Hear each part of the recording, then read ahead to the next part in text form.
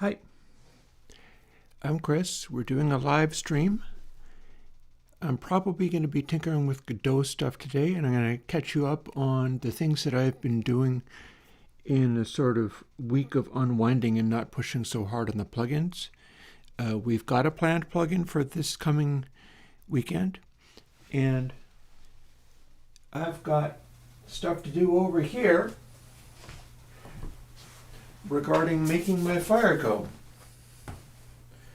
So join me over here for a moment while I fuss with this.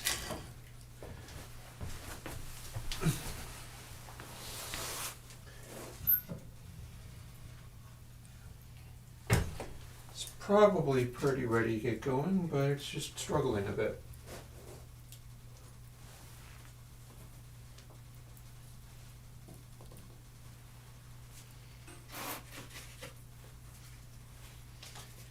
We're kind of gushing out a bunch of smoke, but most of it's going up the chimney, so that part's fine.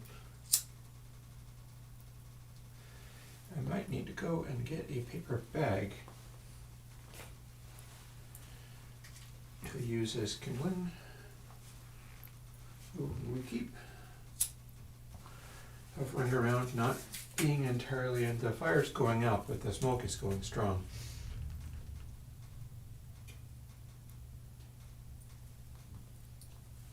Aha! And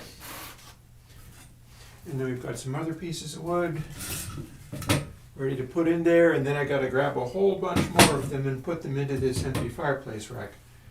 But that is not for right this instant. That's gonna be for probably tomorrow. Yeah, definitely tomorrow. I won't have time to do more of that today. Time is always the challenge. Everybody has only so much time, and that's the truth of it.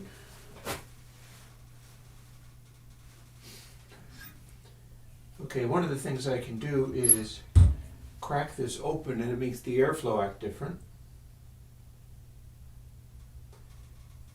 That's probably going to get it catching better. I'm not sure. The pieces of wood in here are very small, so it's going to burn up more quickly anyway. I was busy working on the cataloging what I have in the Kurzweil, which is what I'm going to tell you about in a moment. And that took me long enough that the fire completely ran out while I was working on it.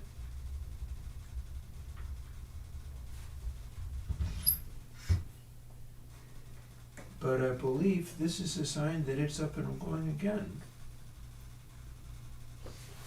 So we're probably good.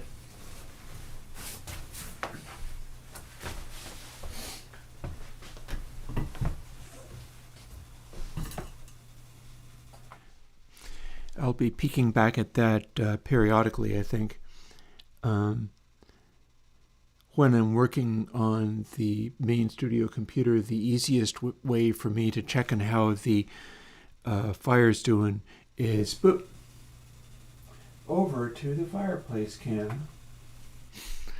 Rather than actually turning my head and looking behind me, it's less trouble to do it that way. So, have my final cup of coffee for the day.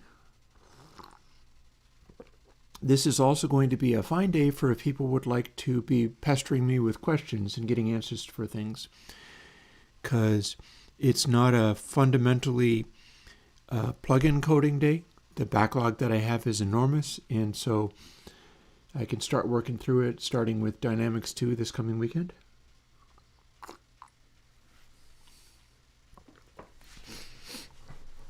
If people want to talk current events, that could possibly be very amusing, seeing as I seem to have called it, and now we're seeing reality reveal itself to be basically what I thought it was going to be. Okay, fair. But this is what I was doing. I have some of these cheap black notebooks. They're just low quality paper. And they were to be sketchbooks. I didn't end up typically using them as sketchbooks because I don't actually sketch. But I did find I was able to do this. My K2600. A while back, I went on an upgrade spree, and then I lost interest and sat it in a corner for a while. And then I brought it back out again, although it weighs about 6,000 pounds, and set it up on the keyboard stand that I have over in my room that way. And along with the Summit and the Alpha Juno 2, I might add, so it's the one with the bad keyboard, but I don't use it with its own keyboard. And I started cataloging what was living in the 2600 because I had arranged to get a higher quality fan. Just a moment. Oh yeah, here we go. That's going good. So I got a higher quality cooling fan for it because the K2600 cooling fan is the noisiest damn thing imaginable, and it also had an incredibly noisy antique hard drive in there. Well, it turns out I was able to get a replacement for that, which is some kind of like goofy, scuzzy hookup where you run off of an SD card, much like this one, which I use to move stuff around. And there's this little doohickey in there, but the end result is you can set it up with its own internal larger size storage drive than it would already have had, and you don't have to hook up stuff externally to it. So it contains its own library of additional stuff. But I didn't get to choose what this library was. It was basically just, oh, I can get one of these? Okay. You say it comes with sounds? I have no idea what you mean, but I guess I'll find out. And I did. I found out and have cataloged probably more than 2/3 of the sound in them by now.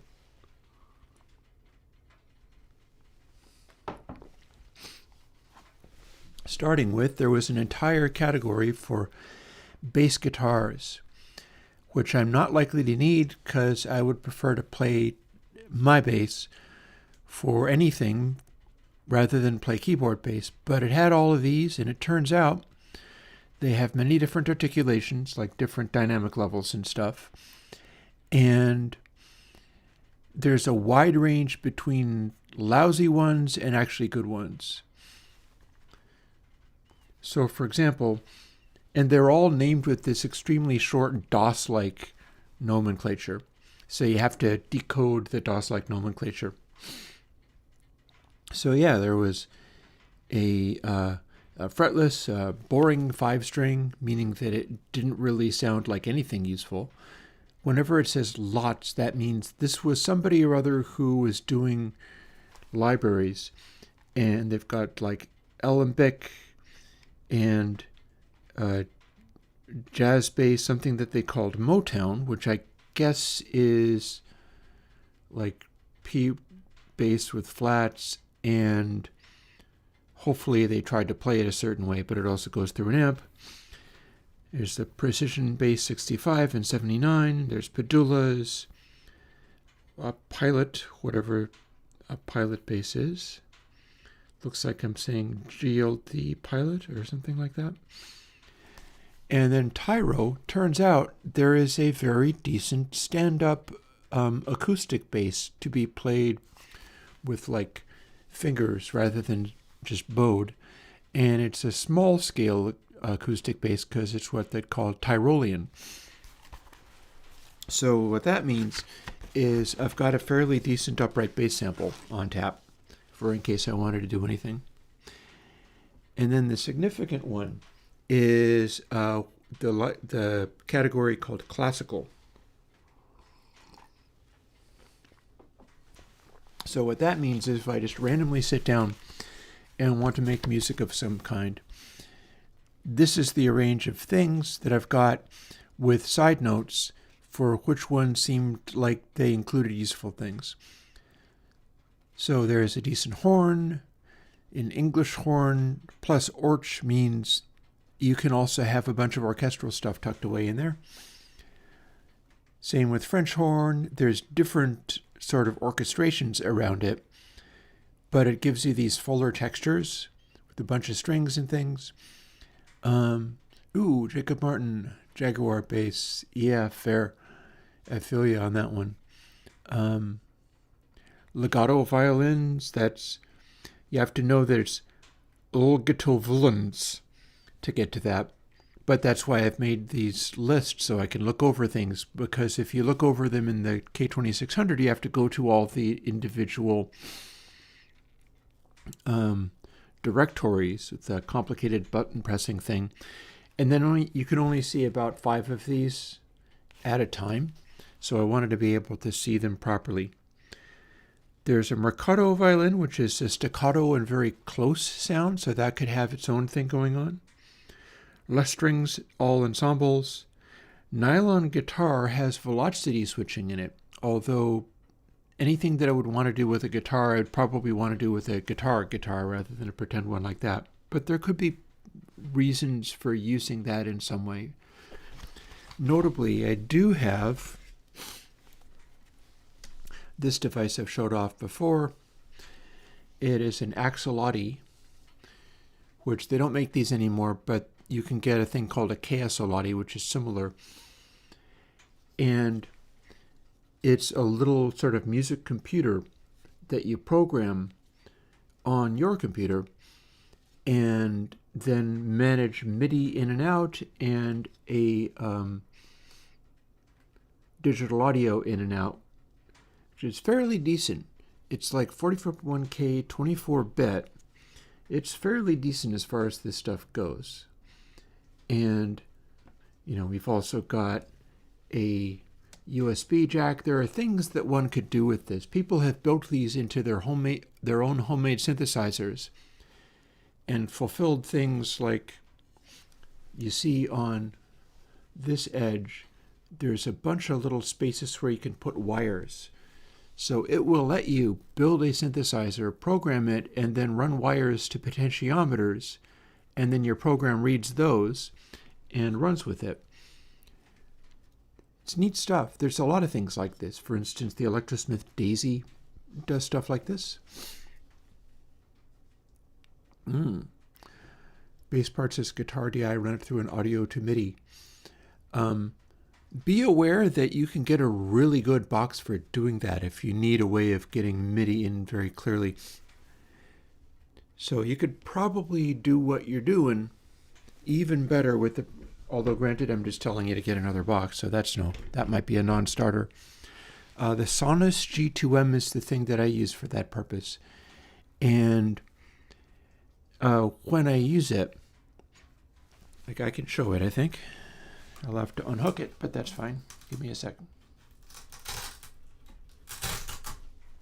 Sure can.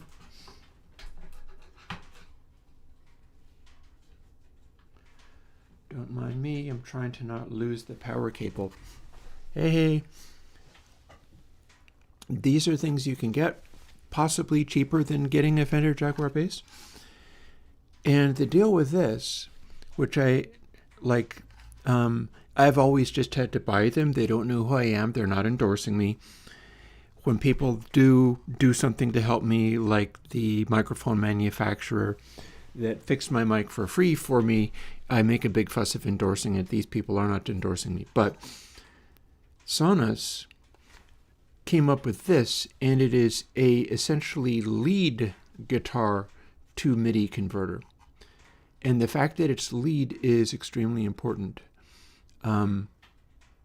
Because it's going to take your guitar input in there. You can set it to chromatic, but don't. You have to run the guitar input into a MIDI-controlled synthesizer of some kind. It will output velocity, and it's going to output pitch bend. And that is extremely important because the way the Sonus G2M works is it is incredibly responsive to your playing. Like the synthesizer jumps out as if it is like wired right to the string. But the reason it can do that is because it fires a note as soon as it possibly can, and then pitch bends the note to what the note really is using the pitch bend control. So it's essentially, it hits a monophonic note just as fast as it possibly can fire a note. But then everywhere it goes from there is, it does not matter if it picks the right note, as long as it can pitch bend to it. You need exactly a pitch bend range of -2 to +2 notes. And it turns out it works incredibly well. Also, an interesting touch in this most recent one is it runs on a AA battery. Although I prefer to have it on a wall wart. It has a Boss style thing, but it's a reversed Boss style thing. So you can't actually power it off of typical guitar pedal powering. It's tip positive. Very, very low energy. It's like 30 milliamps. And yeah, if you're playing a bass using a guitar, so long as you can tell the bass instrument to be pitched down an octave, because otherwise it will try to play the exact note. So you'll have to make the bass pitch down an octave somehow. Well, technically, you could record it. You could record the MIDI to the DAW and do it that way. But this is kind of a way of, and I've done it a lot. It's all over Welcome to Free Luna album, is me playing a guitar into this and then running that into the Alpha Juno. And that's my guitar-based lead synthesizer sound. The great thing about it is that it follows all of your little pitch gestures on the string. So if you can do anything with the string that's a useful, like pitch swoop or whatever, not even a bend, just any kind of irregularity that gives it more character. And don't mind me, I have to put the Velcro back on this to put it back to what it was. See? All right, very good. See, the whole thing about that is much like what I'm doing with the Kurzweil, is I need to make it set up so that if at any point I feel like going, I will record a piece of music somehow, which is also going to be the purpose of today's programming and hacking. Which reminds me, hang on a moment, I have to change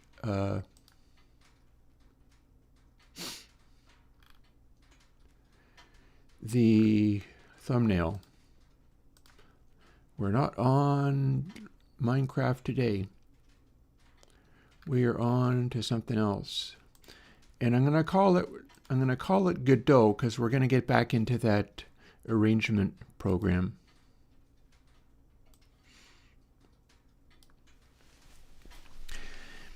But yeah, essentially I'm doing everything that I can to set things up so that if I hit one power strip, it's slightly awkward, because if I power up my Motu 16A converter with my 16 inputs and stuff so that I can use actual instruments and go and record drums spontaneously or whatever, if I run that, I have to reboot the converter before shutting down, or the computer will hiccup and have to reboot. There'll be a problem with it and it'll have to reboot. But if I reboot the converter and then immediately shut down, it's fine. But the idea is I need to be able to hit a power strip within my reach from where I'm sitting and go, now I am recording stuff. Let's fire up Reaper. Let's go. And then immediately be ready to go. And I put a bunch of effort into doing this because it feels important. Stuff in my way as far as thinking of music to make, it feels like that is always going to just stop me dead. And I have no patience for that anymore. I'm not really interested in dealing with a situation.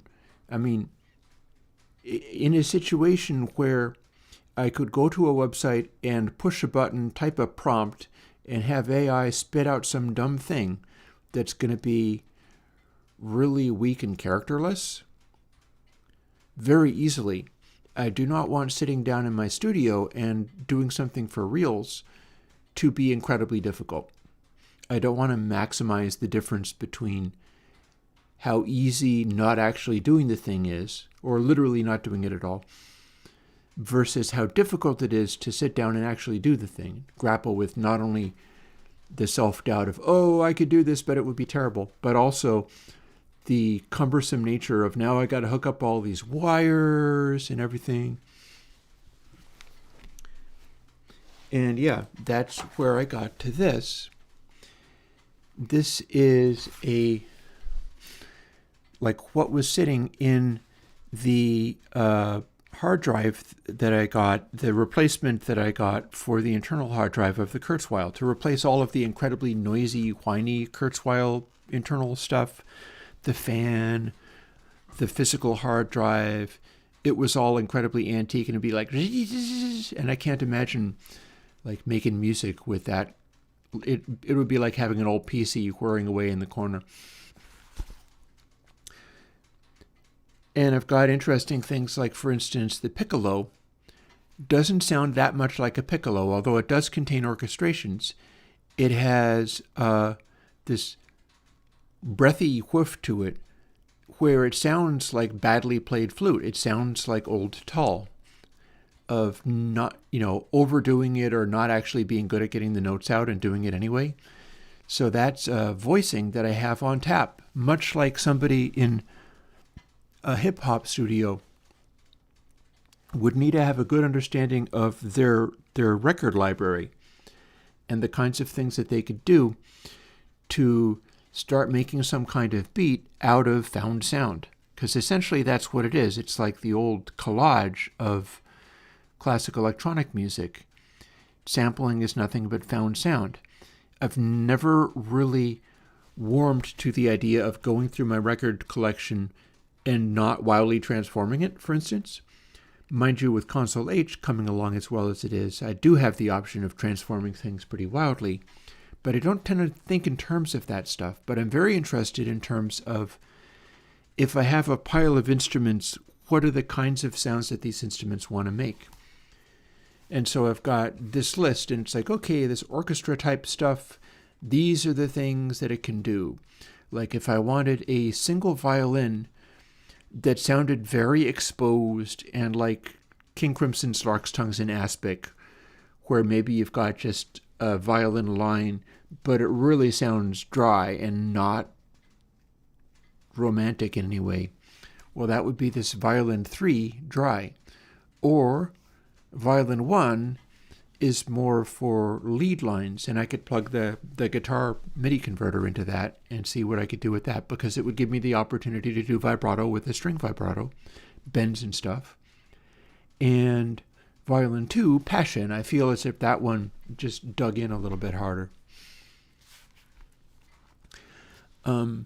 Larry Sayer, I'm not familiar with RME. Here's the thing. So this is the best that I know from my experience with other studio people and so on, and being in touch with folks like that over a long period of time. RME is kind of your go-to for if you want high-quality PC conversion. Motu tends to get along better with Macs.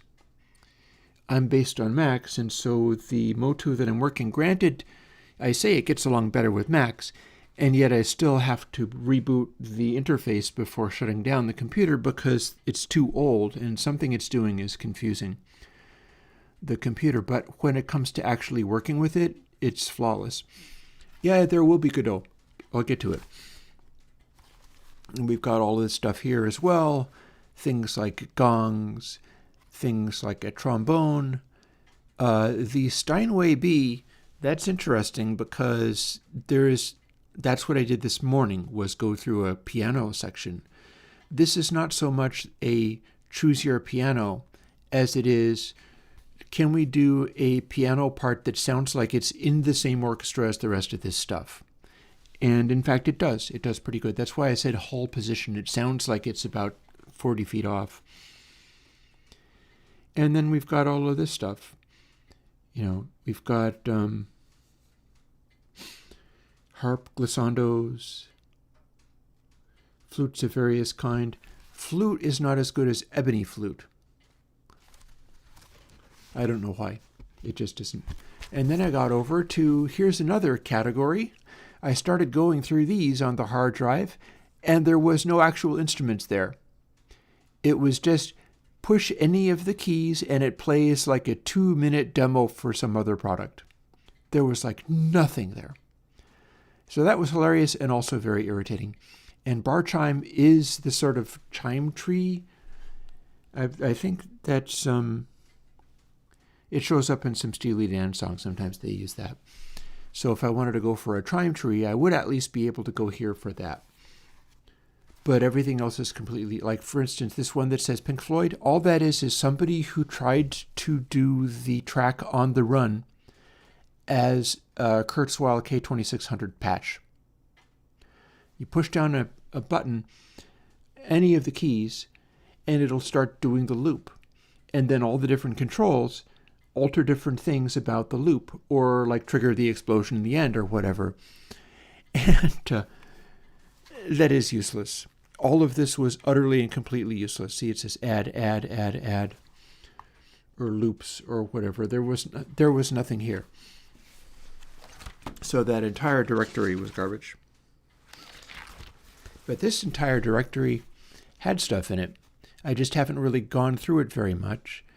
Exotic, it's like, okay, accordion, Andy's flute, various kinds of pan flutes and things, body percussion is probably somebody slapping themselves, stuff like that. DX pads A, DX pads B, some of these are like, okay, so we're recreating Roland patches on the Kurzweil. And it's like, okay, fine, you go ahead. Fairlight turned out to be interesting. Fairlight was a batch of sounds that sound literally like the kind of stuff you would get in the factory library for the Fairlight CMI. So that was kind of neat. I didn't listen to all of the things, but there was one section where I did listen to some of it. For instance, OB8, brass, bass, OB8, Urcha, Urin, all of these like 8-character words. I shouldn't talk because my VST2s use 8-character controllables. This all has extensive samples built into it. So they're very generic sort of synthesizer sounds, but they are generic synthesizer sounds based off of somebody recording the oscillators off of an Oberheim. So there are possibilities there. The same thing with the Oberheim saw pad and Oberheim saw PM. It's like they are in fact sampling oscillators. I could do something like that if I was able to sample like my my Zox boxes. I'm going to. Give me a second. I'm finishing my coffee. I'm dealing with the fact that, hey, the little pieces of wood that I put in there went out, so I gotta fire that back up again. Believe me, I'm going to fire up a particular Godot thing that I'm working with that's developed some over the time I've been working with it. And I would not mind getting a bit of a start on that as soon as I get a bit of a start on making this wood stove be on fire again.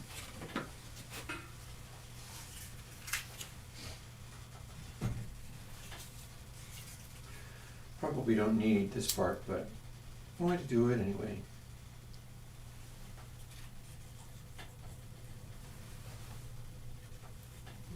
It went out. Come on, you.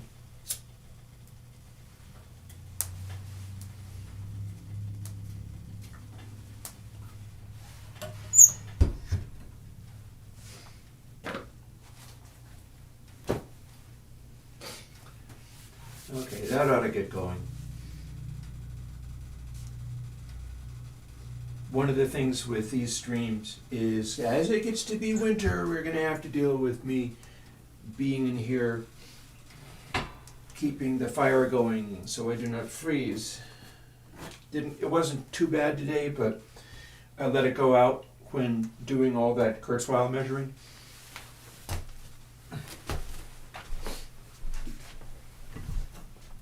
I'm going to run back over to that.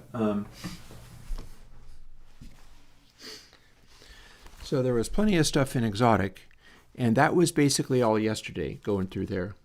Some of these things I didn't actually bother to deal with at all. For instance, I do not need to go and look up shakers on Kurzweil when I have physical shakers and microphones. But this was today. And once I finish explaining that part, I will fire up the Godot and start doing that. But this was today. This is why I took until about 12:30 to 1 to get online, is because from fairly early in the morning, I also did another batch of reverb algorithms, of which I got literally 1 out of 30 attempts. But, and it wasn't special, but there was always the chance that it would be. So the grand pianos, this was also sitting in the Kurzweil. And I just tried to come up with adjectives, descriptions for how each of these pianos vibed, because several of them, a goodly not like maybe as many as 10 of them, were full-on, decent, good quality piano attempts. And some of them were like garbage or amateur hour or whatever, but a goodly number of them were good and serious. But they were all different.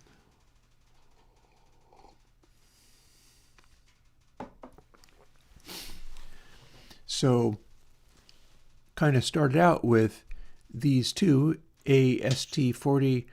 Those are basically like the piano from a Roland. That was a piano from a Rompler. It's a popular piano from a Rompler, but it does not really stand up to what else you can do. So that's why I called it Romplers. There's a Baldwin. I call that Authority because it really had solidness to how it hit. It was very fierce. And then BLD both lent itself to hammering away on the keys. And a Bosendorfer both, I called that Romance. It just felt like this brings a flavor and style to it.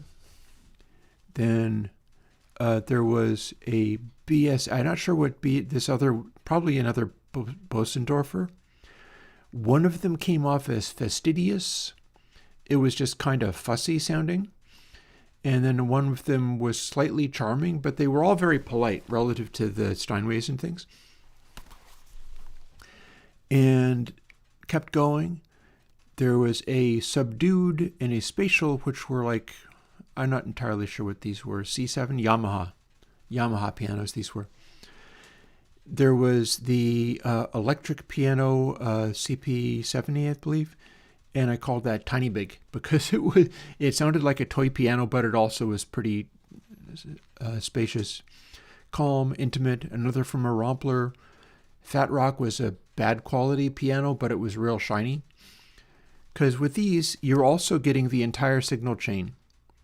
And whatever was intended by the EQing, the recording, or whatever of whoever did it, they did all of their production work, typically, and then put that out as a sampler instrument. So people did a lot of aggressive processing with these.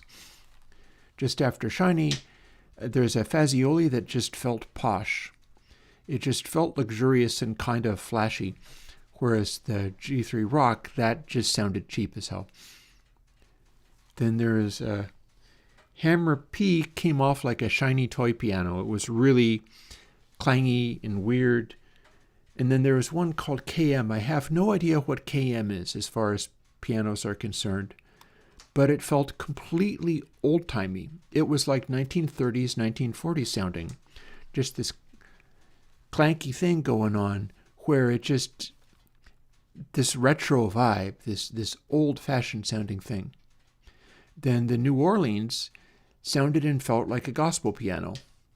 It was more serious rather than New Orleans, oh, okay, so it's a badly tuned kind of thing. No, it sounded very legit, but it had this particular flavor going on. And one of the aspects of that was the piano didn't necessarily sound like it was a lead instrument, but it had this real character to it without being as flashy as like a Steinway or something. Saloon P, this was straight up a ragtime piano. You wanted to put a piano roll to it and have it go ding-a-ding, ding-a-ding, ding. And then there was a Siler P. I do not know what the piano manufacturer Siler is, but it sounded incredibly austere. It sounded all uptight and stuff, and with a lack of character and responsiveness, and it was just so restrained. And there may be a use for that somewhere. First Steinway I tried immediately was doing the full and warm thing, where if you wanted to do a sound that was like a felt piano, or you wanted to do a sound where it's like, okay, I want piano, but it needs to be the most subdued thing possible, where you're just barely playing it. This particular Steinway, Stein 16, was exactly the one for that. So if I needed to bring out something and be able to go like, boom, boom, boom, that would be the go-to for that. Then there's another Steinway, which was like full and warm, but also dynamic. You could dig in and it would be not nearly sort of as compressed and accentuating the quiet stuff as before. There's another Steinway, which is very understated. And then there was another one that was what I called meditative, in that it just seemed to sit better with this very casual, sort of thoughtful, but it wasn't throwing a lot of emotion around. There was another one where you had to pick the patch 201 rather than 200 if you assigned it to the 200s. And its default patch was broken, but then the one immediately after was the correct one. And that was classy sounding. And then there was a Steinway MS, super bouncy sounding. Like it just this aggressiveness and dynamic hit out of it. It was super bouncy. And then there was another discovery. Steinway B, I wrote Wakeman Fragile. And that's because as I started playing up, I was irresistibly reminded of Yes's South Side of the Sky, and which closes side one of Yes's Fragile. And whether it's the dong of the low note or the echoiness, and for all of these, I have turned off the artificial reverbs and everything. I'm listening only to the samples. You can do that on the Kurzweil. You can set it up so it's like, okay, effects, bypass everything, and then it will remember that and keep it going for all of the patches that you load up. So that's very convenient. Kurzweils are very cool in that way. And K2600s, it's heavy to carry around, but they're not that expensive. So the high notes sounded like the way South Side of the Sky sounds. Oh, Siler is a German man. They sounded German. Austere was the word for that. And then there's a couple of Steinways. One of them was what I called huge bass. It was just ridiculously overblown that you went down into the low notes, and not only was it louder and bassier and just boom, it was just completely over the top. So I called it huge bass. And then there was one that was flashy. There was a Yamaha that was like jazz fusion. I thought sort of Chick Corea kind of stuff, which was not as lush or fancy or as laid back or as flashy as a Steinway, but it just kind of hit you with the notes and melodic information very clearly and aggressively. So I called it jazz fusion. Then there was another Yamaha that was very polite sounding, another that was thoughtful sounding, and then there was a couple of virtual pianos like YC SP12, 13, and 16. I have no idea what the hell that is. I tried to look up virtual piano, and all pianos are apparently called virtual pianos. So whatever that is, YC_S_P12. I described it as abstract. There were no flaws with this instrument. Everything about it was exactly what you would expect from a piano with no actual character or flavor whatsoever. So I called it abstract, too perfect, and then the 16 version of it I described as psychedelic because I started getting sounds that were kind of like what you get on Rick Wright pianos, on old Pink Floyd records. You could play funny things and it would give you that sort of feel. And then there was a final one, ZF1, which also loaded its initial patch as a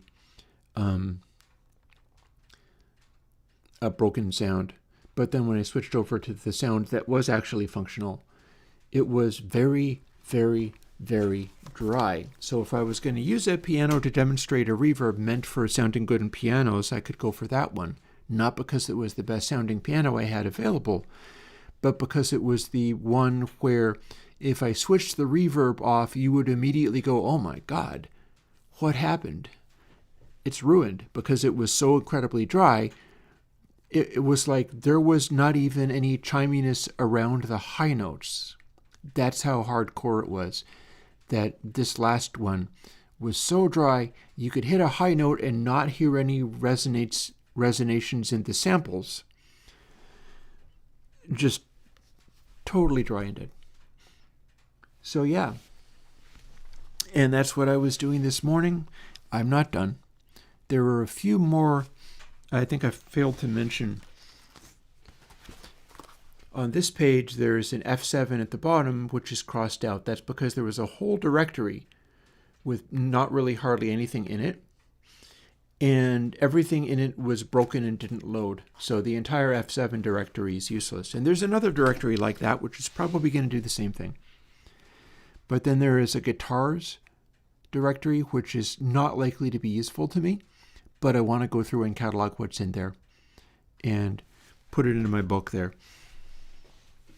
And yeah, and at some point I will be finished with that, at which point I can set it on the keyboard. And if I wanted to go and record things and go, well, but what if I put an oboe here?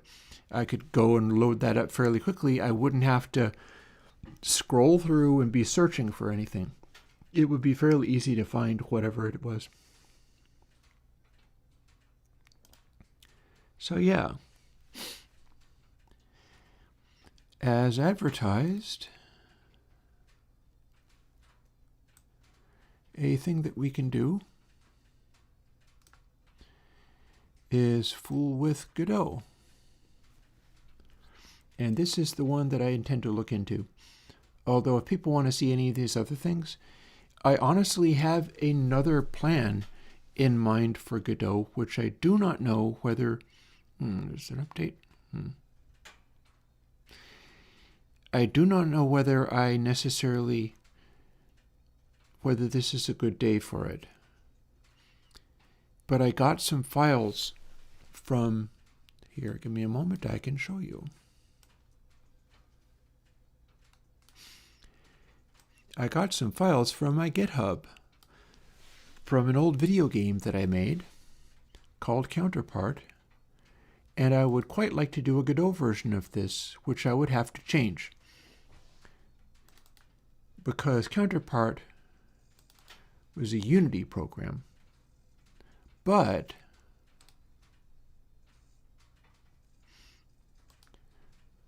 I can open these files in JetBrains Writer.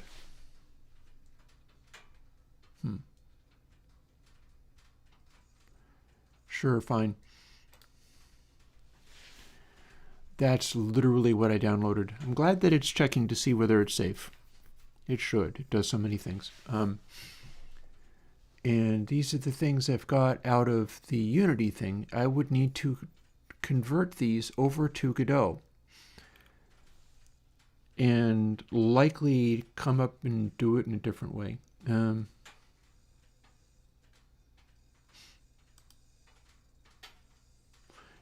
And Unity-specific features, well, I don't actually have that, so we're not doing that. In fact, this is such an old version of Unity that it would not work with current Unity anyway. So,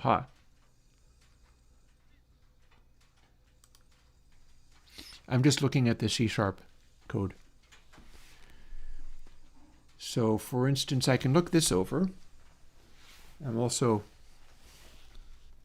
looking at my...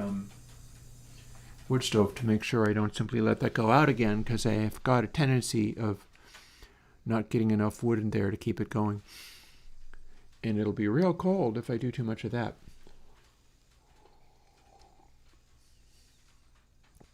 Also, bear with me while I keep an eye on chat. I don't want to be completely unresponsive to chat. That said, you do get to talk amongst yourselves. You are not required to only talk to me. Guybrush? No. No, I'm not going to do that. Anything that I need to do from ground up in this type of way puts forth possibilities for me to come to a new understanding of what it is that I'm doing and reevaluate and rethink it. Possibly even rethink it in a way that only I would do based on the other stuff that I've been doing. So that would be a pretty clear no in that not doing it that way. And it's because it's more important for me to interpret things personally than it is to have the answer given to me the way the description that I get from other programmers in my social circles, by which I typically mean plugin developer social circles. When they do that kind of thing, they address it in the context of asking some intern that's enthusiastic but doesn't really know very much to do things, and then auditing what they produced. And there's very little usefulness for me to do that. Much of what I do or choose to do is typically too off the beaten path, like the way that I implement plugins, inventing things like, say, ParaQ or AngleEQ to generate things like Pointy Guitar or Chimey Deluxe is all based off of AngleEQ, and AngleEQ doesn't exist anywhere else because I kind of made it up. And the reason it doesn't exist anywhere else is because there are faults to it. Faults that would normally cause somebody to go, I can't use this, I give up. I'm going to do one of the more normal ways of doing this thing. And I kind of set it up so rather than worrying about the faults, I go, what can this do even if it can't do everything? I find out the end result of that, and then I see whether I can do anything useful with it. So here we're looking at bot movement CS. And what I did when I initially did it was set up all manner of default things like right up in the class definition that don't necessarily need to be declared here. If I was to do this now, I would be declaring things where they are needed and allowing them to go away once they're not needed. But at the time, well, honestly, I can actually, just for fun, let me show you what this made. Extra, counterpart.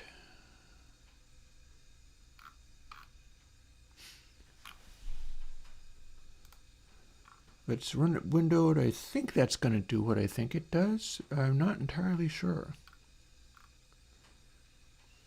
And I'll try to figure out what the default size is for my window. I think my screen size here is 1080p, I think. Let's find out. And then in graphics quality, I was doing to reset the game so that if you could continue onwards and continue playing from session to session. Hardcore means as soon as you restart, it goes back to 0 again. So let's see what this gives me.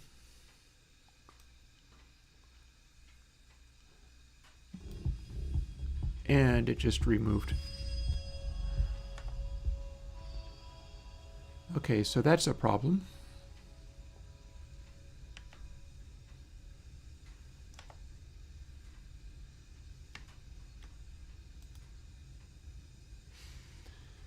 My apologies, this has gone horribly wrong.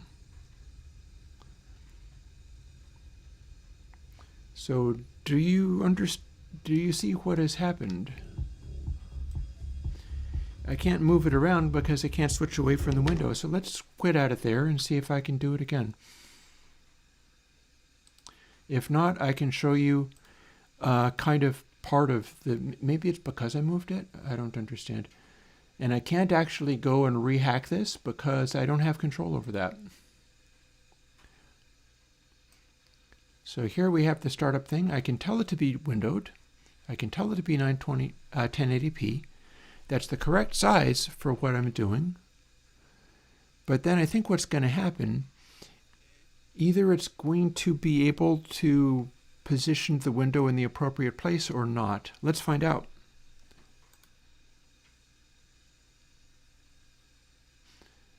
Okay, so it does that.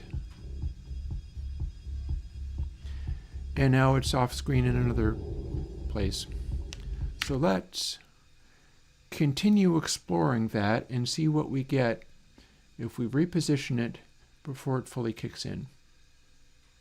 And this is the kind of bug that I might end up doing. And here we are again. And if I move this down to here,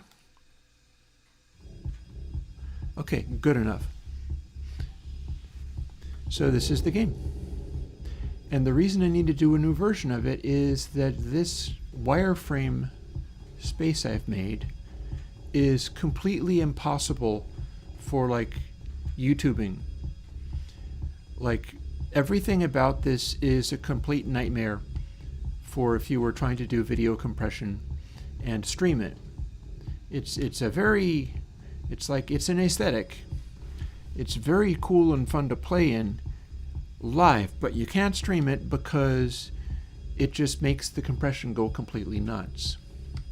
And the point of the game, with all these background musics and things, don't get killed by this thing.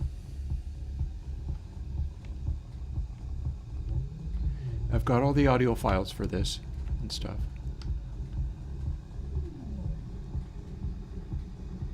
Like the noise that it's generating is part of the game. If you shoot it, it gets mad and chases you. And if it notices something bad happening, those glowing screens outside it, as we just saw, will flare up. And there's multiple ones. There are also wireframe renderings.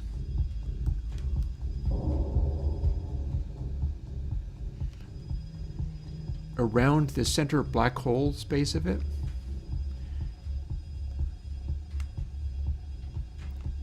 The tinging is the sound of, and everything, the AIs in this all have their own behaviors. Ooh, here's what upset it. See, the reason this thing got mad and went racing off in this direction is because these bounced into each other so hard that they died. So we've got two sort of figures that are supposed to be spheres. Oh, I succeeded. They start out as these things. Their motions and behaviors and stuff are all run by other programs, and this is what I would be porting over to Godot, but I don't think I can do it in this screen. And the way the game works, apart from the scary guy going around, is you shoot these things with these zaps, and then they will fire other zaps in the direction of the one that you're trying to find. So it's like a puzzle game.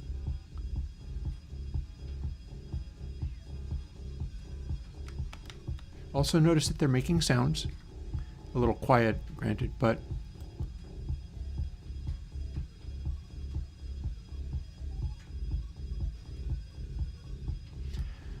the notes that are being produced are all based on the conceit that the brain of these things is their graphics. Also, we can make this guy come at us.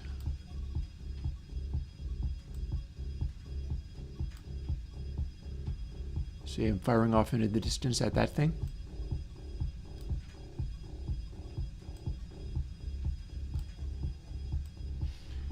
You don't care. In theory, I can fire at that thing and it'll attack. But another reason it will attack is if I run into one of these guys aggressively. Like, I'll make a bonk noise. If I hit the one that I'm trying to find, then I win the level. But if I hit one of these guys and it's not the one that I want, it'll make a bang noise, or maybe even smash into it so hard it breaks. And you get to go real fast. Ah, see, I broke that one. And because it is now dead, that thing's coming at me. And you can't kill it. And it's going to be fixating on me for a time.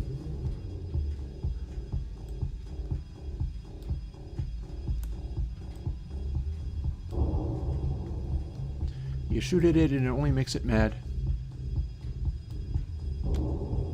But it's already mad, so that doesn't matter. And then gradually it'll lose interest.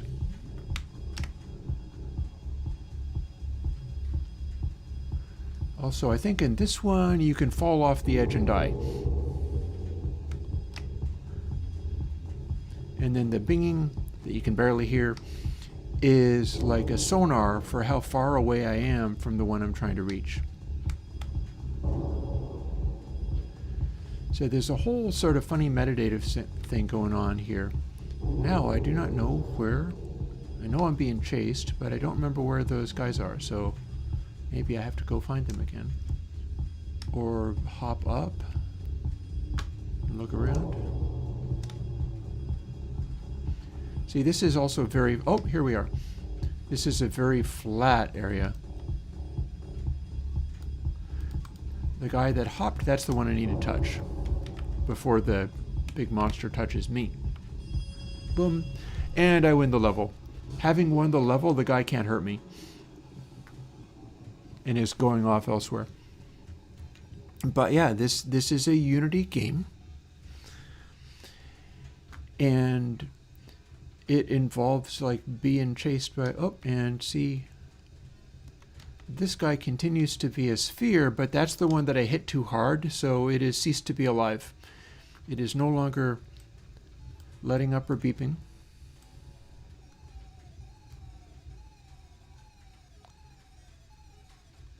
The notes that I'm making are relative to the colors that I'm using. So every time you shoot it with the little zaps, it responds. It fires a, well, maybe not this guy. That one's the one. If we zoomed up, you would see that my color is exactly the same as that one. And then you press E, and we resume with even more of these guys in an even larger space. The center of the space is over here. Eventually you end up with a scenario that is so exaggerated that they're all over the place. They spread way out, and you got to find the one that you're searching for. And again, this is not in Godot, this is in Unity, but it's the basic game that I'd be trying to implement in Godot. Maybe it would be fun to fool with this a little bit.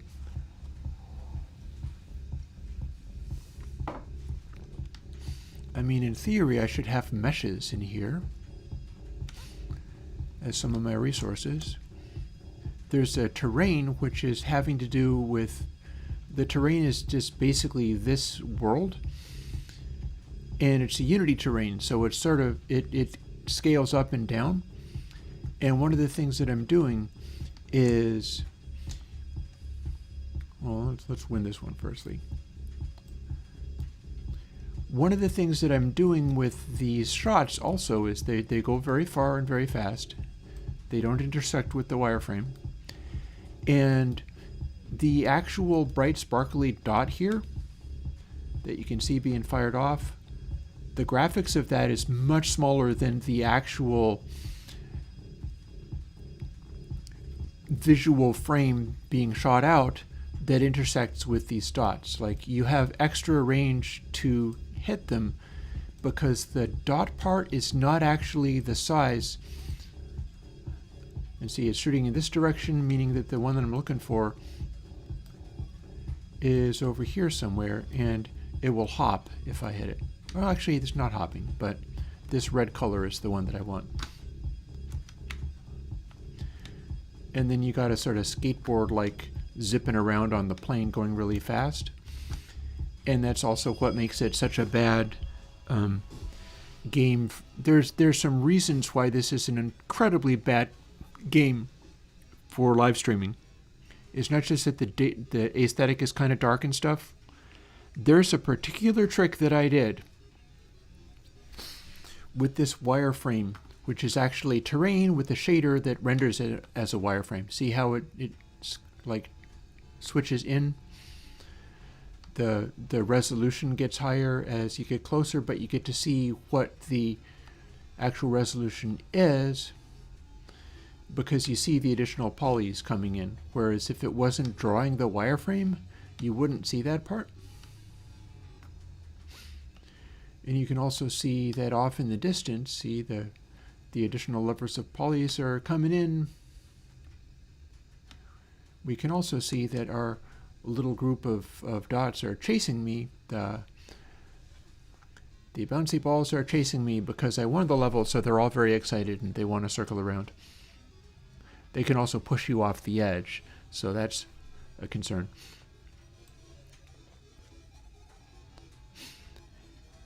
And again, each one has its own pitches of beeps that it produces. I don't know why my guy... Oh, it's because it does have a hop going on.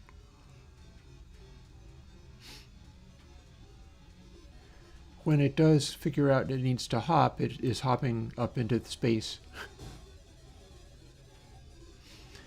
But yeah, all of their little dots bounce around like that and make these beeps, and that's part of the idea. I didn't mean to make that guy go flying in the air, he just is. And the gameplay part of this was to be, they all end up getting placed in different areas. In fact, the additional notes I have up here are specific to which level it is. I went through and the level is being generated by essentially random generation. Again, I'm commenting on how the beeps are made to go. The chatter has meaning and high beeps mean it's similar to you. One of the things I'm noticing here is that the speed at which these balls go zipping around is relative to the level. How many of them there are is relative to the level. All these things are relative to the level. And levels start doing things like having them be wildly spaced out at great distance to each other, or having them be all very close together. As you keep going, you wind up in a situation where they are that one can't be the one I'm looking for because I see something just hopped. This guy just hopped. Oh, gotta avoid the monster. There's the one.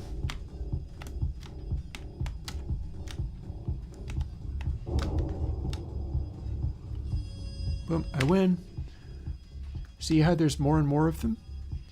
Now, the places they go to are also relative to what their texture is. I'm reading the texture as a data file. Oop. That's bad news. Okay, that away. How this AI is working.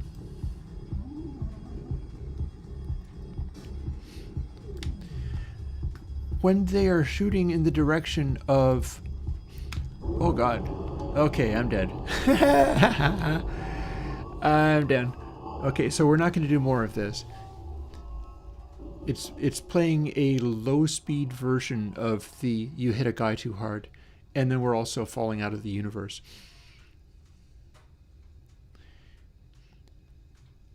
So this is all part of how this kind of stuff works. Oh, look at that. Interesting. So I have an easy version now where I can do this as fast and aggressively as I want, and if I get killed, I'll just pick up where I left off. So the part that I was talking about, as we try to find and catch this guy, actually not that easy to catch him. Also, they're running into me. If they hit each other, that also makes the Guardian become upset and chase you, or chase wherever the collision occurred is what it's going to do. So this direction, there we go, I found it. Boom. They have names. The textures, for instance, the one I'm looking for is called Psycho Eyes. They're descriptive names for what this texture was. This is apparently Psycho Eyes. I gotta touch it in order to win this level. Boom. So that's apparently Psycho Eyes. You'll also notice they are all rushing together and have raised me on their shoulders because they're just trying to get closer to me. And there's this giant mass of these dots freaking out and chasing me around now. So that's fun. Oh yeah, the jump scare of the Guardian coming at me. I mentioned how the texture that they have is essentially their brain. So that's a 256 by 256 graphic on these guys. You can see all the different textures we've got. They're just spheres, so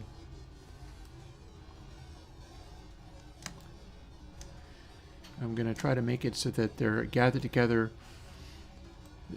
The way they're doing this chasing is kind of like maybe there's not enough of them to... The idea is that they, like, unanticipated things can happen simply by... You see, that one is rust slats over there. And then there's descriptions of green colors and things like that. They all have their own name, and they all have their own texture. And you can see how it's a wide range of sort of different colors going on. The texture also counts as their brain.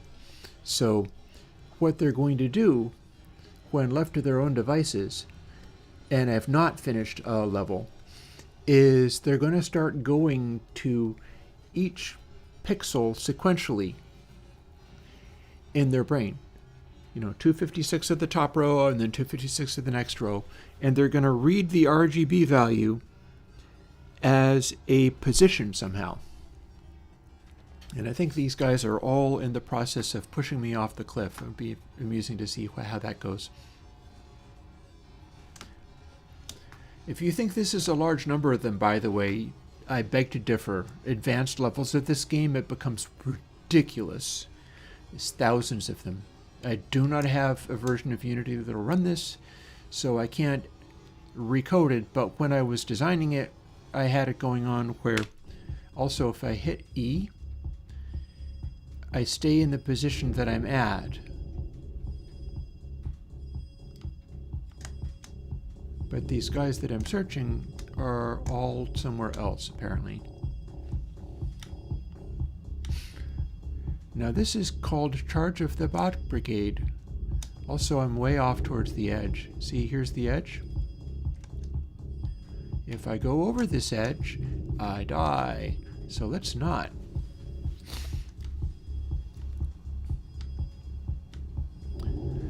Now, when it says Charge of the Bot Brigade, I've randomized things based on what the number is. And I believe that is a reference to there are so many of these bots in here now. I mean, they're basically spheres moving around, but I'm calling them dots. I'm calling them bots. The randomization on level by level also correlates to how fussy this giant guy is and how fast he moves. So sometimes it's chill and sometimes it's extremely aggressive. This is extremely aggressive. I have to dodge this guy like mad now. I can get a sense, see, he is very dangerous, but he's not actually mad at me specifically. He is chasing everywhere a bot has bumped into another bot aggressively. But he will intersect with me if I'm not careful. Now, the one that I'm searching for cannot actually be killed from running into itself, but We can see there's a bunch of these guys that have straight up been killed at this stage. So it's cutting down on the numbers real hardcore.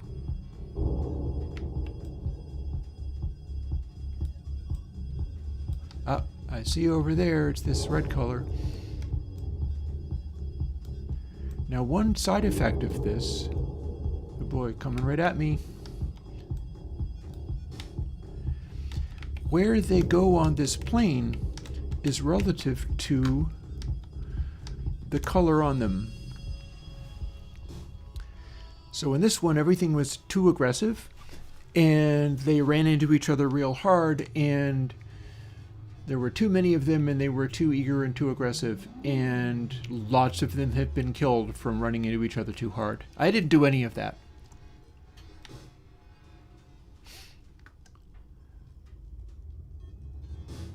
And then Mr. Dude can't hurt me now because it's the end of the level, but he's still very active. So if we look at these graphics, see, this is also part of the game design part, which is worth talking about if we were in a Godot stream. I'd be encapsulating stuff kind of like this and figuring out how I can make it have characteristics like this. I have an idea as to what I would do to make this be a Godot game without this wireframe stuff. See, he can't hurt me. So you'll notice that that one is entirely red. If you have defined the position that it goes to as a position on the plane relative to the RGB colors, that red one will tend to hang out only in one place. The yellow one will tend to hang out only in one place also. Here, we'll go to another catch for our yellow one. Now I'm in the middle of everybody. Some of these have clearly already been killed, so, well, maybe not. No, those are just basically chill. So I gotta catch the one called Ferrari Yellow. Notice that they are in kind of different places. These green ones over here, that's because the RGB has been turned into a location, and they're running around based on where in their graphic their target location is. That is going to make them have behaviors that are not actually intelligence, but will act as if it's some kind of like bizarre thing, and it will give them personalities. For instance, this one here has many different colors on it, so it's going to migrate around to different places rather than just sitting in one place. I feel like maybe the darkness and brightness also has a correlation here. But I'm over in sort of blue land here. If instead I scooch over without necessarily going too fast because I don't want to smash them. Here we are in yellow land. So one that is completely and purely bright yellow and nothing else will just sit here. If there are multiple ones of the same color, it'll just keep circling around the spot where it's supposed to be, because the location it's trying to go to, having to do with the color, is in one spot. It will end up going to one spot. This one that has got like green and beige in it, it will wind up going to different spots. This one ended up over here because there's spots of yellow on it, but then it's going to end up going to somewhere very far afield. And we have not yet got to the neat part. I'm now searching for the one called Yowza. The range at which they go, the targets they go to, that can be far spread out. So you know how that one was Ferrari yellow, meaning that it was sitting in one exact place. If I'm looking for one where its color, for instance, for whatever Yowza is, yeah, see, there we go. That's the one that I'm trying to find. Imagine how many places this will go as it goes around through the extent of its brain. Some of its colors are green, some of its colors are bright blue. It's going to be wandering around a wide range of locations just by virtue of going to, like, the map could literally be colored yellow or blue or whatever to correspond to where they're trying to go. Also notice how many of them we have now. Some of them are clearly dead. They ran into each other too hard. But the ones that are not dead are all chasing me now. And they're running me off the end of the world. But yeah, it all ends up being, oh, look, here's Mr. Dude. He's not going to hurt me, but he is very in the thick of everything now. All the different pixels on all of these different textures are locations that these can go to. So that's all well and good. Let's go to the next level. Here's how many of these we have, apparently. Undergrowth. I believe that is a greenish color. They can be spawned at other places. They don't have to all be spawned in the center. Some of the harder levels going forward, see, there we go.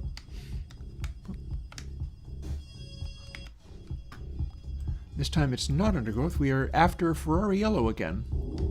But as we keep going, and I don't want to go too fast to get enough trouble with this giant scary monster without having it mad at specifically me. If I hit it, it will chase me. And see how, I'm not obnoxious. See how many of them there are now? That's a lot. And they'll start moving really fast. So some of them will end up just randomly getting killed. And they have the capacity to be spawned. Oh, and one hit me in the head. Oh. In different places. Notice where they are targeting.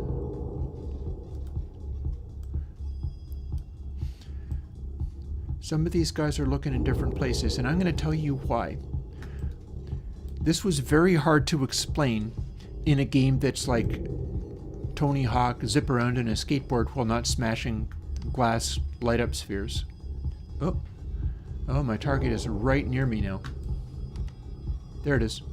That's the one.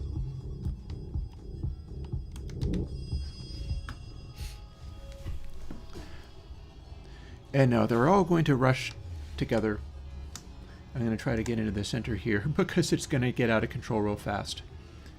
Let me go! Let me go! You're going to run off the edge. I just know it. Come on. I want to run into the center so that the madness can ensue. We got pretty good frame rate on this. Always did. It has a variety of cleverness going on for being able to run all of these bots with apparently brains and behaviors while being able to run like thousands of them if I want. And that's part of... Okay, I guess we're in the middle now. Fine. So you see all of these different light up dots. You see how some of them are more just one color and thus will gravitate to one location.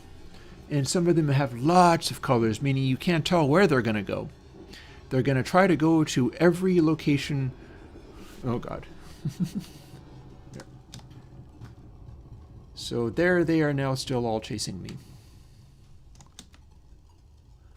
Also, some of them are not as easily excited. The ones that are bright colors seem to be easily excited, and so they are all thronging towards me. All these different colors will tend to try to go to different locations on this giant-ass map. Yeah, we're crowd surfing.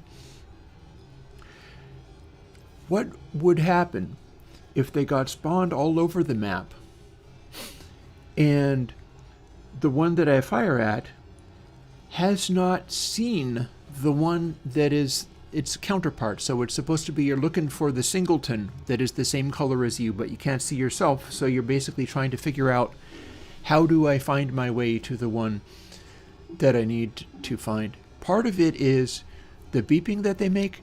A higher beep means its color is more close to your color. This gets completely lost in the game. It becomes just a zipping around shooting things. Also notice that there are 3 of these green guys over here. Oh, maybe you lost it. Nope, there they are. See those 3 guys? They're exactly the same color. You get to have many different ones of the 256 available graphics that we've got. And that will happen more and more at higher and higher levels.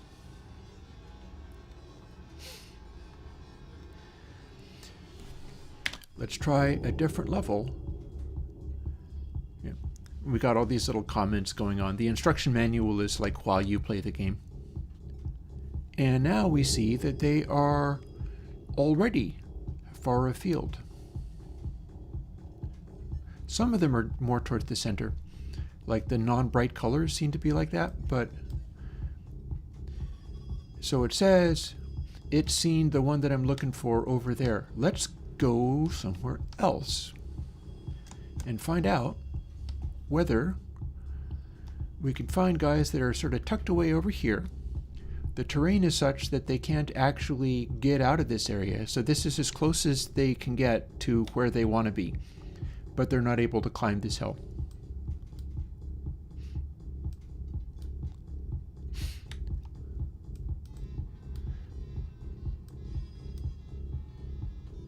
I'm going to try to find one.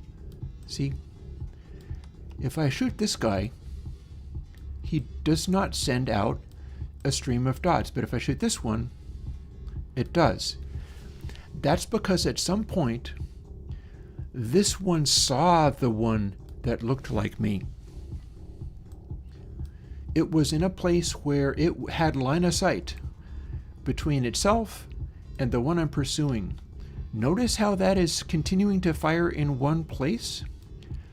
That's the point that it last saw one that looked like me. And this guy has never seen anything that looked like me at all.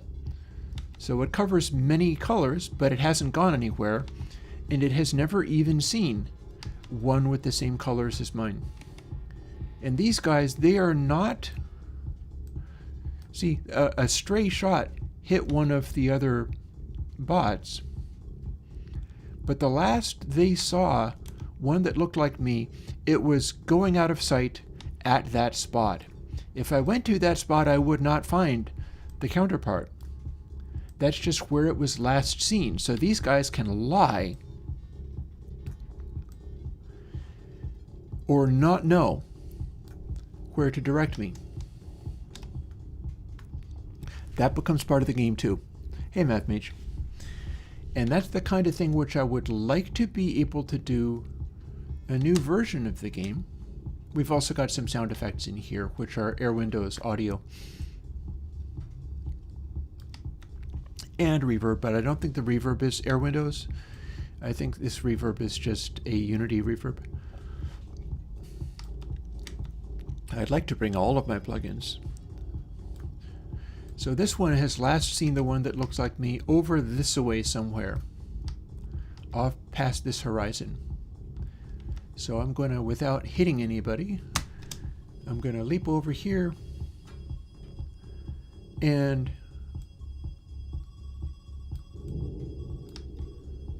signs point to, this is the one, Purple Billows.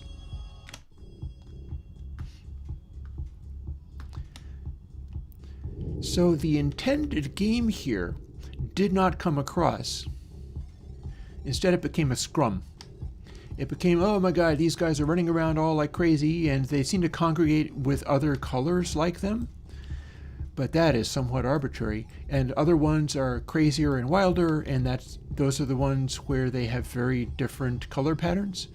Yeah, look at all of the randomness going on here.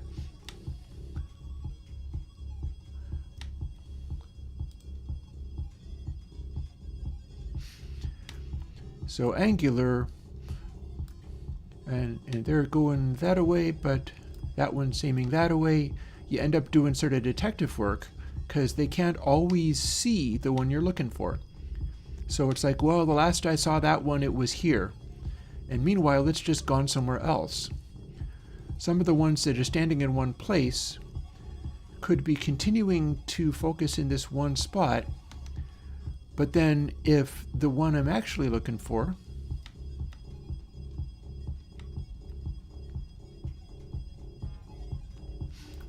see, now that's pointing the other direction.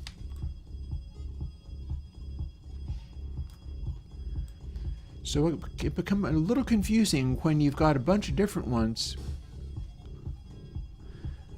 and they've all seen the one, but then it's going from different places to different places, or maybe going outside the view of the center area.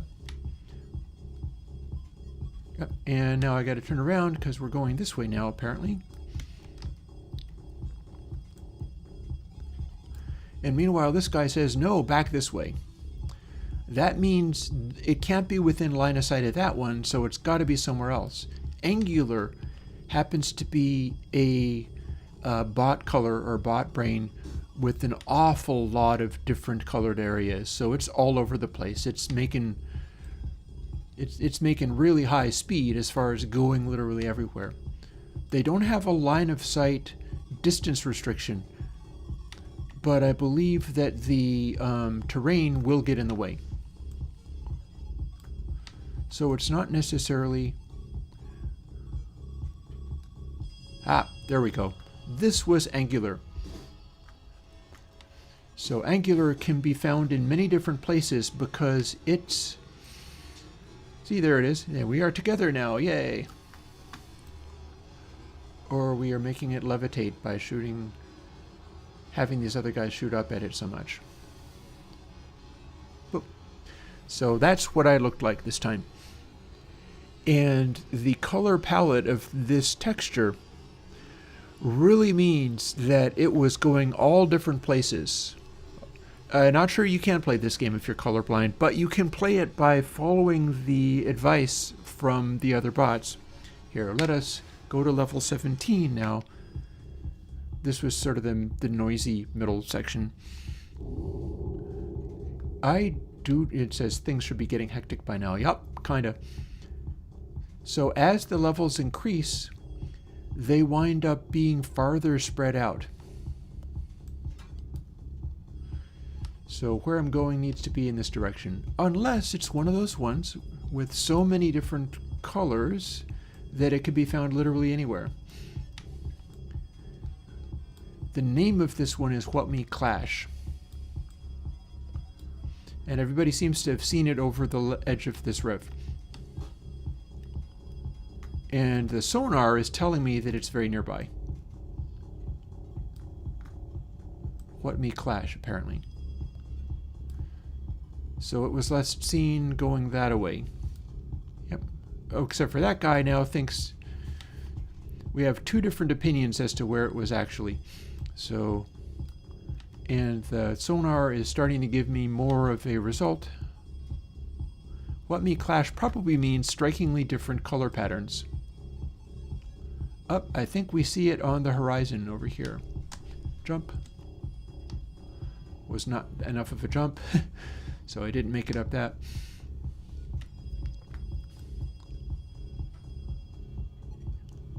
Nope, over that away, or so they say. So I can also seek out ones. There it is. So What Me Clash is this one now. Okay, purple and yellow, that's why I named it that. And now we clearly have lots of different instances of each of these, but there's only one of the one I'm looking for. And this is what I mean by hectic.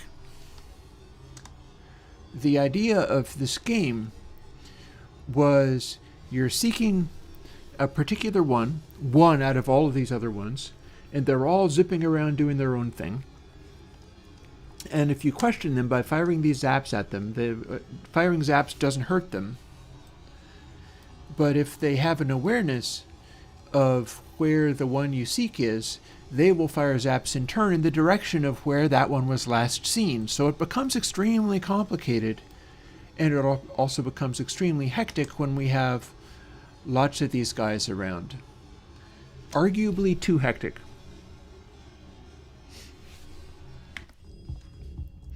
Catch glowy. So the color I'm now looking for becomes one called glowy. I don't know whether that is one color or it's a bunch of colors. And then my notes every time, this time it says for a while it gets more chaotic. All the variations on this produce sort of the gameplay, and my whole deal was having a limited number of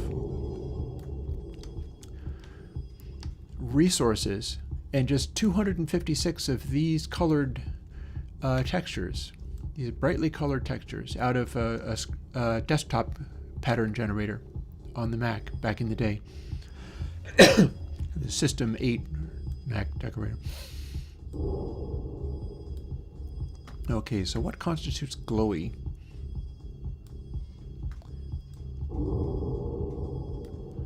Everybody thinks glowy is this way. So I wanted to make a game that combined this zipping around, moving really fast, sort of cyberpunk looking nonsense, with the thinking of how do I interpret the colors of these guys and make sense of how to go in search of the one I'm looking for, which could be located in one spot, or it could be booking all over the place. And this is glowy. Those are rust slats. The name of that pattern is rust slats. We've also got stuff like Art Deco Stucco Parrot. They all have amusing names, these patterns. There's one that looks kind of like a moon, and so on and so forth. And this is basically what the game is. I found it engaging, but I was not able to make it catch on, and I screwed up the launch. There was a initial launch on Steam of this, and then it simply did not survive a revision of the game design, partly because the actual game design is a little bit discombobulated and chaotic, and it's like a tech demo. It's a tech demo of, look, I can make thousands of apparent, like, little spherical robots with colors and flashes and shooting electric zaps in various directions, and I can make all of this run really fast. So I'm gonna mention the other thing which caused me problems. You can't really see it very clearly, but here we have Catch Mandala. Also notice that the landscape has different heights every time. So what's going to happen is these guys that I'm trying to find or question or whatever could end up stuck in ravines. You do not die from a big fall, but if you are zipping around and find your way to a really tall mountain, you can't necessarily even climb every mountain if it's too steep, but the background noise is increasing in pitch and volume as you go up. So there's a noise which relates to how high of an altitude you're at. Then down we go. And then the background noise became quiet again.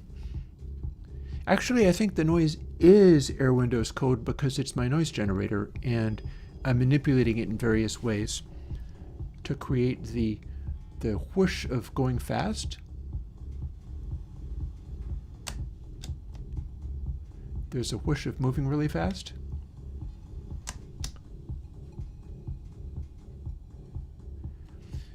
When in contact with the ground.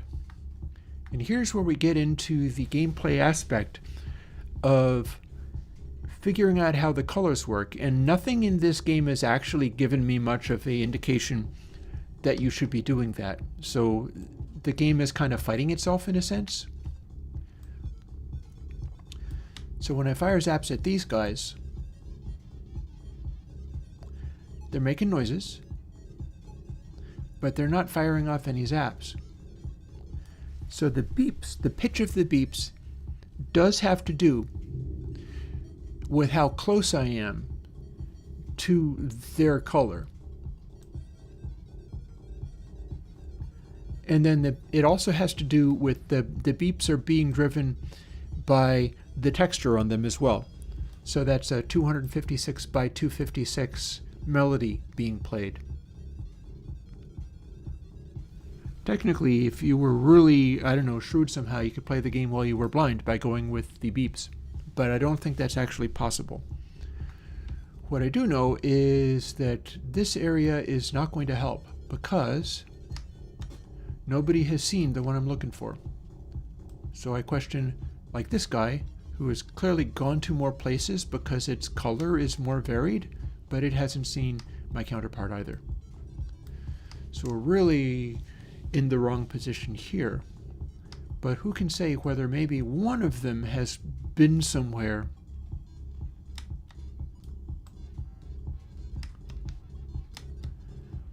that's playing very low notes and has never seen anything like me. Likewise. So basically I need to get my way over to a completely different area, even if the terrain is a problem. And the terrain can be a problem when you can't actually go up the steepness of these things. So what I'm going to do is, can I? No, apparently not. The part that fights, yep, you have not seen anything like me either. Ah, I have to go that way. Also, if I'm flying in the air, I can run into one of these guys by accident by just hitting him. So I'm going to try not to go too crazy fast. And here is an area where, okay, this dark purple one has, these ones actually, they end up finding their way to each other, so they start going around as if they are in herds, which is kind of amusing. Ah, that away, it says. See, if the individual bot has seen something that looks like me, it will tell me not where it is, because it doesn't know, but where it was last seen.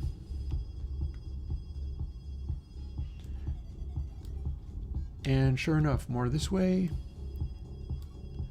And that's the one. So I have found the solution. And all the ones that never saw this guy because they were in a completely different ravine were of no use whatsoever. It wouldn't matter if they were the same color. If they hadn't seen that one, then there would be no help whatsoever. And so now I'm going to... Yeah. Oh, I killed one. Well, we're after the end of the game, so I can actually kill them all I want now. Haha. We're doing a genocide playthrough. And power dive!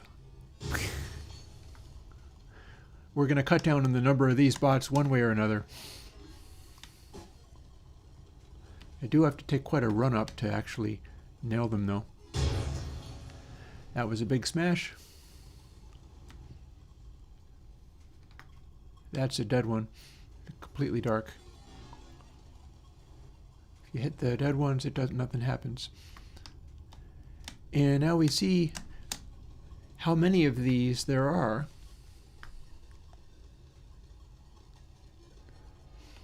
And then they all try to center upon me.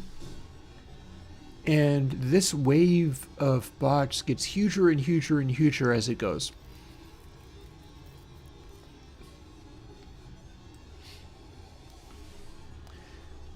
And part of my designing it was, can I make it this wild, overwhelming,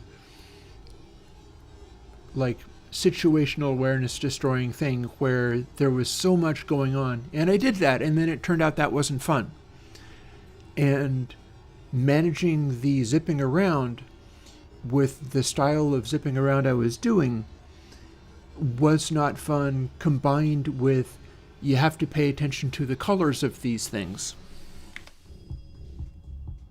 Oh, tropical fish. This is a different kind of challenge.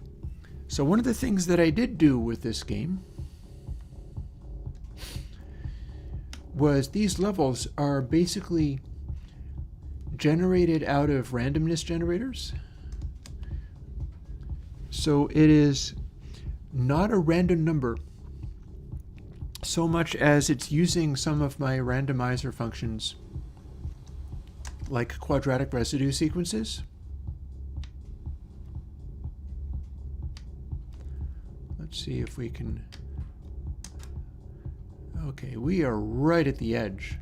See, as the thing gets steeper, there winds up being more danger because you might be on a sort of mountain-like height rolling off the edge. If you roll off the edge, you die. It's a pretty big map, but there's limits. I have an idea on that for the future version. We can talk about this future version. Maybe that's the thing I should be doing in Godot.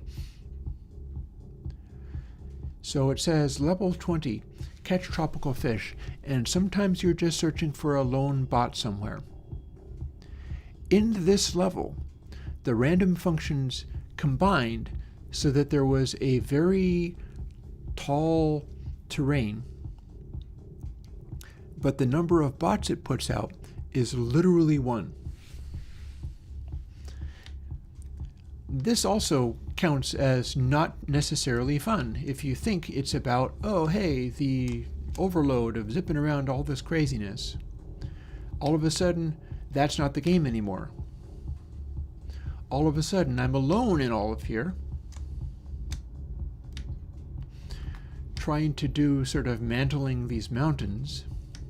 I do have a jump, but it doesn't necessarily get me up the tops of the mountains, and so now I have to find my way back to where I can climb the mountains in order to explore this place. So you go this way, and then if I zoop up here, I can get into this zone, but I have to be careful not to fall off the edge there. And now it is a traversal puzzle on this weird wireframe zone. And where before they were all those bots, now there isn't. This basically is there because I could do this, but I didn't really think much about, is this great fun to do? But it is a big change considering that it is like the same game, but now it acts totally different. Now the win condition, very different. The win condition is scoot around here without being hurled. Oh, crud.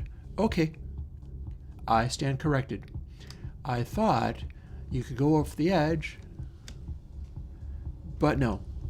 This instance of the program, it looks as if I bounce you back from the edge.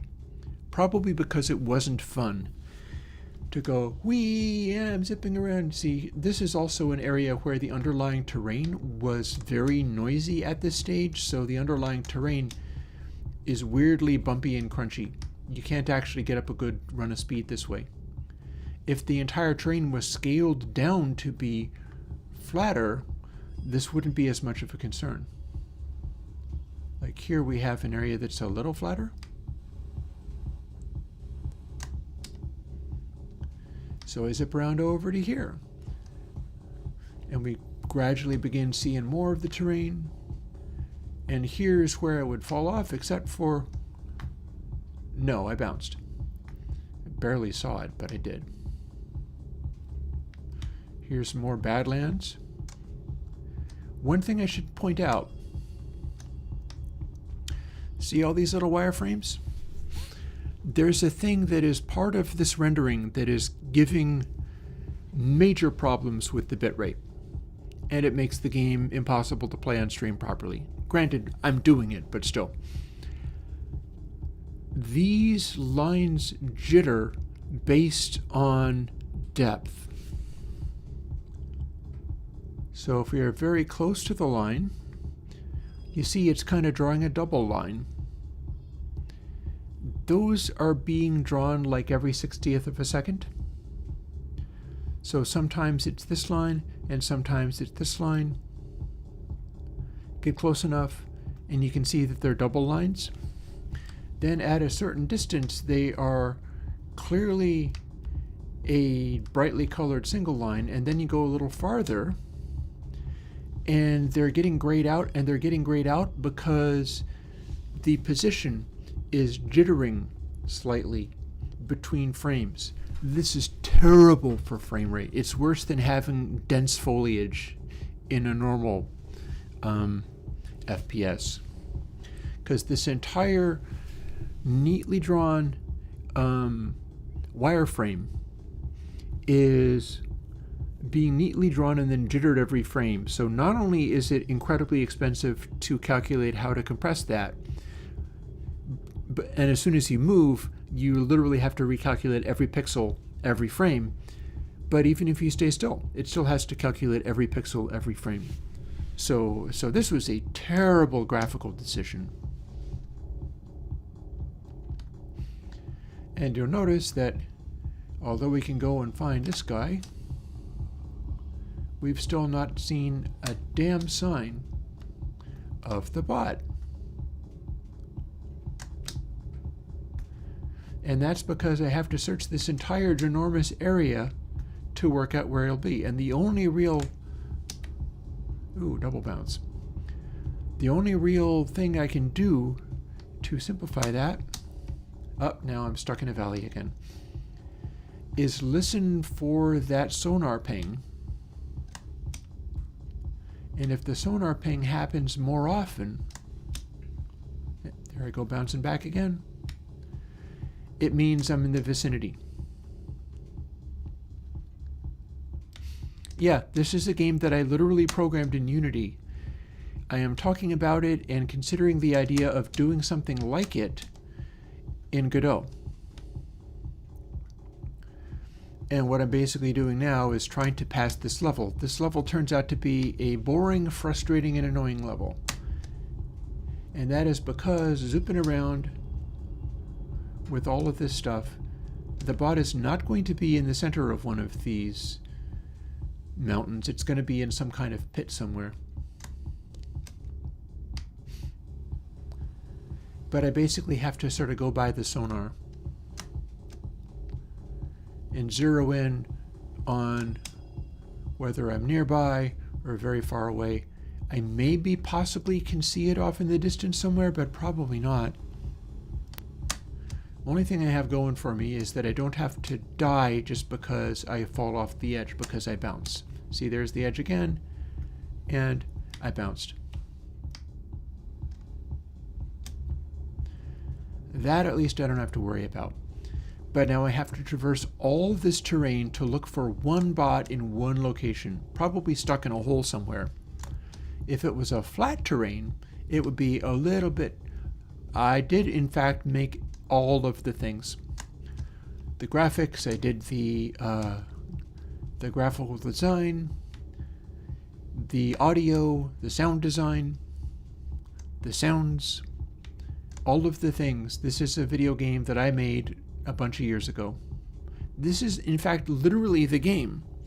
When I tell the story of back when I was hanging out with my brother, the same brother who was like, it's like you don't think and yet things happen, because he couldn't understand how I made thoughts. I wanted him to help me make this. This was the game where I was like, oh, it'll be great. We can do this and we can do that. And when you shoot the bot, it'll make a beep and it will fire a shot off in a direction. And then the pitch of the beep is how close you are, but it's over the limits of its entire brain, which is the graphic that it has. So you don't have to load an extra brain. It's all very like CPU and disk efficient. Here we are bouncing again. And I basically had a dot on the screen and I was able to move around, and I was working on the wireframe aesthetic of this. And he couldn't keep up with me pitching ideas. And so he was like, I give up. I don't know what you're trying to do with this. I don't feel that it is the thing. I can't imagine what you're trying to do. And so I abandoned ship. I will not help you with this any longer. Please continue to come and talk with me, but I'm not going to help you with your game because it's not a real thing. And so I got grumpy and I went off and did this. And I came back and he lost his damn mind and could not understand how I had done it. Ah, see, it puts you back on the screen. So on this level, and this was not a good... Why are you going there? You cannot be going in search of the one guy on this level, because I would have hurt him. Up we go. Looking for signs of life. Don't see anybody. See, the sonar bing that you hear sometimes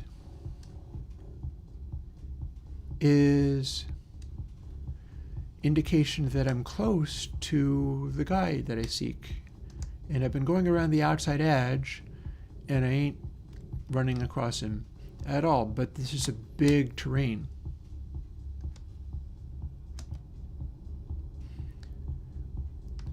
So the zipping around on the terrain is kind of, oh god, if I go down there, I'm never going to get back.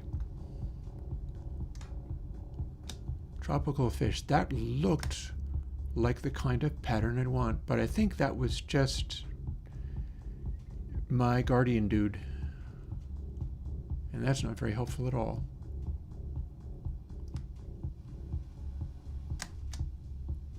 I believe if I fly into guardian dude, I will die.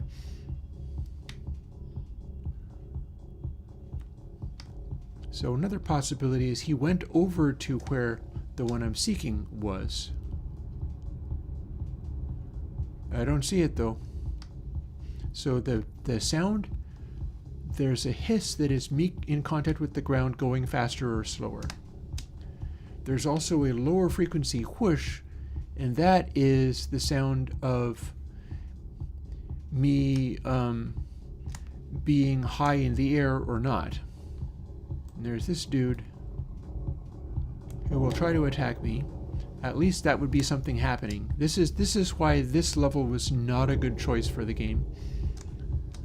I did have the capacity to redesign it. Oh, are you chasing me?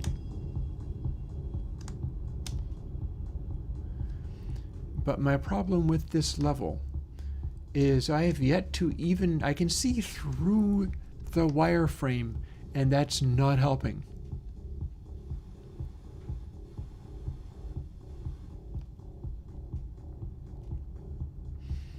I'm looking for a pattern called tropical fish, which will be a tiny little dot somewhere. I feel like that's Guardian again. I keep seeing him on the horizon and thinking that that is a bot, and yet it is not. That's the guy I need to not hit.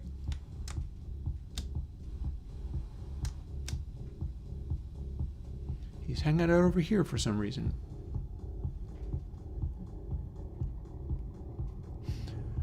The sonar is triggering based on how close I am to the dude I'm looking for. I am ridiculously unreasonably far from the dude I'm looking for at every possible moment.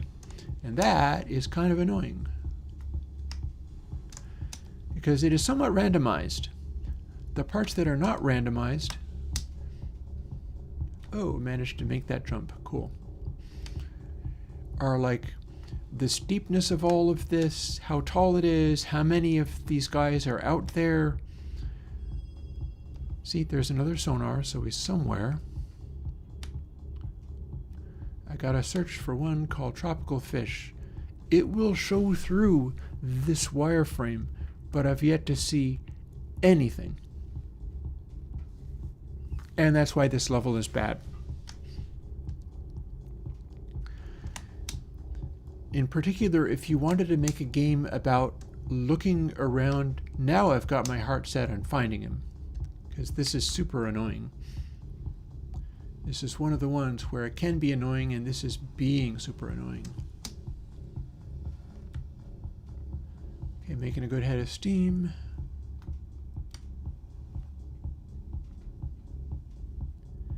There has not been a bing for ages now, he says as a bing happens. Let's book through the center area and see if I can at least get a general vicinity. Yeah, because honestly, this gameplay is unpleasantly boring. Like, it's kind of fun swooshing around, but it loses interest kind of real fast. I'm going to head back to the center again. Oh. So what if I wandered out here? You end up basically being like, fine, I'll wait. I will wait for when it bings again, even if it's like minutes, in order to figure out whether I'm getting anywhere. I remember going all the way around the outside edge, and it did not help, so.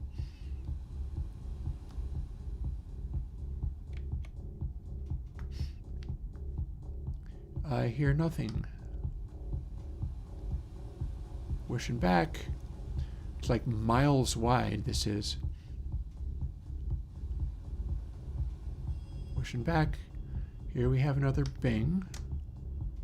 Can we get up there? Not quite. Can we get up here and then build up a head of steam and finally get over the top of this? Looks like it. Very good. So now we have some high ground.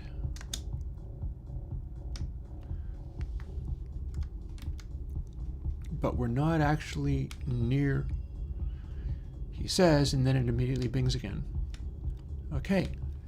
See, the problem is tropical fish is probably a texture with a lot of colors in it, but it's stuck in a hole somewhere, so it can't go.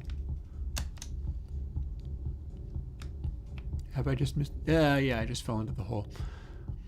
It can't go all the places it might be able to go, because it has gotten stuck somewhere and is fixed, which is why I have to search for it through all this crazy terrain. Could we be looking up here somewhere? Okay, I mentioned how when you go really high in the air, it makes a loud rumbling noise. Oh, hey! Lots of more pings. Is it in space? Is it like up there somewhere? That would be terrible. That would be a game breaker bug. That would be.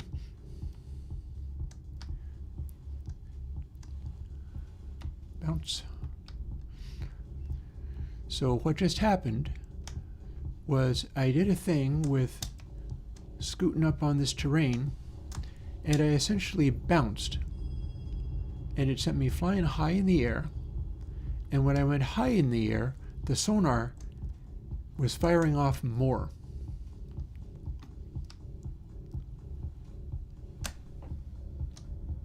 Like this. High up we go. The sonar was firing more. That makes me wonder whether through some strange glitch or happenstance,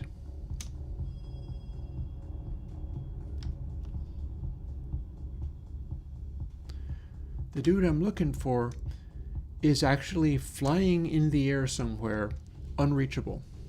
So that would be bad. Ah.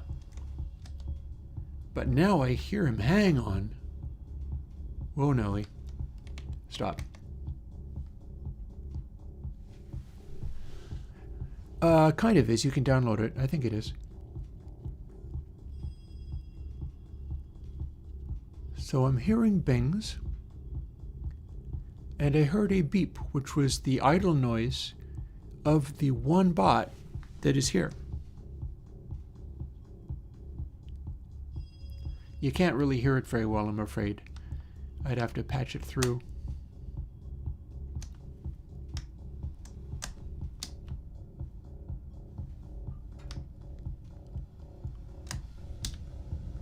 Okay, outer space again.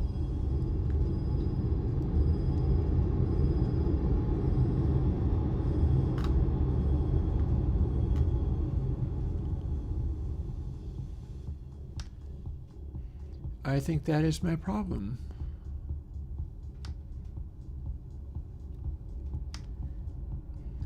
I think it's up in outer space, in a place I cannot reach. That's kind of a deal breaker bug. So here's what we're going to do. Again, here's the code that made all of that happen. We've got stuff like sphere collider. Rigid bodies are something that also exists in Godot. These things would be, a game object would be simply built into one of the objects in Godot. I can't improve this particular one because it's based on a really old version of Unity that I don't really have access to. It doesn't run on modern computers. Like, this was back in the days of like PPC, just about. It runs real smooth now, but so we've got all this stuff going on. And then there is something like Awake in the Godot engine, and it's creating all these things for each instance. But movement is something that is initiated for each of these objects. Then we've got collisions. We've got this game logic for what the collision stuff is to do. And this is what Godot code, this is what Unity code looks like. I've got comments there saying, you know, if collision game object tag player and player movement equals your match is the index number of what the color of the bot is. Then we take a logo component text, which is something that sits on the screen, and we change it to a different string. You see that it's doing the different string, and it's doing a player movement level number, so it's tracking that. Yeah, I mean, I do enjoy the vibes. The reason I stopped playing that was I got stuck on that level. I should run it again and see if it gives me anything better. It may simply just restart. Point being, if that is in fact going to do the same thing, and if I can relocate it to the appropriate location, very good. Now we're searching for the lone bot, but it's a different one and its location is different. So I have a fighting chance of finding it this time and moving on. You know, I selected, you'll notice that the graphics of that font is similar to what I do for my channel. It's like a Airwindows style font. That's because I enjoy the aesthetic of these sort of funky, thin, sans serif fonts going on. And here we've got a Bing. So see, I started it over again. I'm on the same level, but this time it's a different bot. So whereas the previous one, I was completely stuck, I feel it is fairly likely, seeing as I'm doing it over, this time I find him. And I hear a noise.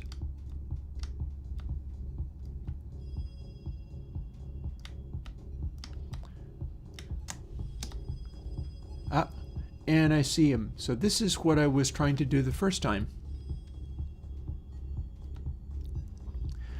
This guy apparently, since it's this really steep area, he's just sitting in one place. It turned into a find the hidden guy game. And this was the thing I was unable to do previously, but I restarted it, it re-randomized. It's the same problem.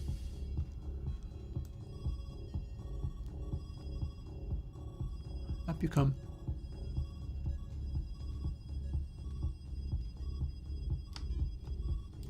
Oh, and I went underneath. Okay. Bing.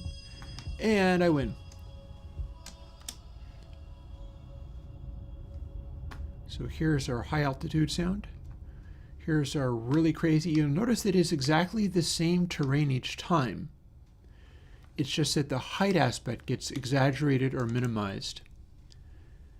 And so some of my difficult levels are difficult because the height aspect has become so completely unreasonable that you can't get around anymore. I'm more than happy to answer random questions. So, Airwindows is back when I was making physical hardware, and I wanted to be a recording studio, first of all, but then I also wanted to build physical gear. And the thing that I was working on, this is before any of the programming or any of this, I wanted to design speakers. In audiophile language, speakers are like your windows upon the sound, and they describe the speakers in terms of things like certain old school Martin Logan electrostatic speakers were seen as very transparent but with a degree of glare, meaning that they were bright, or very dull, or they could be cloudy, and the ideal window on the sound would be a window with no glass in it whatsoever, and you could just reach through and touch whatever was there. That's what Airwindows is about.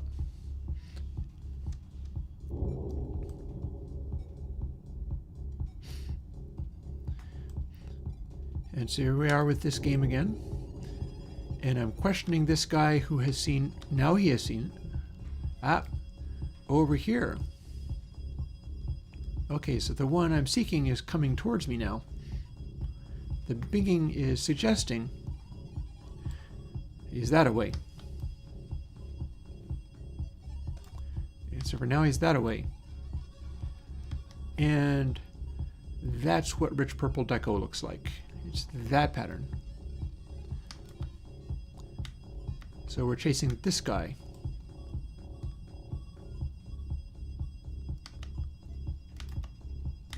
But it's a pretty good pattern on this guy. See, I also had to set up the texture so that if it was pixelated, it would draw as pixelated so that you could see the noisiness of a texture like that rather than having it be blurred out. That's all part of the game design, is like, can they be blurred out and smooth, or do they have to be pixelated with a lot of visual noise in there? Or like this guy is visual noise, but it's all the same color. And I've got my running diagram. This is another thing which doesn't actually work with the game. I didn't have game design experience when I made this, so I was all over the place as far as the kinds of gameplay I was trying to produce and how I wanted people to engage in it. Some of them can look like planets. They can certainly look like Jupiter or whatever. So when I say, for instance, in this one, 22, catch slant modern, the bots go out into the hills, what that literally means is here we are in the middle of this area, the really steep area here in the center,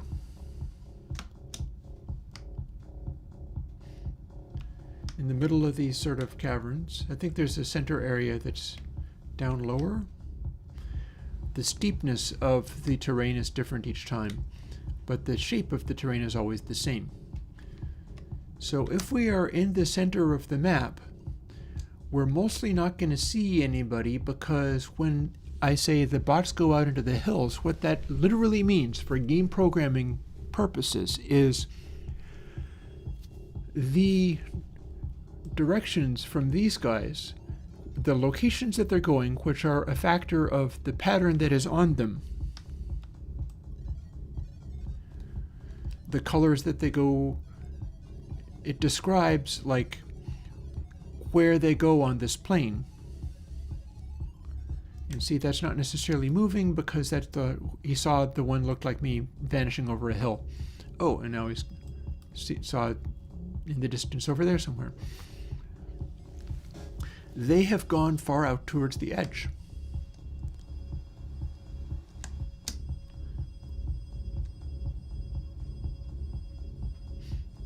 Not all the way. But with some of the levels, if you're out this far towards the edge, nobody's going to come anywhere near you. Whereas in a level like this one, if it says the bots go out into the hills, see? Here's one of these guys following the directions produced by that pattern on them. It's following locations. Each of the locations is a color in that texture. So he's basically wandering off in this direction. When he reaches the place, he heads off somewhere else. That's another dot on the texture. It could be a very different location. But off he goes. He is going somewhere. This one's also going somewhere. So in theory, you can sort of resolve it. Slant modern, eh? So we just had a bunch of binging going on. It's in sight. Here we are. That is not slant modern. Slant modern went that away. So the problem here is each level they have different speeds, they have different widths, how far they are dispersing from the center. Slant modern looks to have a bunch of different colors and is going all over the place.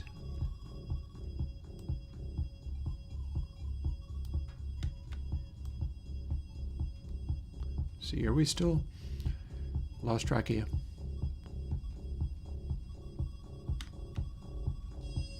And that is slant modern.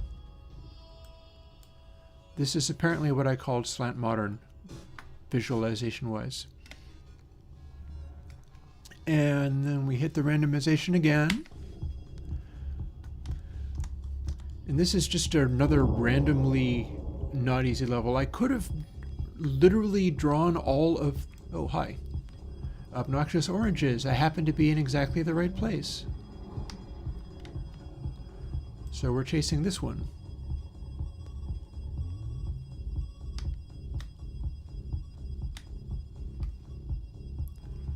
Come on.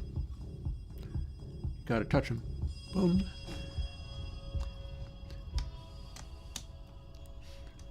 So the width of this terrain ends up being the same. The height winds up varying wildly.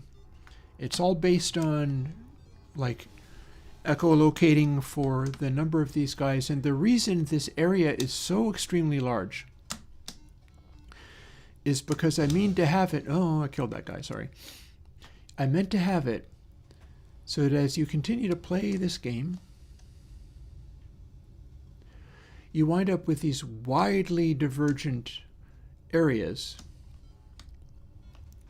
that all have like different colored guys, or you deduce from like, okay, this one hasn't seen anything that looks like me, but its color is entirely green. Therefore, areas that are entirely green, probably not what I'm looking for. Or this one has not seen anything that looks like me, but it has a wildly varying range of colors, so maybe it's going to go off to somewhere where it will encounter the one that looks like me, and then it will be able to fire these dots back in the direction.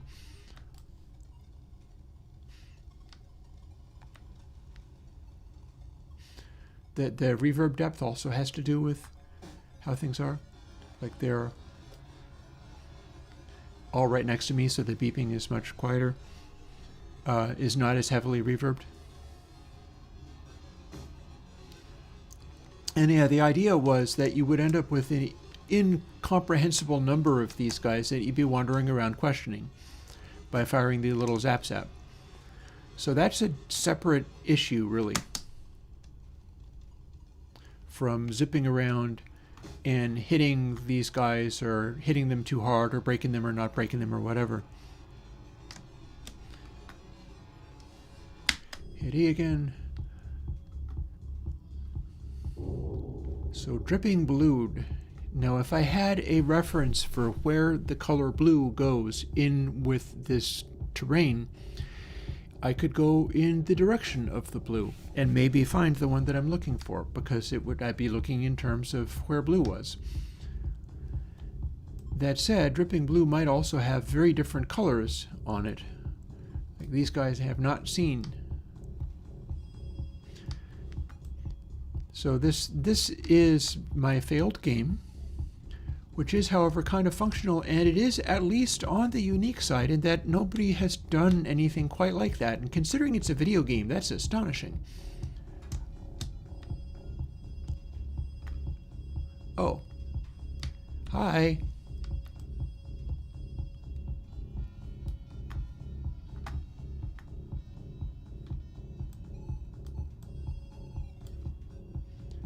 the one I seek was very close by. In fact, it's right there. Or was it? Is that the one? The one I seek is not going to come to me. That's the catch. It's going to continue following its pattern. That's the one. So that's dripping blued. And the deal is, it's going to continue pursuing what's written on its texture, translated to locations. So if it's one of those ones that is just going all over the place, catch ocean light blue.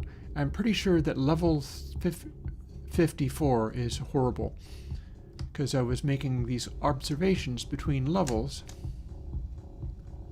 Ocean light blue, eh? Well, that's red, so that's not the right area at all.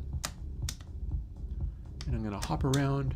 Actually, what I'm going to do is I'm going to stop right here and see if any of these guys have seen ocean light blue. That-a-way.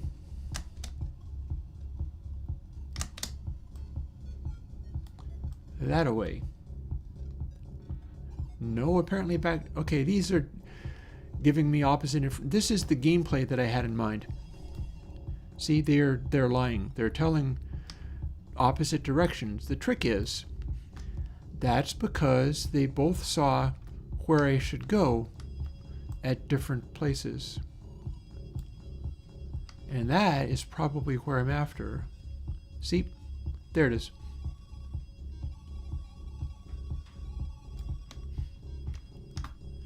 And that's a fairly uniform looking thing. So this guy would be hanging out mostly here.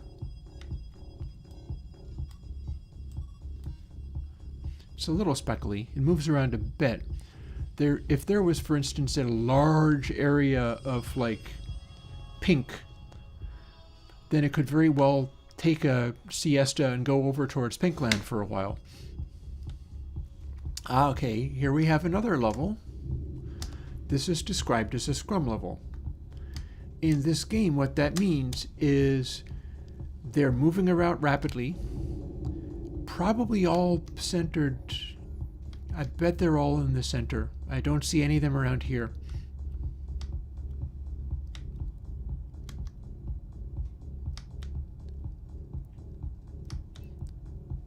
So we can see from this high vantage point that we've got a lot of these guys all zipping around. Here, we'll head down to the level. And it's a scrum level because there's a whole lot of them. Look at the little clusters over there. And because they're all densely located around here and moving really fast, they're hitting each other. And so the Guardian's going to go nuts. We've also got areas of like colors. Like over here we have a little cluster of yellows. Yellow's most... Oh, hang on. Morocco is literally this guy. That's Morocco. So now I have to reach Morocco, which is fairly straightforward if the scrum doesn't get me. Easy now. Slow down. Come on. There we go. Beware smashing bots in a scrum level like this. Let me show you exactly how many bots show up in a scrum level like this. So this aspect is probably not going to make it into the Unity version of the game.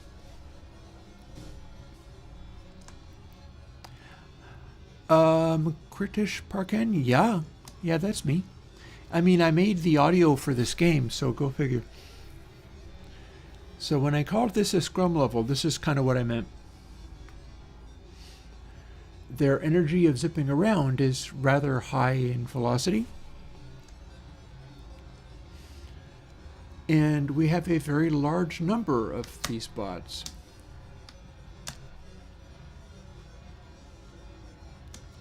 If I go over, if I am able to reach the ground enough that I can go over somewhere. There.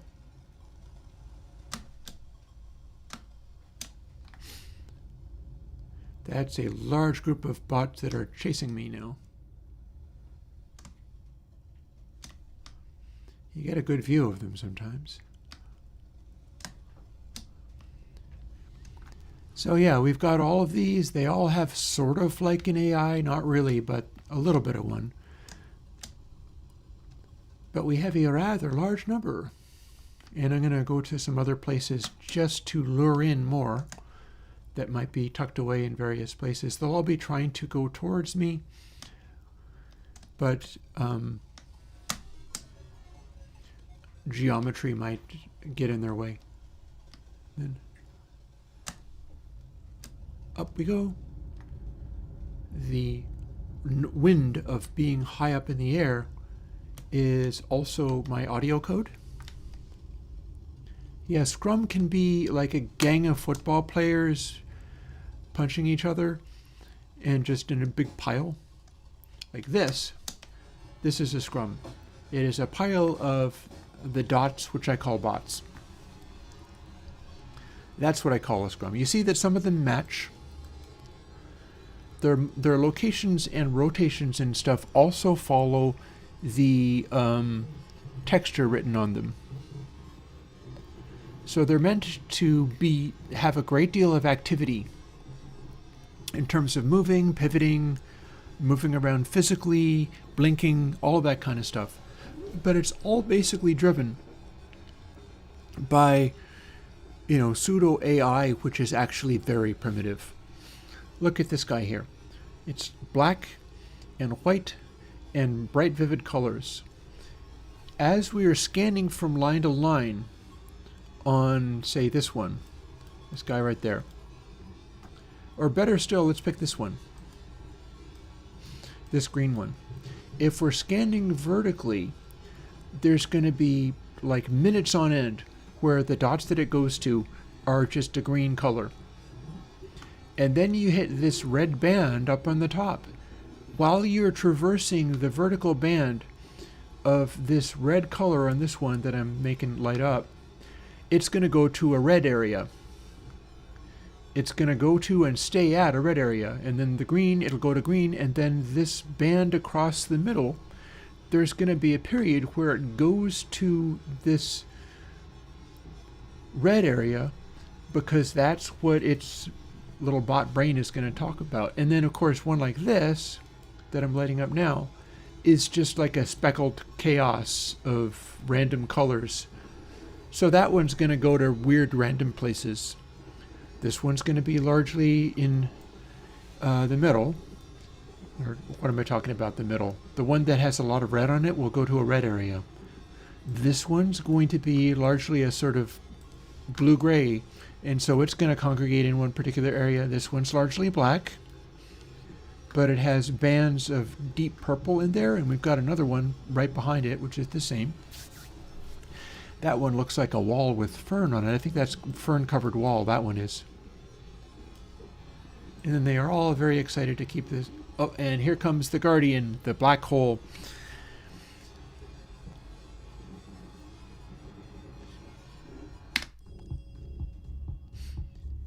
And yeah, that's essentially, that's the game. It's multiple different versions of gameplay that all clash with and fight each other. It's got an aesthetic. Let's be clear about that. It's just not necessarily a good combination of games and gameplay. Like in this one, the aspect of go and find where mine is. If you have seen the one that looks like me, go there. Well, in this case, it's able to do that. The sonar is working, but this guy has not seen the one that looks like me. So we're a little bit off track there. Meanwhile, the one that looks like me may have gone somewhere completely else because they are following paths. Like this striped looking guy is following a path. It's going somewhere. The speed at which things happen can make it difficult to... Oh. Okay, that way? That way. But that one has not seen... Like, it's all happening real fast because of the sort of Twitch game aspect of this.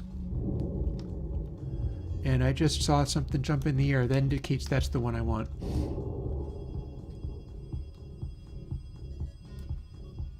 That's the one. So it helps you a little bit in terms of being able to locate that stuff. Boom. And succeeded in that level on to level 28. And again, the end of game part is going to be they all try to go towards me in a giant pile. And I guess my idea there was, well, that's kind of cool. You should want to just do more of that so that there ends up being an infinitely large crowd of these guys that are blinking and beeping happily and charging you, because they can't hurt you now. Nor can that guy hurt me now. Oh, it makes that noise. The idea was, if you were doing it, it should be intimidating as you approach it. So let me bounce into that again. Listen to the background noise a little bit. That weird noise is the noise of the Guardian.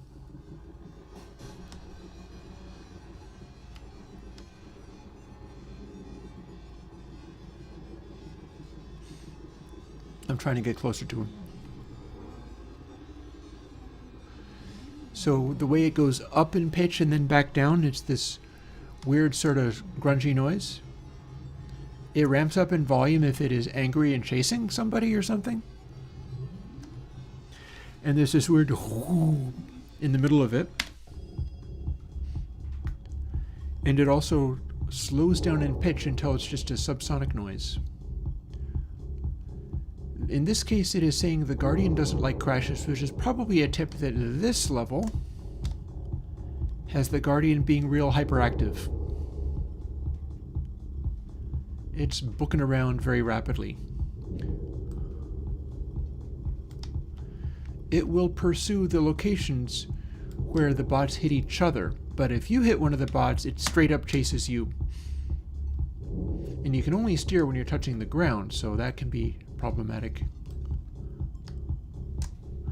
Let's approach it.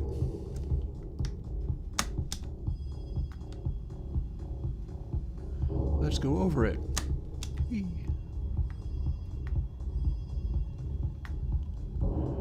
I hear sonar.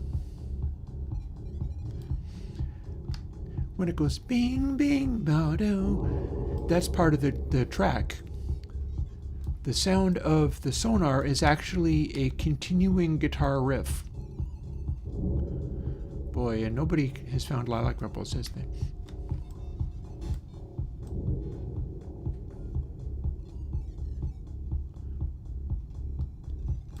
You would think some of these guys would have seen the one I'm looking for, but apparently not. See, they'll shoot those little zaps off if it has ever been in a position to see the one I'm looking for. So now I'm just trying to zero it in. The gameplay of that part becomes, can I find one that responds to my queries, this being queries? If I can, is it in the place I need it to be, or has it just happened to be passing by? And if I'm zipping around too fast, I can't actually hit them up. Somebody's seen the target. So it's thinking over there. Now the one I'm looking for may have been there before and then gone somewhere else. However, I think not. I think we're good. Because this is a lilac coded area.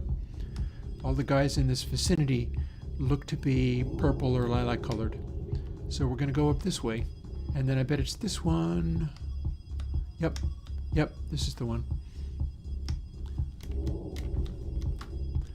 WASD works for this, but it's still kind of cumbersome. Boom. And yeah, that's the gist of this. So the rest of it is just a matter of like, how do I do this aesthetic? Can I reproduce this aesthetic in such a way that it's interesting and has this kind of quality to it without being unpleasant to play? Also level 27A. Do we have another incredibly empty level here? It looks like it. Oh, no, I guess not. Morocco. Morocco is that away. Morocco is this one. Oh, they're heading in towards the center. Morocco is not that one. But he has an idea as to where to go.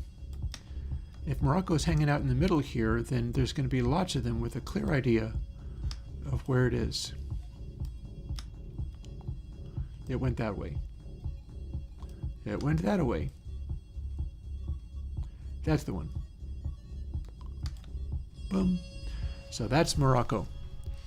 And yeah, so in the process of playing this and talking about this, I see nothing wrong with talking about where I would like to take it in its new life. Because as fun as it is zipping around on this Unity terrain that is of different heights. Oh, somebody's close by. This is monochrome. That was easy.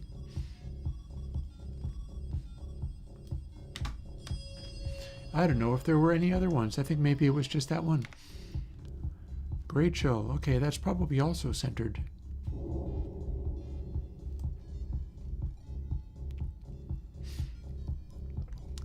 There's this balance between it being just a straight up Twitch game. One of the problems my brother had was he was not able to manage the mouse sensitivity, and I don't think I was good enough to make control adjustments in such a way that you could adjust the mouse sensitivity. Ah, here we go. Solved. Boom. Oh, hang on. Boom. Let me clash. So in this level, it's a little more touchy. What I'm talking about in these little references is that the Guardian is mad. It is charging like mad at anywhere a bot has hit another bot aggressively. We can watch it go. Also, those like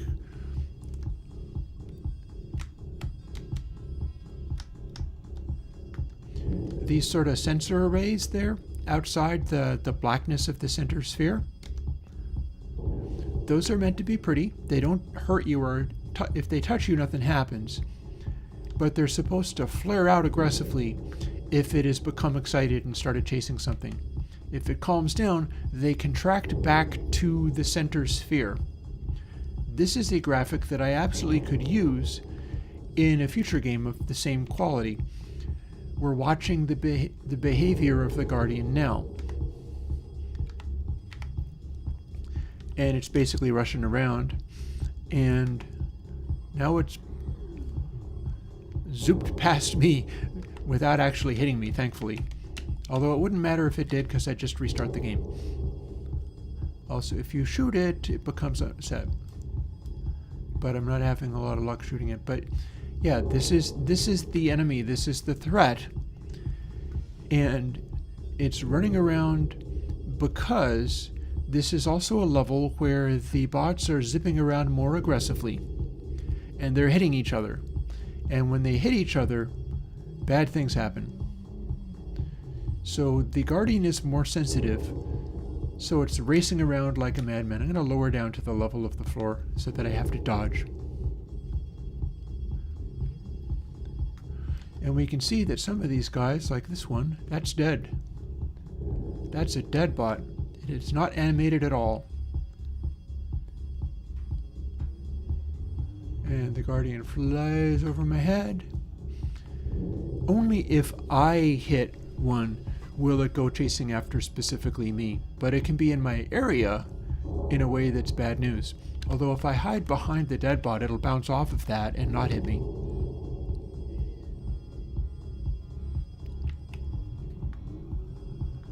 But the idea is it makes this loud sound. So the thing which I'm looking to do for the updated version of this game, which...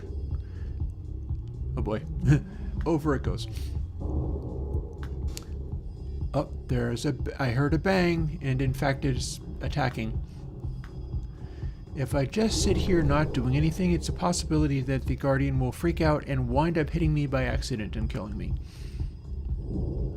But mostly it's just excited about bots hitting other bots. The more of them are dead, the fewer of them could be the actual counterpart. But it is spending all of its time... The pitch of that noise is how close it is to me personally.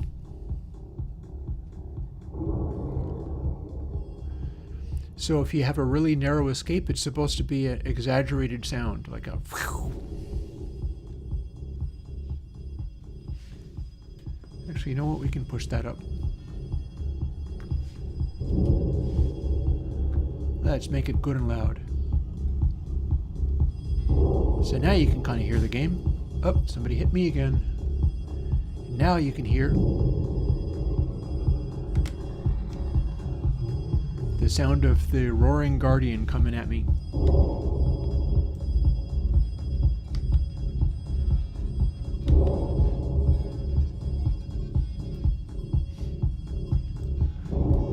And I've got this music. This music was music that I made for the purpose of making this game. Oh, he's close by. That was a close escape. He almost hit me. Can I question that? No, that one is dead. I think maybe I should clear this level. And I should stop questioning these dead bots.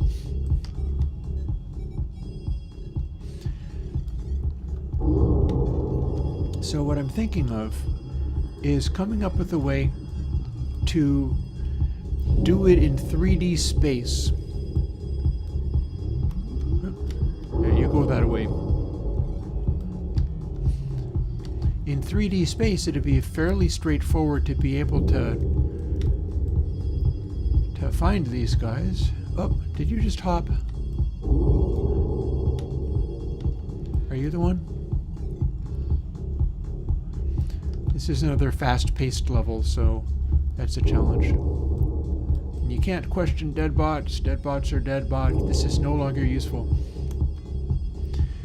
I could have it be a 3D space in a sort of asteroid field, where you'd have like literal rocks and that the bots would be flying around among those. One of the things I was thinking in terms of, oh, this away, that away. What do we got? What Mean Clash, it's called. That's the one. There you are. Ha! I win. And I should probably get the heck out of dodge before the bots all throw me off the edge.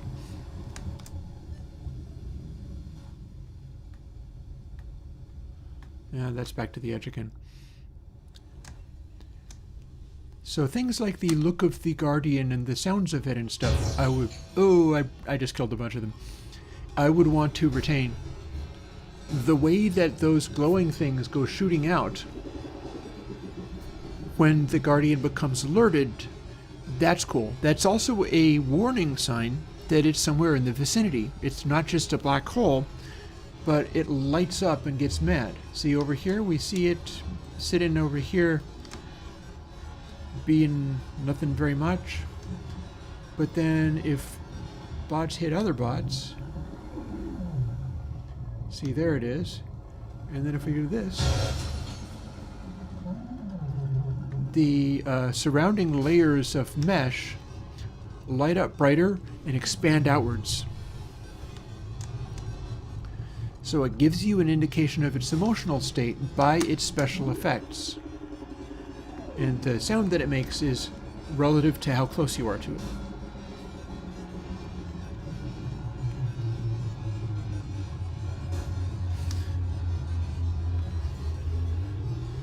And then it makes all these freaky noises, right? So you should be able to, like, see it. I can also keep the same background sort of nebula looking thing. That's fairly similar to the look of the actual Guardian's glowing fields. We've got similar colors going on there. Colors have a lot to do with this game in terms of making it be interesting. So if we were to make this a 3D space, what would that mean?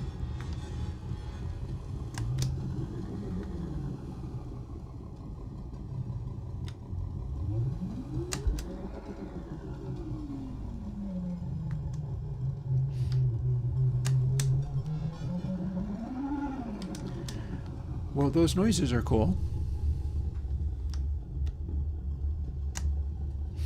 Some of these behaviors are cool, although this one's just you won the level, so now everybody is rushing at you and beeping excitedly to give them a kind of personality. Oh, look at that. We've got a sure win. We're super close to the target just for a moment there. Listen to that binging. Listen to that binging. You're clearly very close, and then not. I'm trying to figure out whether I've got it so that if you have line of sight it bings, because I don't think I can really do that.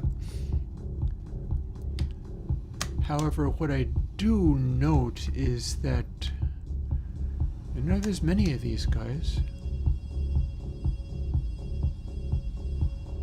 I'm getting closer. Is it you? No. But it is you. Slant Modern. This is apparently called Slant Modern. So the danger of this guy is that he's many different colors, so he will wind up going to many different places. In 3D, R, G, and B could all correlate to a position on a 3D map.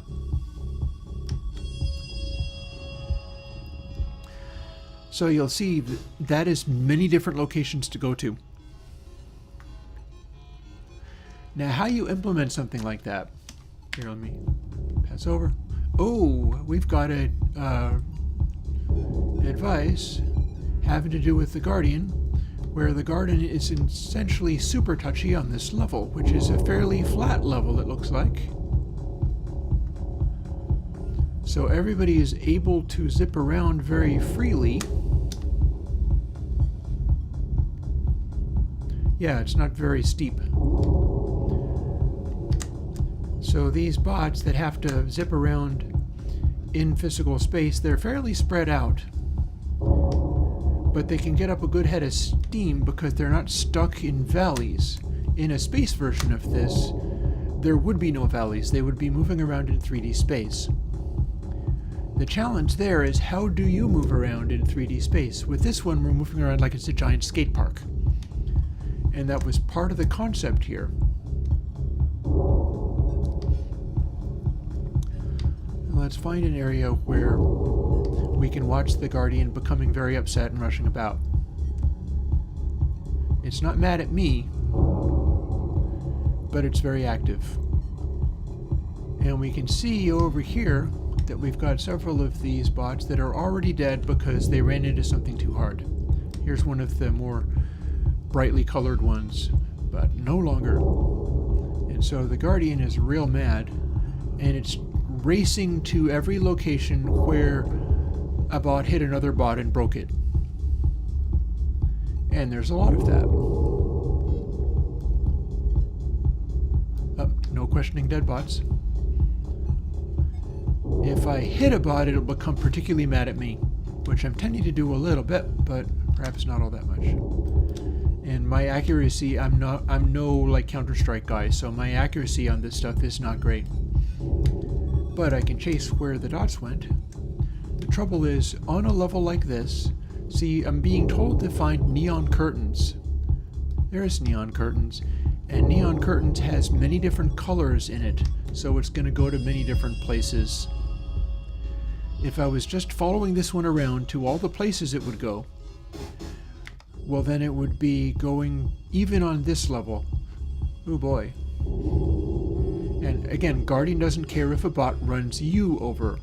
What that means is if one goes flying into me and goes whack, the bot can absolutely go and chase me, because it's chasing the location where carnage occurred.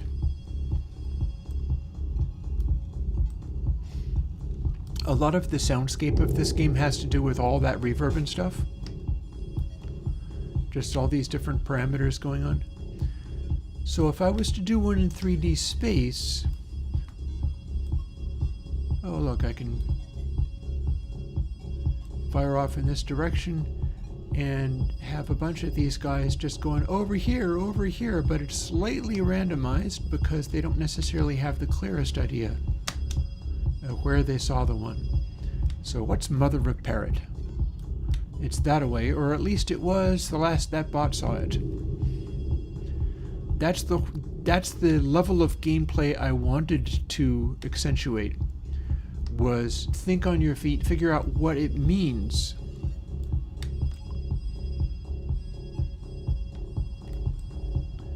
Solve the puzzle of location and deduction. Up that way, you say? On a big blank empty space like this. So in a 3D space, I did figure out one thing that I could do. I can make it seem like an enormous universe of these bots because I can instantiate these in various places. So if I was, for instance, imagine if I was doing this game, but it was in a 10-foot by 10-foot cube. Do we have a winner? In a 3D space, this problem would wind up becoming extremely challenging. You'd be looking for these guys, and they'd be off in the horizon. They'd be far away, in empty space. It's not that difficult to figure out how to get around. Oh, that looks like Mother of Parrot. See, it's Mother of Pearl, but it's also colored like a parrot. So this is Mother of Parrot. And it's actually pretty challenging because it'll go to very different places. And I went, there's enough areas of solid color in there. And here we are continuing to derp around. You could indeed use Voice of the Starship to reproduce different kinds of sounds. Oh, where are we going? Oh, this is not the right place. If this was the same place that I meant to go, then the target bot would be there, and then this guy would be telling me a direction to go, rather than just beeping like a crazy thing. So we're too far away. The one that I'm looking for is nowhere within sight, because that guy can't see him. So over to this way. We're getting a bit of sonar. I do not have good enough aim to hit that, but now this one says this away. If they're in this valley and they can't manage to see beyond the valley, then it won't actually target. Oh, that guy went off that. Something's crawled up him and died. Captain Nemo. So that's not the most helpful description. Looking for one called Captain Nemo. I'm guessing what that means is a deep blue oceany color.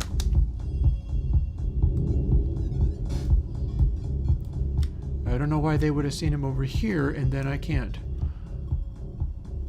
Trying to zero in, very good. How about you? Yep. We're going in this direction. We're going far in this direction. Because that's the whole challenge, and what could in fact, and then this guy has not actually seen. Look, he's not firing any dots anywhere. So wherever Captain Nemo is, that one has not actually ever seen him, and that's wild. How about you? Oh, you say back that away? How about you?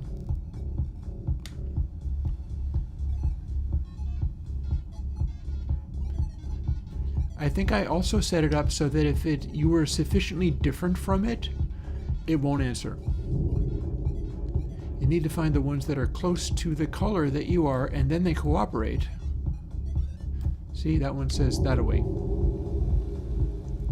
And then the entire time that I'm doing this, the one that I'm looking for can be traveling. And is. They literally all are traveling. And my fire has gone out, so you know what? Give me a moment, and I have to literally go and build the fire again from scratch because I've been playing this game so much. We will hope that the Guardian doesn't come and smash my head in. Or maybe we'll hope that the one that I'm looking for comes and finds me. That would be amazing. But yeah, I played the game too hard and I lost track of my wood stove, and it went out.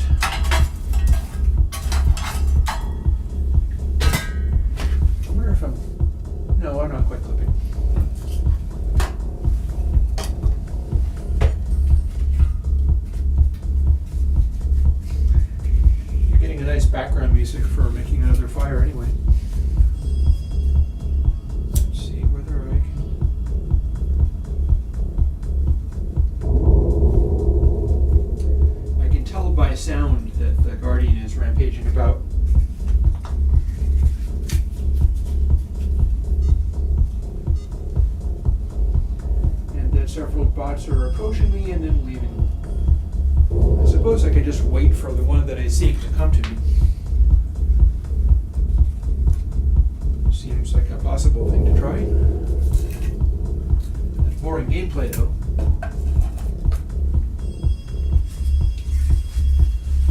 Hang on. Back to the game, the one that I saw just did a drive-by. What's going on? How about you? No? Oh, I bet I found him. Captain Nemo. Captain Nemo, I approach you. No, that's our Techo-Stucco parrot. You're Captain Nemo. No. You are Captain Nemo. No, still that way. How is this even working? What the? No. There's Captain Nemo. That is what I call Captain Nemo. So apparently it's like blue wave colors. And the reason it's moving around so fast is because it's varying between that blue and a lighter blue and a black. And that is translating to different locations. Okay, so this is a sparser level, or at least so my instructions say. So I'm going to make my way over here. I'm looking for one called Northern Lights. It is not you.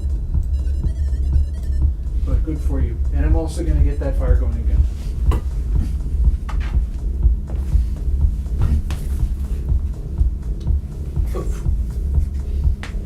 I have to load up this firewood rack.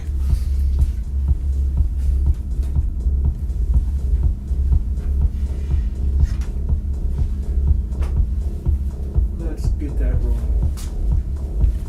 Man. Really let it go out and cool right down too. Okay, so I need to be checking on that more often. I'm going to switch it to cut so that I can glimpse at that a little bit easier.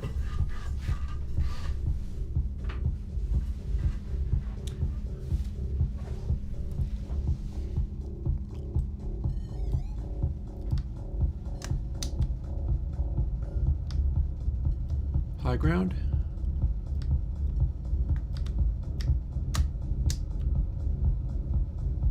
High ground. Oh, no, I fell down. So yeah, the whole navigating around. Oh, either of you guys doing okay? No?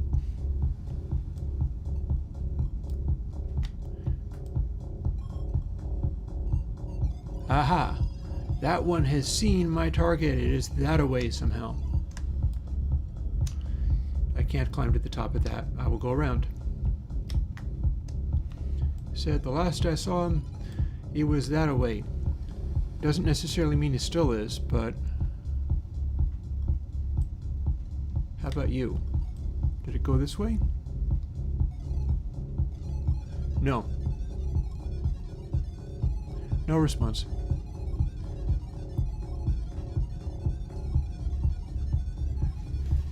This song that it's playing is basically generative off of the texture. Everything about these is generated off of the texture, of which there are like, what, 256 different textures? I can count them. I've got them handy.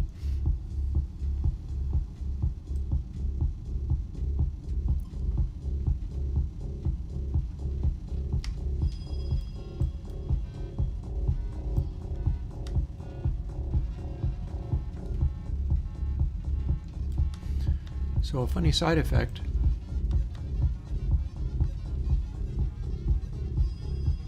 This one's hitting such low notes that it is clearly nothing like me. That's how I programmed that, is if it, and it's now beat it. It's beat feet. Oh, that a way you say? Oh, hi. Northern Lights is passing right through. Northern Lights is this design. I called that Northern Light. Oh, it's a hoppy boy too. You'll notice that as it hops, it distorts in a particular way. It's just kind of elongating in a particular direction. And that's the one we call Northern Lights because it's mostly black, but it has some interesting colored stripes. And then I keep giving clues to how that part of it works with each new level.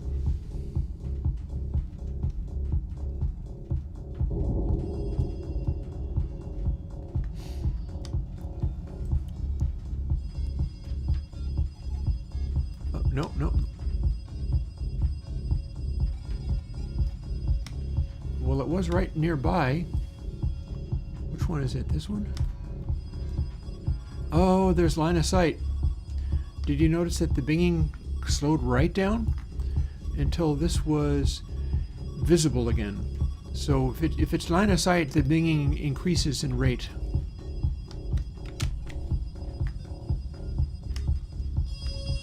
Bing.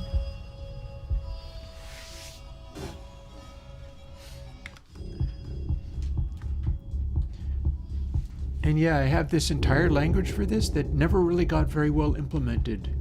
And technically there is a purpose to it.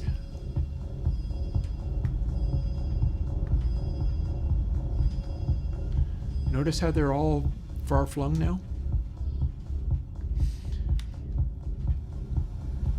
But I have too many levels of gameplay going on. Like there is the race about very fast while not hitting these guys. Not that you have much opportunity not to hit them when you're going too fast.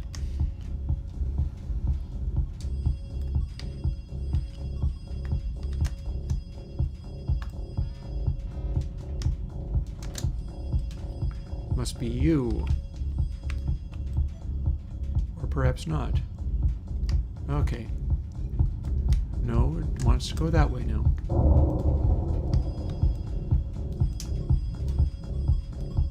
Ah, it's one of these guys over here. Dark worm patchwork. This is apparently dark worm patchwork.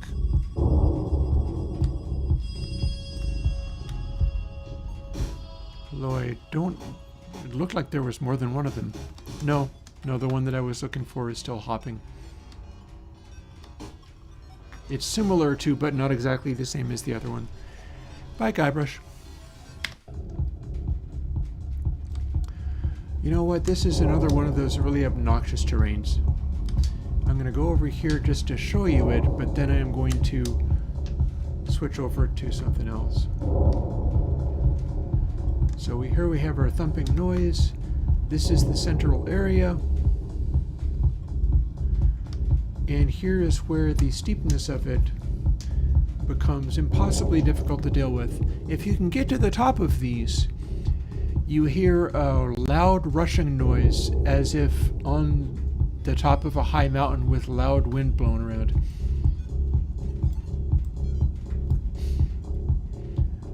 But all in all, these are challenging in a way that is not really fun. There's a logic to what to do, but the way that the terrain gets in the way of traversal and the way that the terrain stops the traversal of the bots causes it to not be actually fun to solve the problem. Oh, hi. Which we're doing kind of like this. One of those saw the one that I was looking for, but up there somewhere. So that could be, it could be just anywhere at this stage. It probably wasn't on the top of the mountain, but it probably was there briefly and then fell off. They don't die from falling great distances. They die from hitting each other.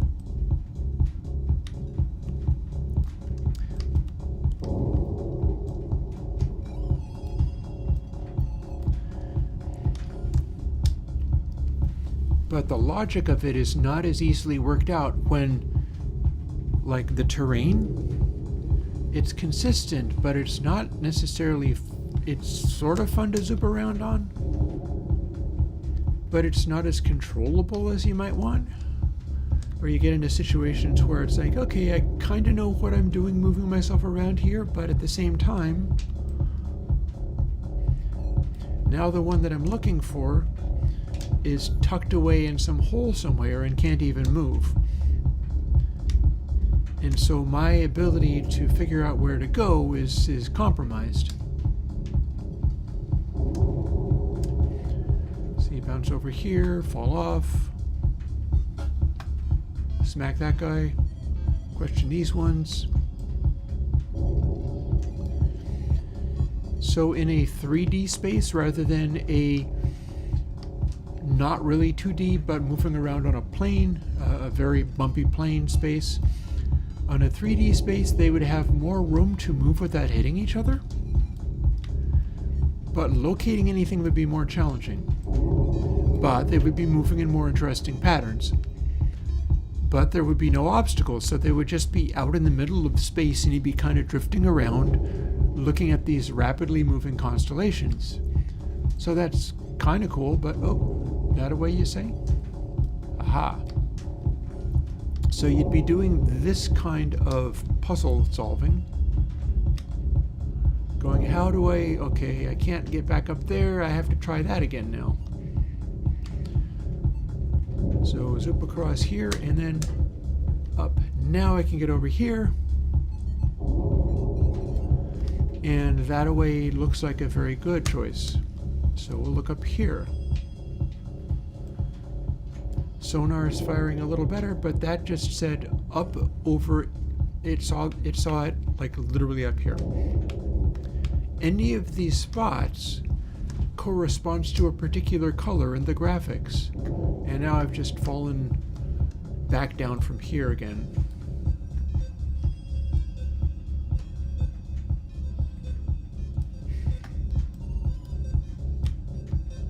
And these guys are all stuck.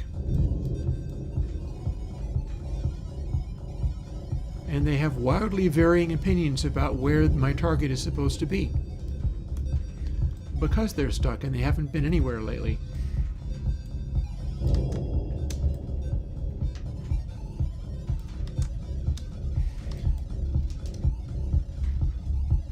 Oh wait, we've got a loop.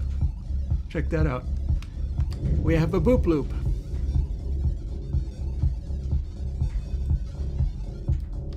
Oh, broke the bloop.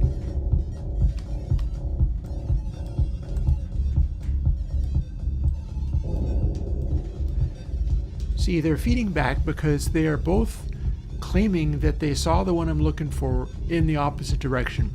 So they're shooting back and forth at each other. But it's probably more over here.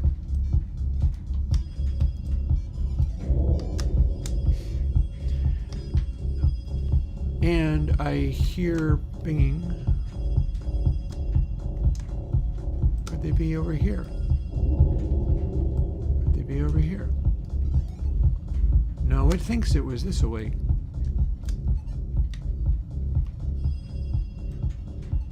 Sonar is proving helpful. They all say that away. There's nothing this way. Ah, that's because they can't see this guy. This is the target, right? I think I can demonstrate this. Check this out. So they're all saying, oh, it's over here. No, it's there. No, it's there. And that's because this is the one they're looking for. And it fell down into this thing and they can't see him anymore. But if I go like this and levitate him up until those ones over there can in fact see him. Oh, I didn't levitate him enough. But this guy can, see? So keep going. See, he's tracking it for me. Going straight up, really, really high. You can come back down now. Now this is where each one last saw the target. And my dude seems to be trying to make it over the hill. Oh no, I guess not. If he goes over the hill, then they'll all see him. And then this one over here still couldn't. But they were watching as he levitated like that. And here we go. Hi, I win. it got bored and decided to come and say hi to me. Oh, interesting.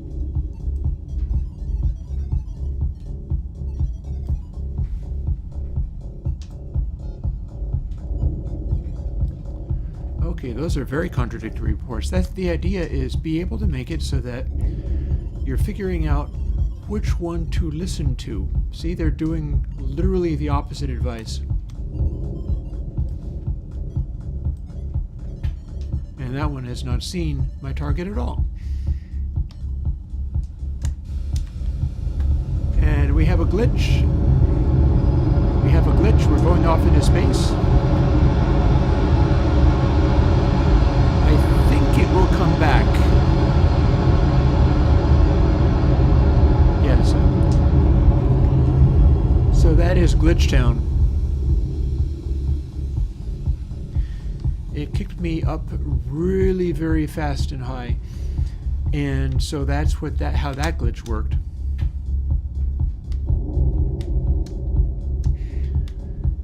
I programmed it so it did not actually crash the game or anything, but that is exactly the kind of glitch that one does in, like, Escape the Boundaries.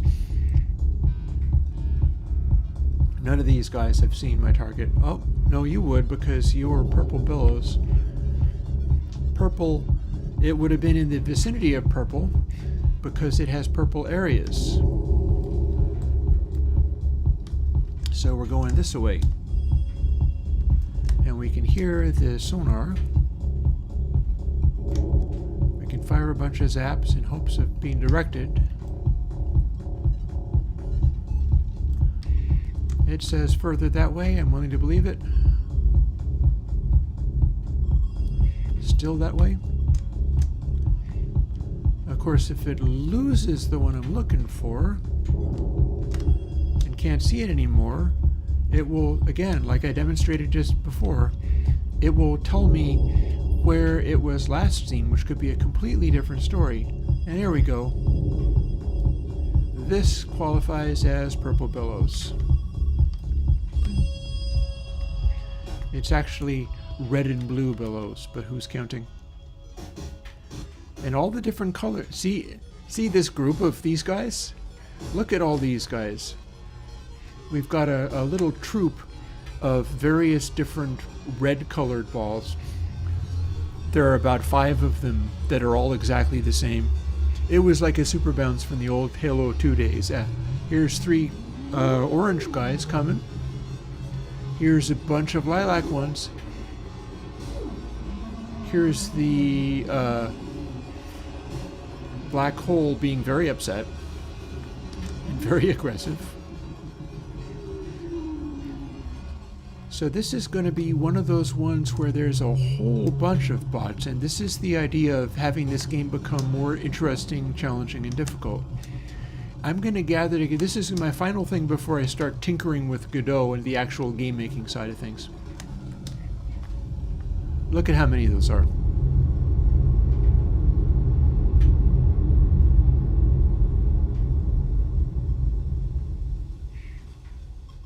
And now we can bring this crowd, which are also going to follow me now, back along here. And I'm going to hop over groups that I find and bring them back in. Oh, look at the... Man, Guardian's freaking out. That is because they can't kill each other any longer now that the game is over, but the collisions are happening like crazy.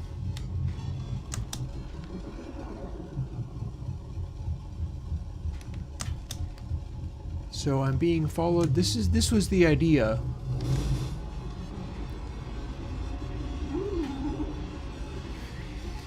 Was be able to play this game with increasingly unreasonable numbers of these bots, and you need to find the one that you match. See if we can bring more of them in. I don't think there's any of them over here.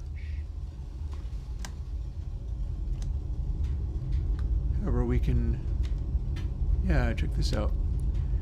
Here is a high on the top of the mountain. It's very slippery. You do not get to sit still here. So we've got hordes of bots. Oh, here we go, falling down. Going to these sides.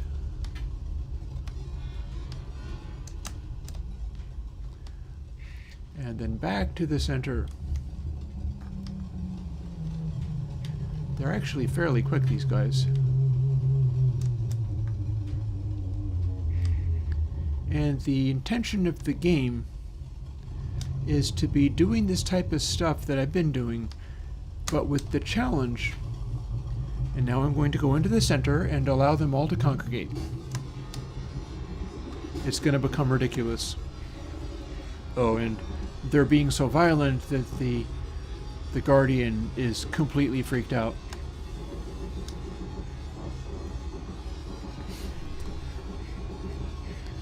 So you end up having this enormous number.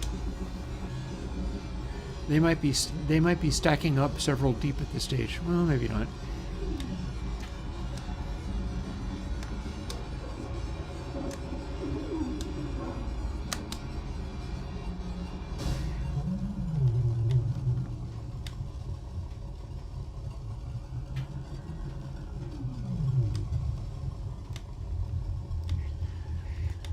Raycasting is being used for many things, like checking out whether these various bots are visible or not so visible. I think the dark ones don't chase me as hard.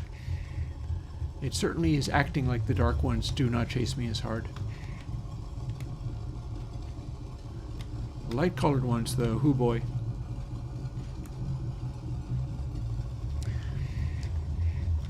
And you're supposed to be dealing with a situation where this giant population of all these guys that are all acting as if they are intelligent and doing their own thing. Granted, that's just very simple game rules being implemented in each of them. Ooh, he's bouncing me up. Look at you.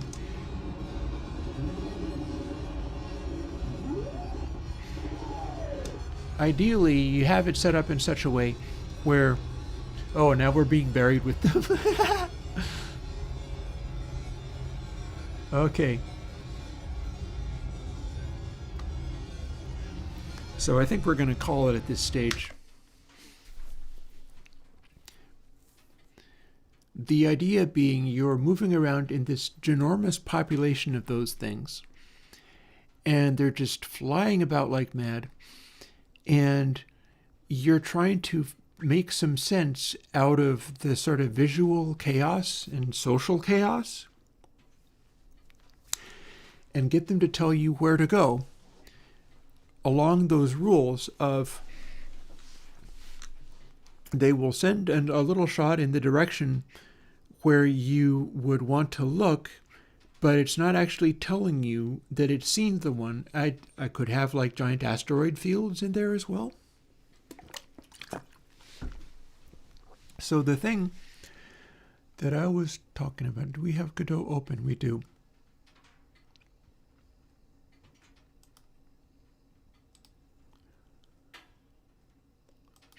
So I think we can close this.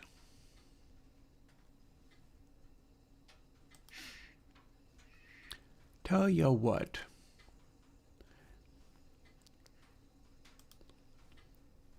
Maybe I'm going to take a moment and see if I can download the new version. I need the .NET version because we're using C#.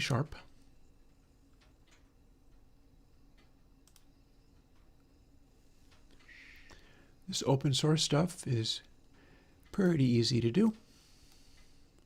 It can be fairly straightforward. Let's see. There we go. There's where the edge of the window would be. I think it's got enough of an installer. Well, maybe not.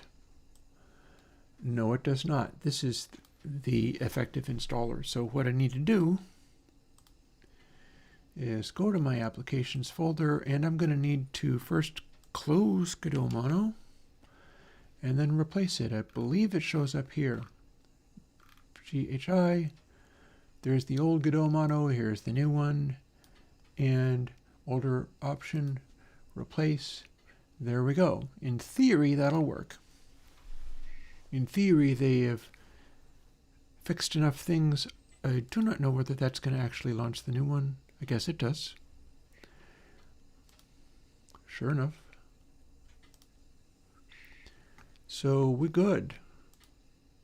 So now we're going to create a new video game, and I'm going to start doing the very first basic things that one does in order to do a thing like what I was doing in Unity many years ago. Because that was many years ago. That was like close to 10 years ago. Yes, I'm old. Fine. And we're going to call it Counterpart because that was the basic inspiration of the game. It's just going to have very different mechanics now.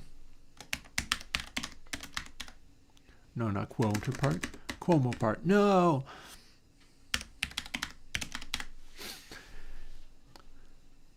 Because we're going to assume that the... Oh, hang on. Project path. No. Honey, no. Godot projects. I believe that also contains a subfolder with older Godot projects, but that's fine. Not a problem. Going to create a folder for Counterpart. Renderer forward plus or mobile with less advanced 3D graphics or compatibility, which will run on all manner of things. Everything that I'm doing with this would probably run just fine on the older version, but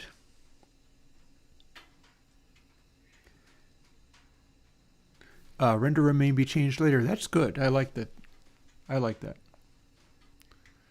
So let's create a thing. And it's just replaced the entire screen with the Godot and Great Game Engine. So let's adjust that, shall we? Right. We don't need the Godot engine to fill literally the whole entire screen. Not whilst streaming, thank you.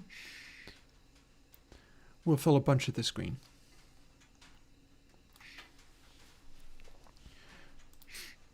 So I've been doing most of my stuff on the 2D space. But this is to be a 3D game. So I gotta fire up the 3D space. We can go also into script, but it won't actually let me work with C# scripts in the Godot engine itself, since I've got it told to use Rider. Ooh, also, hang on a second. A couple of things. One, let me attend to the wood stove, and two, it's actually so late in the day that I need to thaw out my taco stuff. So, and it's high time I threw another log on this fire because it was starting to run out. Let's throw a set of logs on here.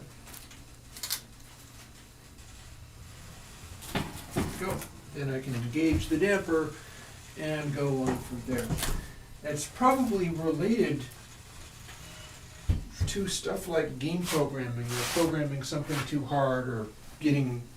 You could say that I got so stuck in the original Counterpart that I was playing on stream so much that I lost track of everything else around me, and that's not necessarily a bad thing for a game. A game's supposed to be engaging.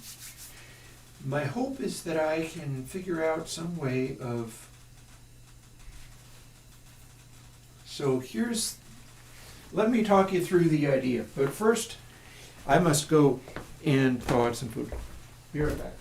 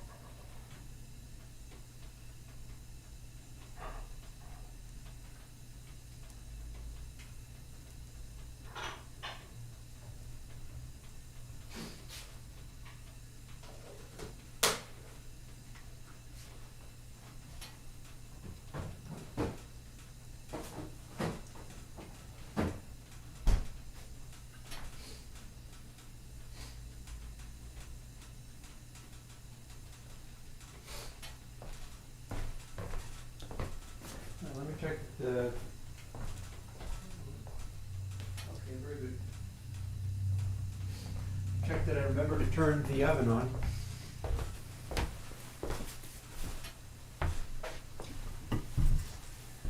Okay. So wood stove is firing up again. I am back. I'm going to be having my tacos pretty soon. By that I mean like in 50 minutes. But we're looking at a blank, empty project. Fire! Yes, fire! So what are we going to want to do? Like if I go to game, it does nothing. Actually, I wonder whether it does nothing. No, it does nothing. When you start the game by creating a scene. And oh, did you not see, Grins? I was playing Counterpart this entire stream. It's a bad game as far as some of these things are concerned. But it is what it is. The idea here is to make a 3D game much like that was a 3D game, but without the terrain. So here's the brief. We can make objects and things. So it's not like this is Blender, where you can just create objects in here and have it go. We can move stuff around. It is a 3D interface, to be sure. The center is probably 0, 0. So we do kind of understand how this works.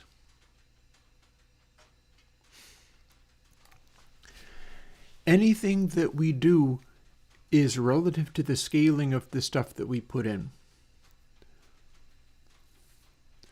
For instance, create root node 3D scene. So one thing that I do not know is whether you're supposed to build the entire scene based on a user interface or on a 3D scene. There's bound to be some stuff like that. And what we're doing, triple spread is the glitch shifter algorithm. The glitch shifter algorithm is capable of producing high-pitched clicks, hopefully not too many of them, but it will do that if it's not able to seamlessly splice the pitch shift. It's possible that the bass with pointy guitar in it is frequencies that are low enough that you can plainly hear if it doesn't splice perfectly, but is too complicated to... I'm not sure how easily the glitch shifter algorithm handles simple bassy sounds like that. Might not be the best option for that stuff. So yeah. Oh, and you can EQ the highs away, yes. So now you know.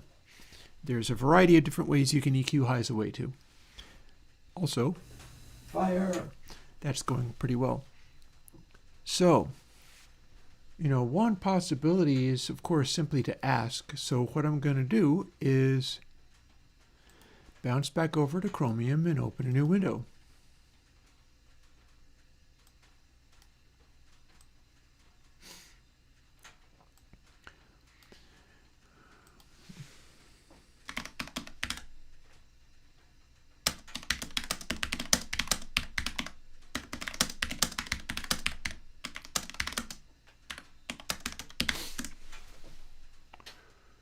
Bada-boom, this is the exact question I had. So these are the options I'm being given. Everything is based off of nodes. So the thing about it is you can create nodes and things on the fly. You can generate new things. Some of my stuff does that. For instance, the game of making lettered circles go to the top of the screen creates new nodes based on a template and populates things with them. This will be doing likewise. This will be creating nodes based on like my template for what a bot is. and it'll add it to the scene. So we're going to have the 3D scene in there.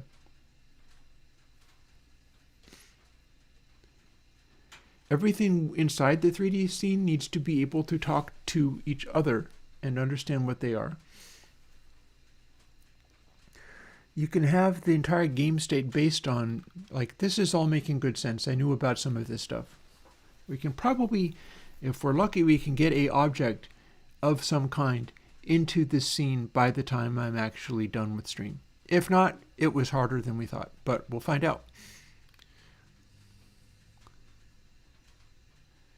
It might also be a good idea to build physics into the game so that some of that stuff can be hard-coded rather than me having to do it literally all from scratch. After all, in the Unity, what Unity was doing, here's scripts again, like some of my stuff is just, this is a class,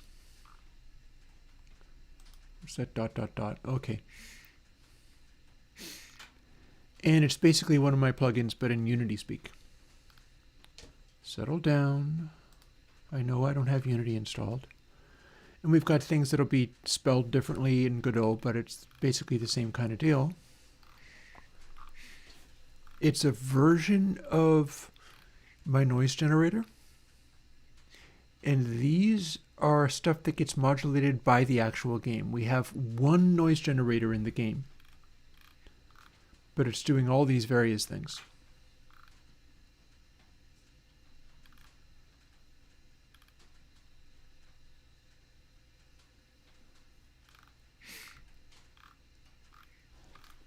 And we're trying not to do too much with all this. And we have the voice of the starship uses a moving average. This is definitely laid out differently than I do in my own code, but I guess it's what you're supposed to do.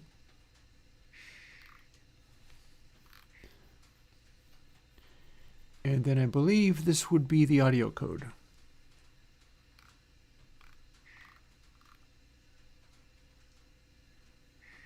Hey, Calpless. Fair, man. Yeah, our country has discovered some of the weird things that have been going on, indeed. And as a harmless citizen of somewhere else, I wish you good luck as well.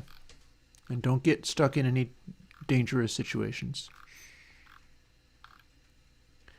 And there's my description of how this all is made to work. So I will be needing to translate this into C# and use it in Godot. How exactly I'm going to do that, that's a little bit more complicated. We've also got things like shaders. This is Unity style shader design. See, it's using Unity C6 CG Ink. I'm years away from investigating this, but these are some of the things that I was doing back in the day.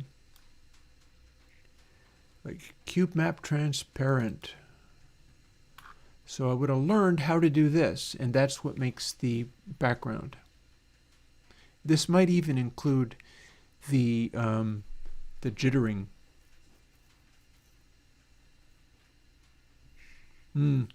Us human beings will need to have lots of luck and resilience, all right?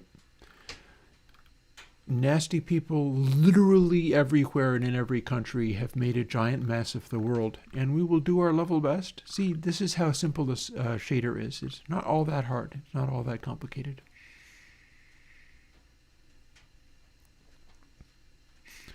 Meta will not do anything for us. Oh, look, there's the Guardian movement. So again, with this, I ended up making everything be declared up in the top, and I would not be doing that today.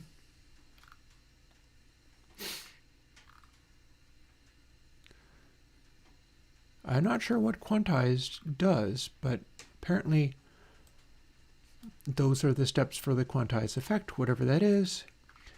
Transforms are like 3D objects. So guardian surface would be the black hole, I believe. And then middle aura and far aura, those are the sort of mesh-looking frameworks around it that flare out or move in. It's part of the decoration of everything. Cooldown, that is part of how it gets mad and then eventually settles down. The code in here is what's causing it to behave the way it behaves. We're declaring all of these things, and layer masks and things exist in Godot as well. It would be something like that. And we've got audio from it, and we've got a rigid body from it. It is an audio source in a 3D space, so that's another thing that happens. And it knows where you are. Find game object with tab. It needs to know the existence of you, so it has a reference to this game object. And it has a reference to player movement. And then more find game objects with tags. You've got that in Godot as well. Dev notes, that's interesting. Its instruction screen is the one line of text underneath some of the other information. And then we have a coroutine. This is how I got a lot of this stuff running at the rate that it was running. There's ways of making a program like that that just grinds to a halt and barely, you get like 0 frames. I was running hundreds of those little guys, zipping around and beeping and booping and so on. And they were all quote unquote thinking, but it didn't bog things down. Juris, 1983. Funny thing, I actually slept for... This week is kind of a down week for me, in that I'm not coding plugins and stuff, and I'm not attempting to actually record music and get all worked up about that. I've been thinking a lot in terms of when I go back to making music, how do I want to go about it? Because I don't necessarily yearn to make like pop songs or whatever. I know I don't yearn to make the kind of music literally that I listen to, because I listen to a bunch of dub techno, ambient stuff like that, but I always want to do more when I do my own music because I grew up in Prague. And I'm able to play along with things like funny time signatures and so on, and it amuses me to make that stuff in a way it doesn't amuse me to make like a 4-on-the-floor beat that goes boom, boom, boom, and then try to tune it to be the coolest sounding thing that I can think of, even if that might be something I would listen to by choice. It doesn't interest me to do that kind of stuff, so I always want to think of something more complicated. And part of what I'm doing like this week is just backing off enough to think about what would I want to do. In fact, that was what I was going to be doing in Godot, not the video game, because I have the composition app that I've been getting together. Now, it's much less interesting than a 3D video game to look at, but all the same, I do imagine pursuing that a little bit further and doing a little bit more with it. So let me see. So how does all of this stuff work? We're looking at the Guardian movement.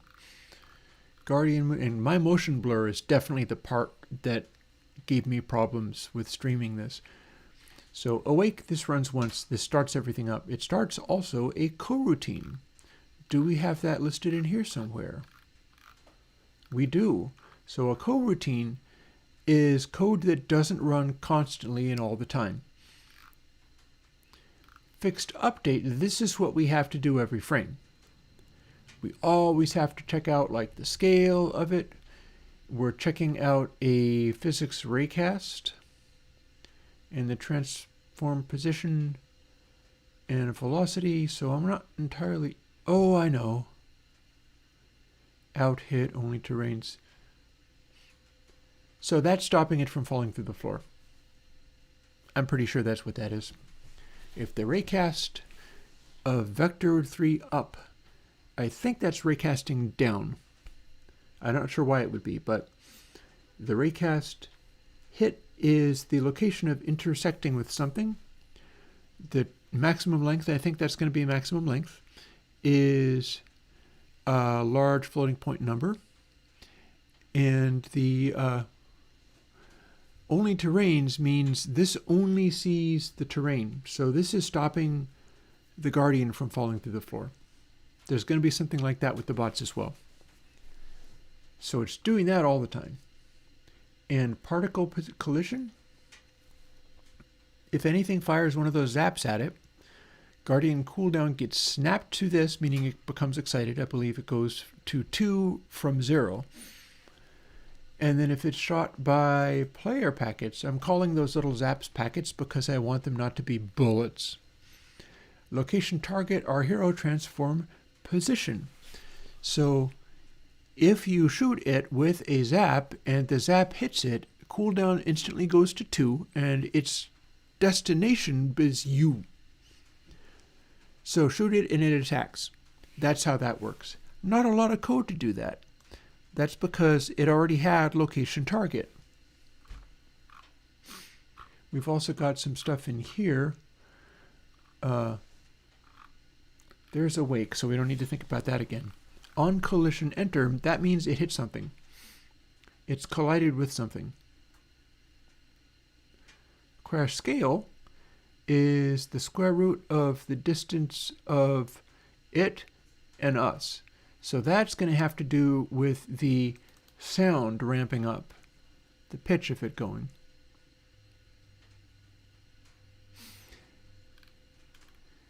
If the game is over, then that stops, and the idea from there was to let it play the little doom diddle doom doom, because it would snap off sometimes.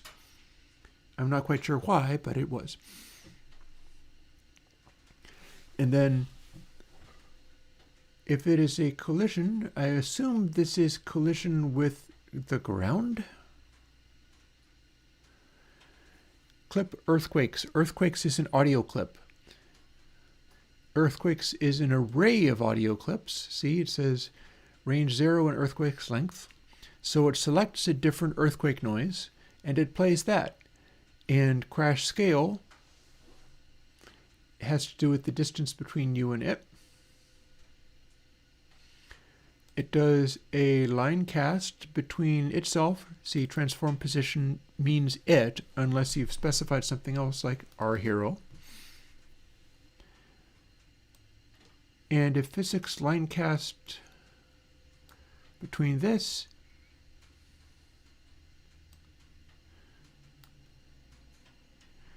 and that's an interesting bit of math. This is 3D math. So there's 3 positions in position. How does that work? Well, transform position, our hero transform, plus transform minus our hero transform, but normalized, equals false. So this is a whole line of code. And then we have the opening bracket there. So do this if that is the case. Returns true if there is anything in the way. False means lines of sight. So what it's doing is physics line cast from it in the direction of our hero transform position.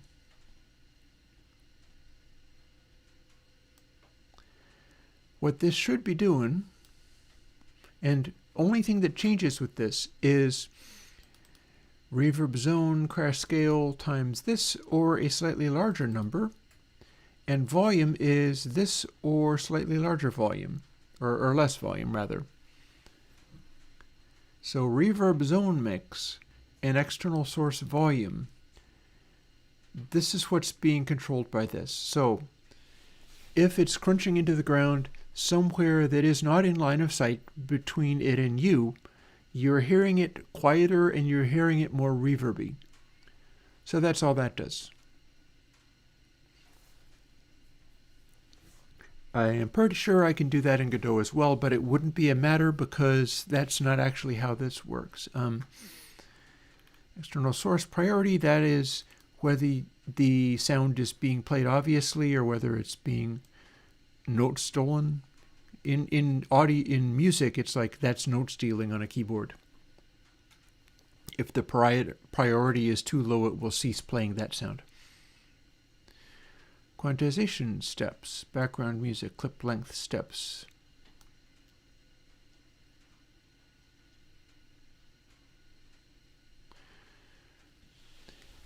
I'm a little puzzled as to what I'm doing here.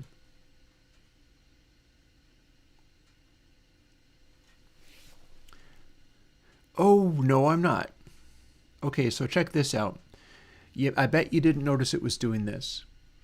I guess we're going to be doing a little show and tell until the end of stream, because I am going to stop at 5. This has been my week for resting up.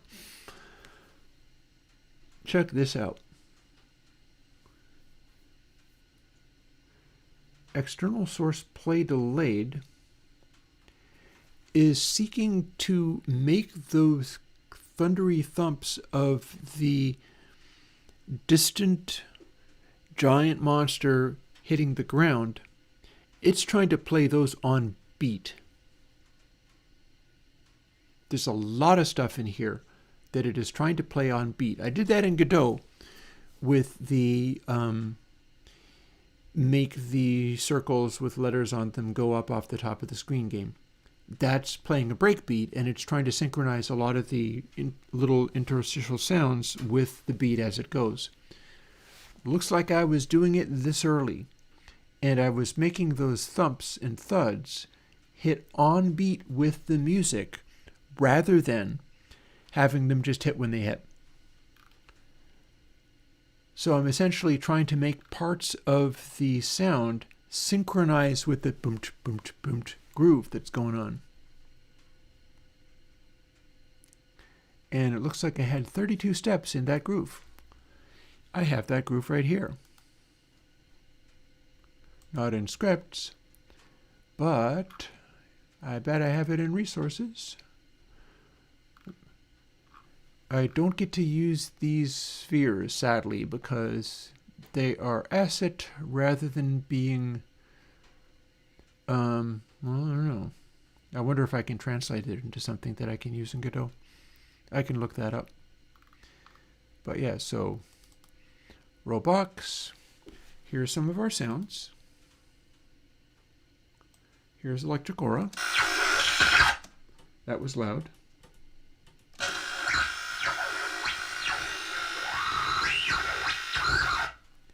That slowed way down to make the Guardian sound. In fact, I can even do that. So if we were to slow this down by converting sampling rate to 8K without resampling it.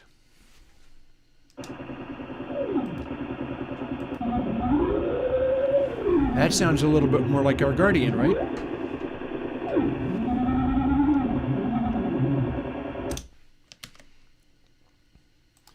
And that's how we start making sounds. Here's a robot death sound. So we get to use that also in Godot, because Godot will be able to do OGs just fine. Here's another. It gets played at different speeds, and the crash tinkle one is the one where you killed it. Here's a beep.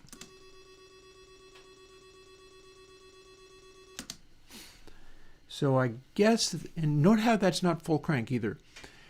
I guess that's probably what I'm repitching and using for the regular beeps. I think it's off of a Farfisa. I bet that's our Farfisa beep.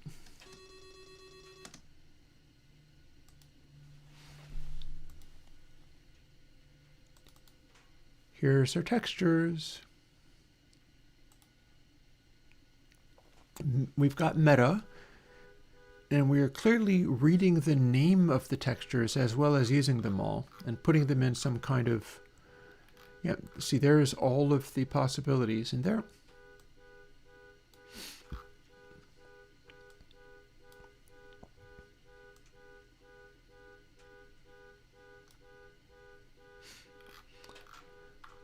So we've got ones like, for instance, these.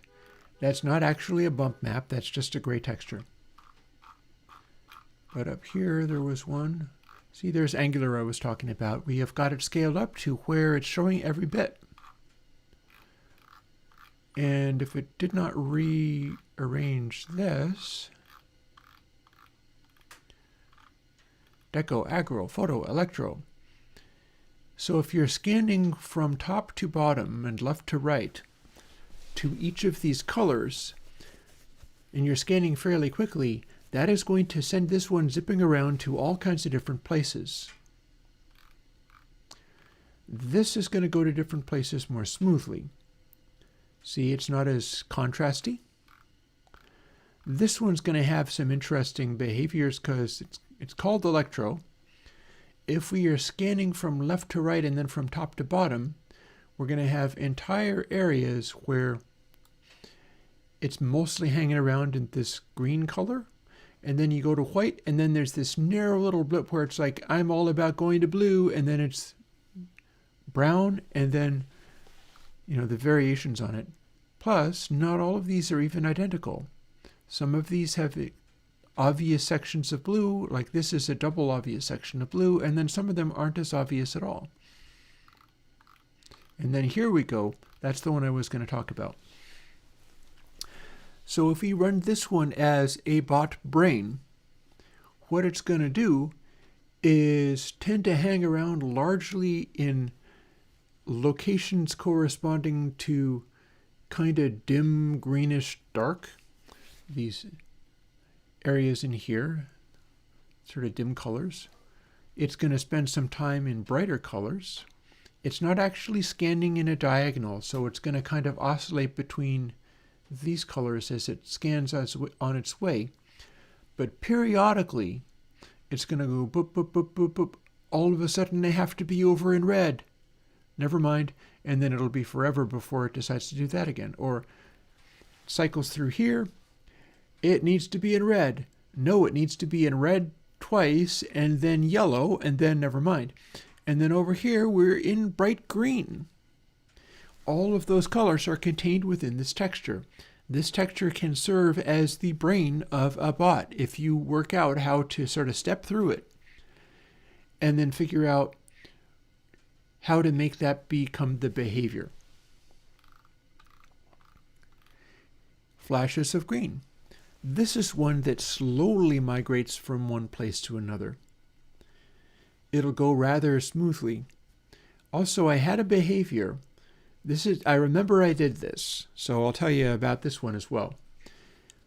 Each individual bot has this texture, right? If it's this type of bot, it's assigned to flashes of green, so it's looking up this texture for its next place to go or whatever, or its response to your queries.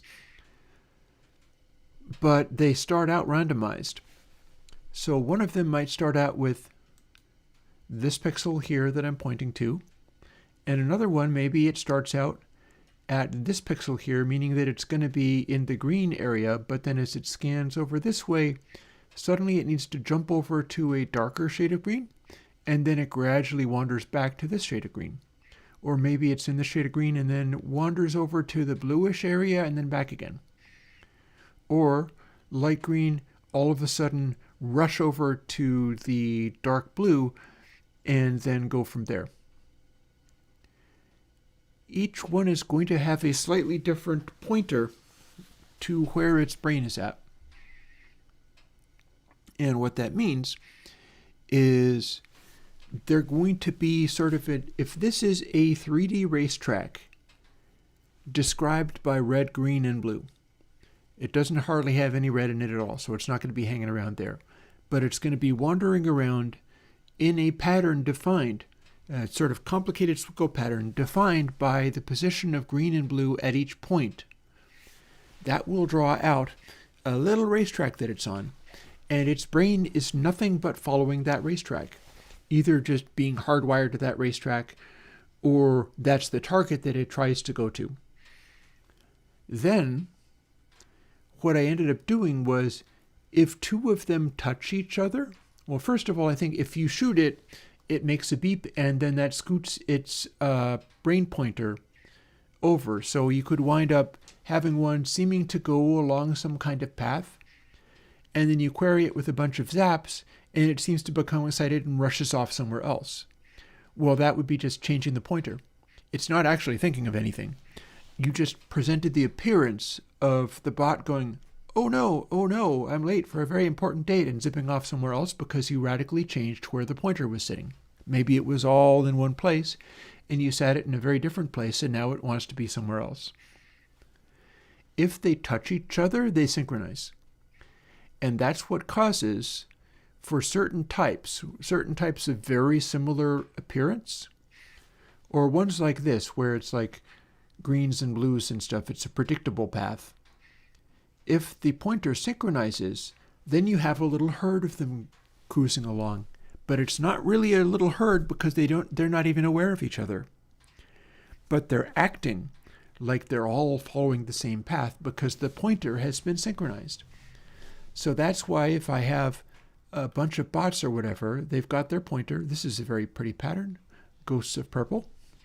I don't remember actually ever seeing that name come up because there are so many of these names. There's like 256. Well, I guess it's more like 128 because we also have meta for each of these, and that's Unity language. But I think I've seen graffiti grow before.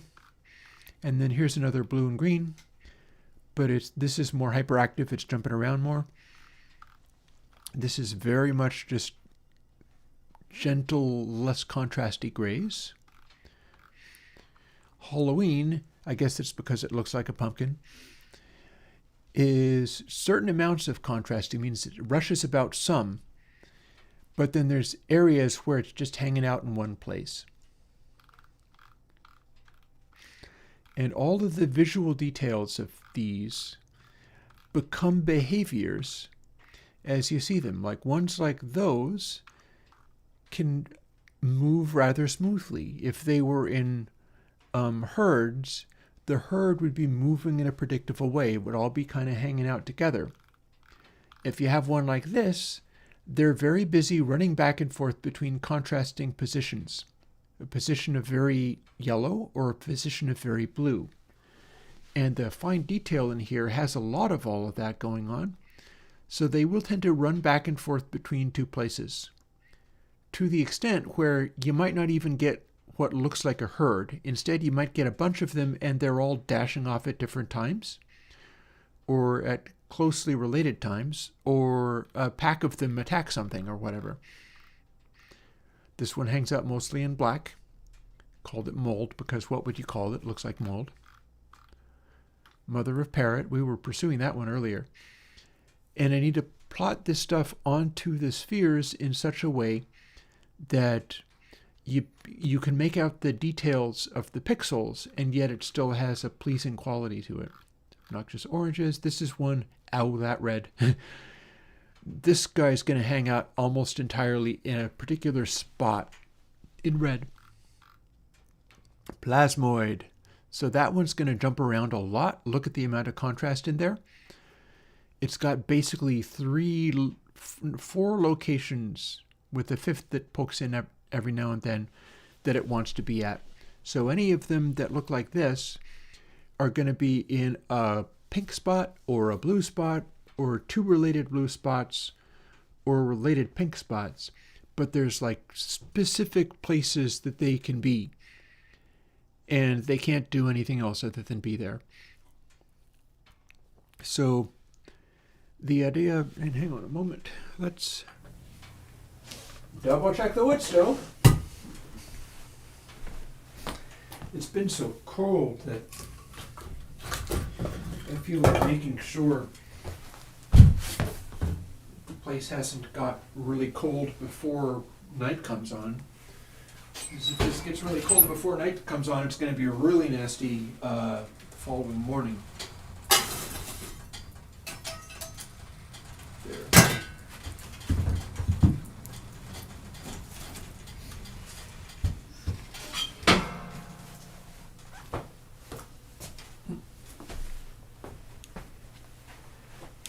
Got another log on there. Back to here. So, the whole conceit of this game, as far as like building an interesting device to play with, and you saw it in action, or at least if you watched this whole stream, you saw it in action, was make the most complicated behaviors happen out of a incredibly minimalist form. Specifically, there's spheres. Now, it's possible that I could be even more complicated and not have things be made out of spheres. But it's spheres with the texture put on them, and the texture also serves as their brain. The song that they sing, the notes that they make are related to other positions in that very texture.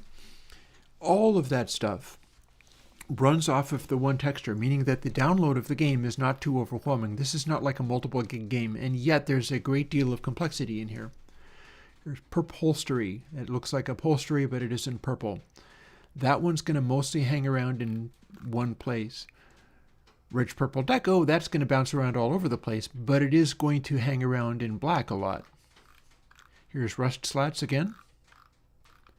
Here's seafoam stucco. Again, we've got areas where it's going to full white. And yeah, I don't know if it counts as genius, but I enjoyed the heck out of thinking it up. And it produces very interesting results, because you can wind up pursuing, for instance, shatter. Well, this one's going to go to wildly unpredictable places.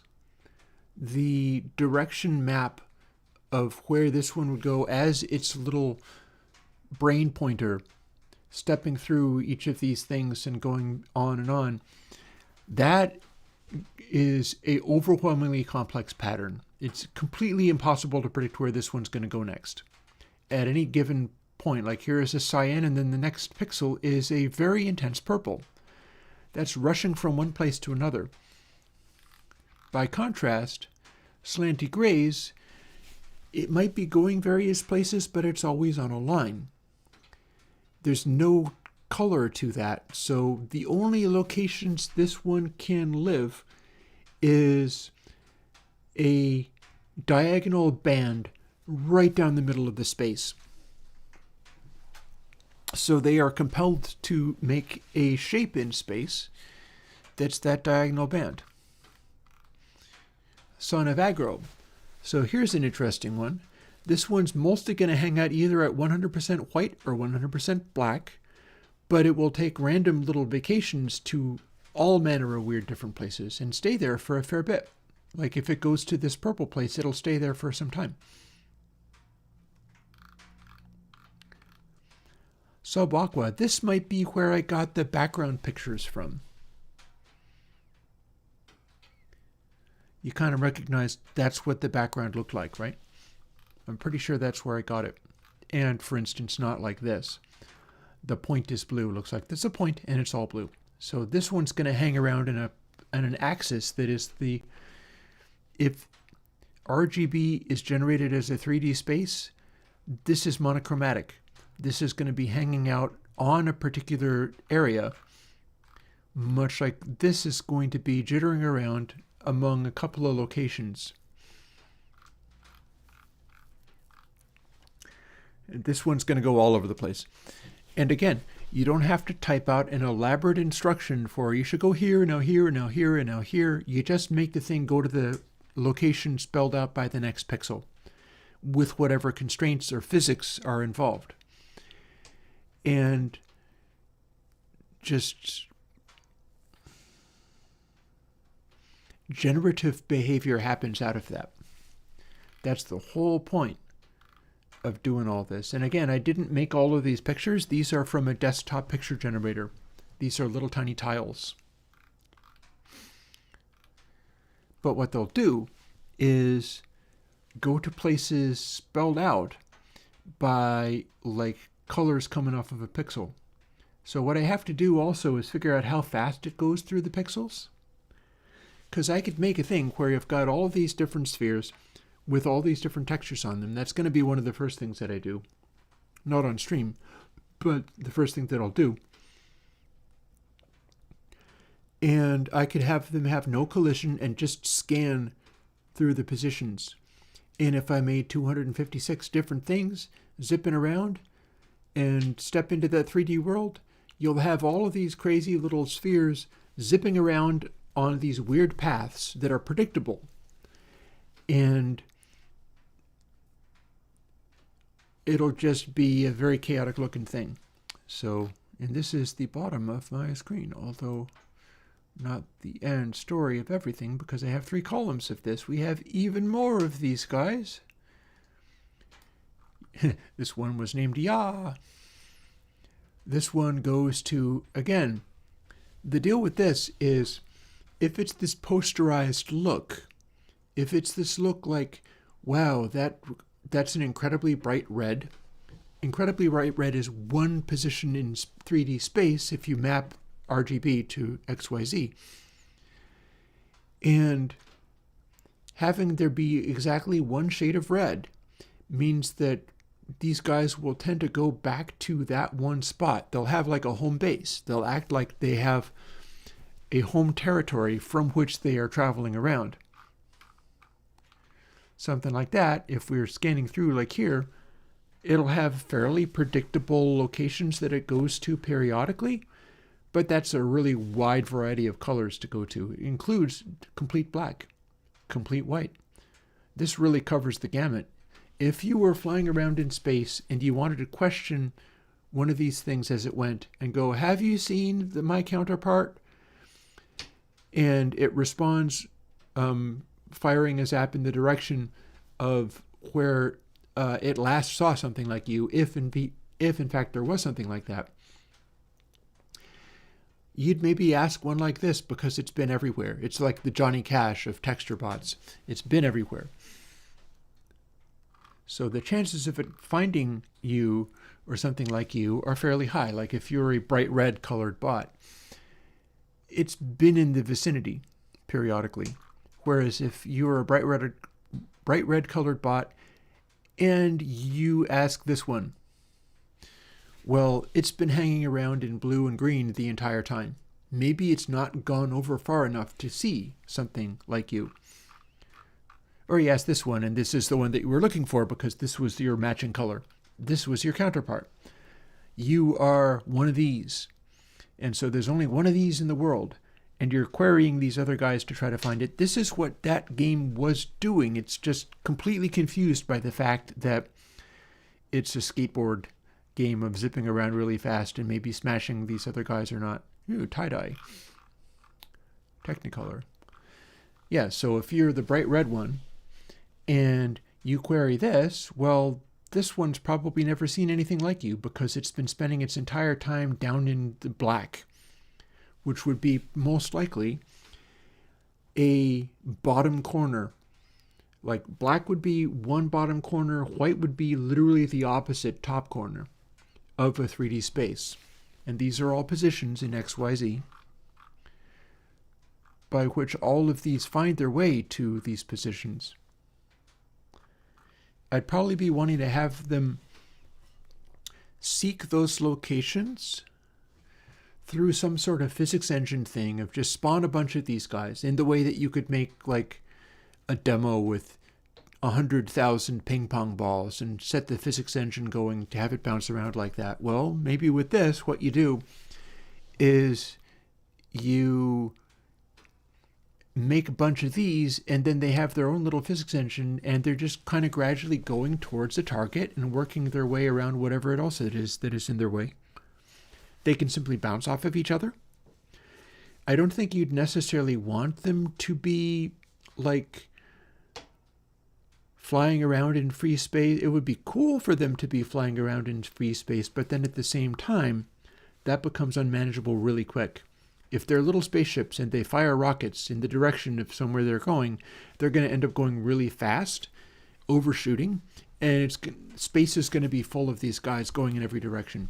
Because I've got another idea. Oh, this one lives in yellow. This one lives in blue. This one's everywhere. Psycho Eyes, it says. That one's cool, but it's fairly laid back. This one lives in basically 2 places. It's either in lime green or dark purple. So it can be found in different places. And here's our Northern Lights again. We remember seeing that. There's Morocco. Remember seeing that. This one's very chill.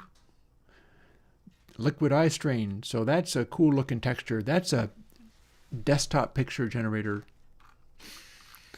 And the behavior coming off of this one was going to be quite interesting because most of the time it's going to be in these very intense, vividly colored things, but every now and then it goes and visits bright red. And then it stops. And these tile, by the way. That's what the desktop generator was for. These are tiling textures. Hot shellac. Yeah, I called that one grotesque because, what a horrible set of colors. And yet it's going to spend a lot of time hanging out in pink. So this brain is going to have like a behavior. It's going to tend to largely be hanging around in one place, except for then it will sometimes get worked up and go zipping around somewhere else. And then it will return to the main place that it's in. And if multiple ones bump into each other and synchronize their brain pointer, you'll have groups going dum-de-dum-de-dum-de-dum. Oh, wait, let's all go over here. And then they'll all go over there. And it'll look like intelligence, but it won't be. It will be much more simple than that. Cathedrals, grassy. Good morning. This is the first Genesis album cover. This is the Blocks cover. That one's going to hang around almost entirely in exactly one space. It's almost completely monochromatic. And there's our Ferrari yellow. Again, when we played multiple levels of Counterpart, we ended up seeing situations where, like, at least when it was not too terrain bumpy, multiple instances of these bots ended up hanging out with each other. And that's why. They were doing the thing of trying to track through this and go to whatever location was set on their pointer. And when they touched each other and the pointer synchronized, then you got a group of them hanging out together. And they're behaving like they have a flocking behavior, but they have a physics engine and a target location. And that's all. But when they're so consistently placed, then, that kind of helps with it. Related color.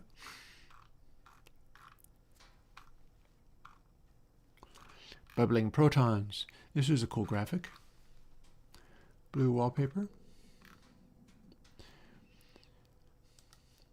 So yeah, we've got all of those, and we've got things like that was the cube map transparent shader.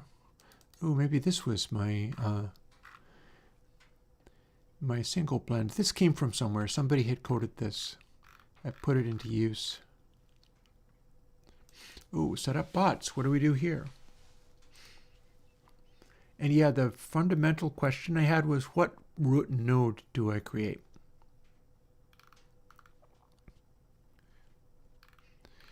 So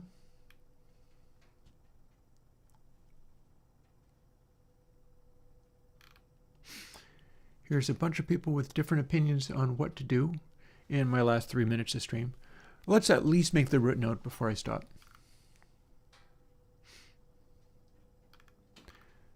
You can pick a bunch of things like this. My thinking here is I would like to start everything with a node that is going to constantly be present on the screen. I need to generate an object from which other things can be created. And I'm now wondering,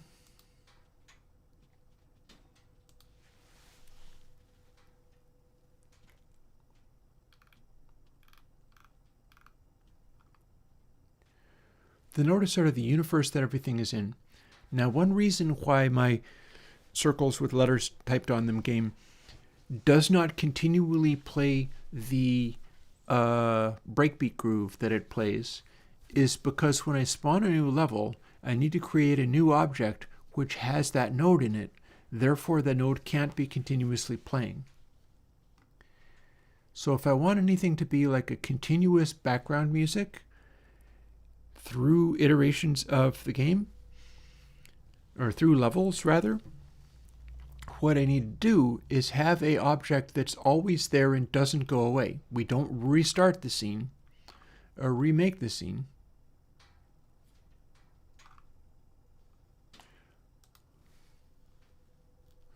And any node can be the root node, but the root node is the node that's not going to stop or restart.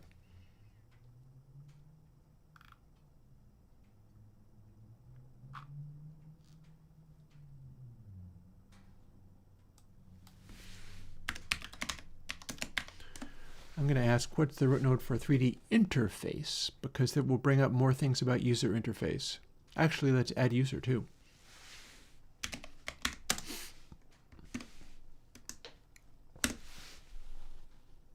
And let's cut out this, but we'll keep Reddit in there. Here's the same question that I had before.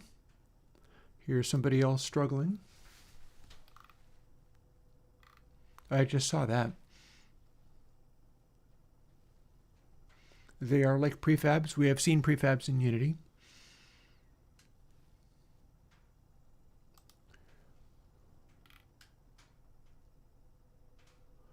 This is a fair question. How do you put a UI over a 3D scene in Godot 4? So we can't select viewport. How do you do it? Sub-viewports, okay. I am going to be looking to do this, but I might not need much of it. I did have some 2D stuff rendered on top of the 3D before. So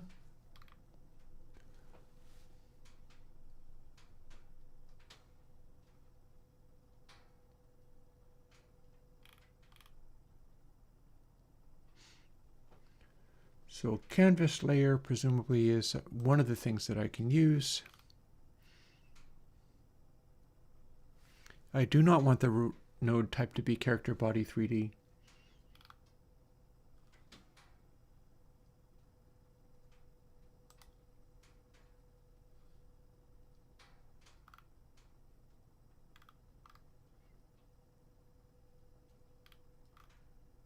Or plain node.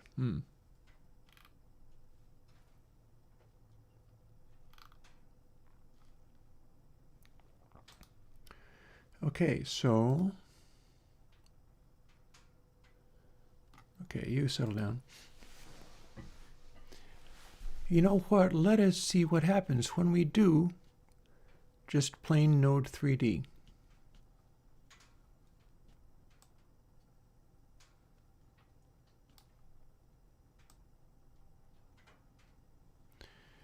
So here's where the world is, and here is where our node is. We're moving it around, and we can delete it back. This is the center of the world.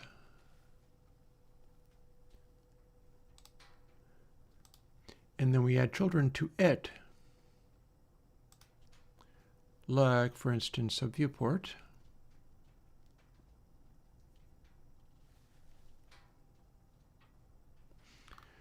Used to display UI in 3D space. Fair, okay.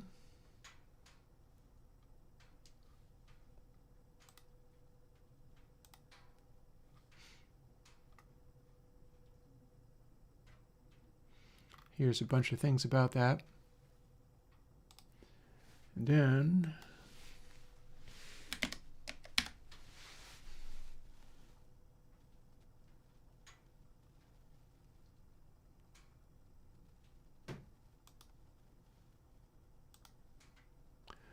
label belongs to subviewport.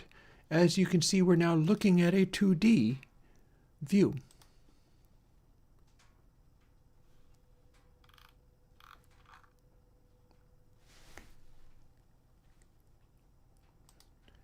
Go to label.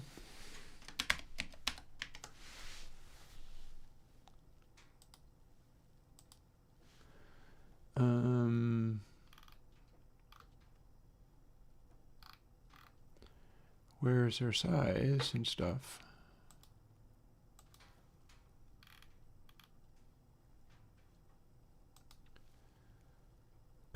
So size 512 by 512.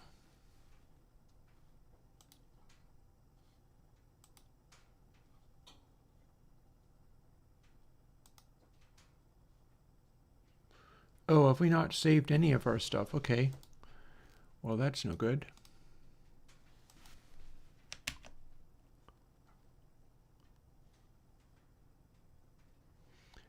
Alrighty, so I do need to save these as seen. I said I was going to go on Half Tacos, and I swear to God I will, but I would like to put something up on the screen before going, because I spent the day showing people the Unity game that I made along these lines, and I've got all the pieces of it, but I need to put them together into a new thing.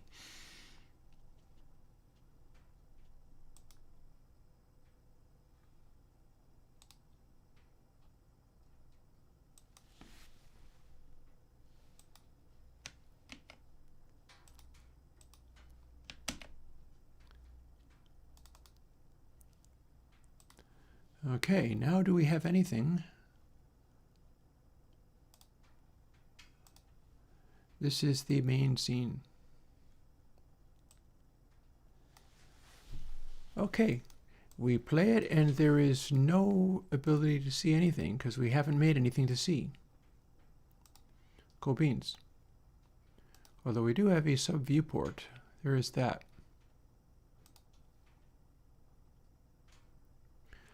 Oh, and looky there, now we can see text shows up in the very top corner of this. Because we have label, but we actually can't see where label. It sure doesn't look like it's showing that text in here anywhere. But if we go to sub viewport, that says text right there. What happens? If we make it much smaller.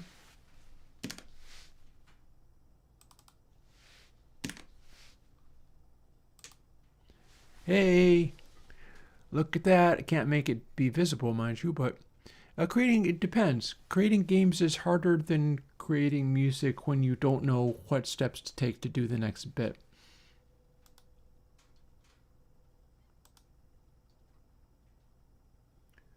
.3D environment source. I doubt that's going to matter for this. We don't have a script. We don't have a size override. Label is in fact working, but it's not showing me how it came about placing text there. This is what the sub viewport has in it, but I don't know why it is, nor do I know how to make it be in Node 2D.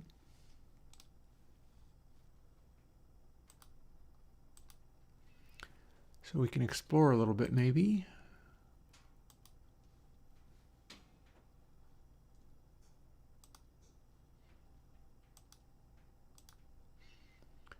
Render target.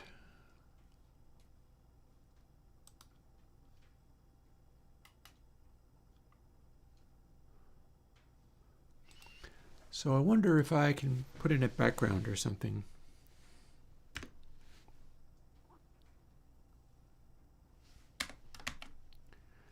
.3D.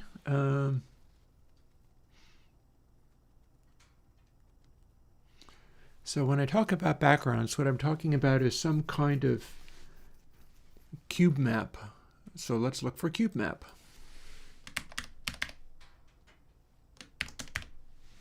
Nope.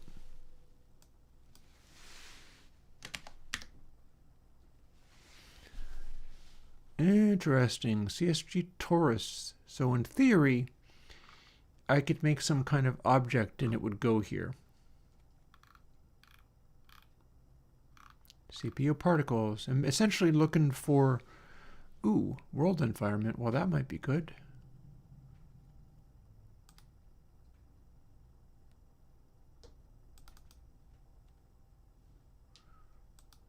We are seeing a warning. Environment to contain an environment. Well, let's see whether we can make a default one. It says environment over here. New environment. Maybe not have that. New compositor. In theory, this now works, but I don't know what it's going to do necessarily.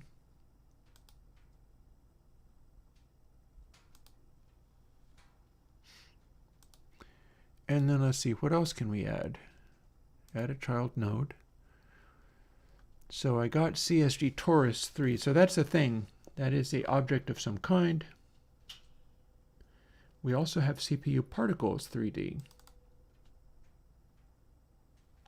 That's going to need stuff too. No mesh has been assigned. Well, do I have a way of doing some kind of default mesh? Because this is probably set up to do something to start with, but I need to find out.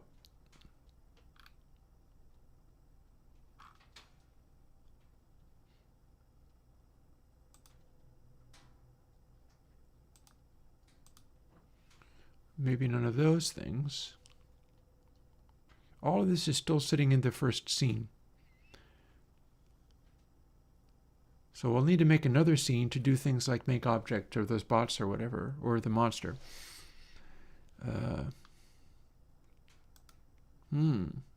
Geometry instance. That's not a mesh.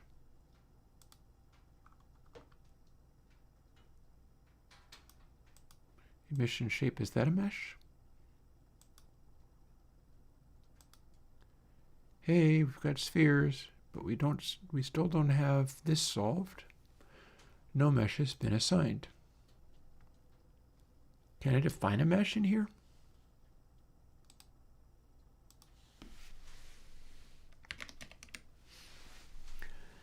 Mesh instance.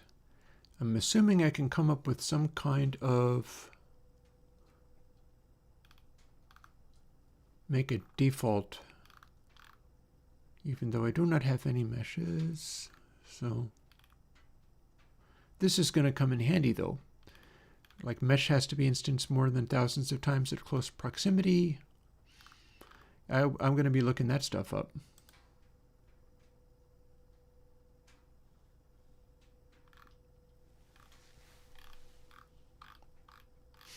Yeah, there's a lot here, but again, this is not so different from doing the audio coding. And I'll finish off by, hang on, can we drag this in here? No. Can we run this even though it's not actually successfully done? Nope.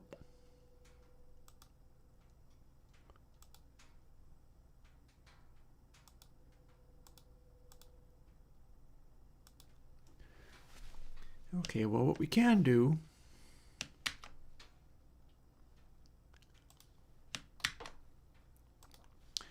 is jump out of here and then just briefly end by jumping back into the thing that was working, which will remind you that I can do these things sometimes. I did this one more or less all by myself without any assistance.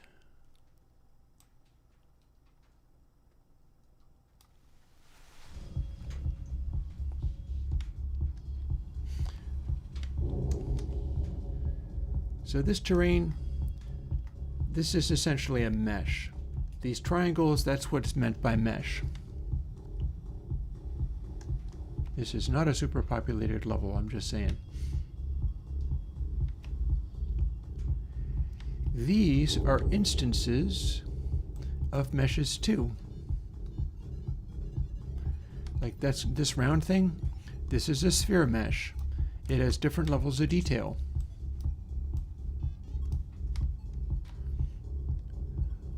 This guy over here is also a mesh.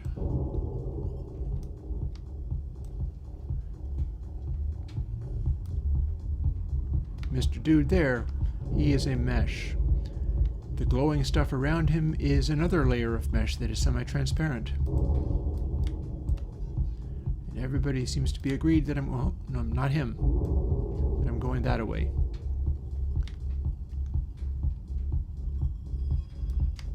He's not seen anybody. Oh, looky here.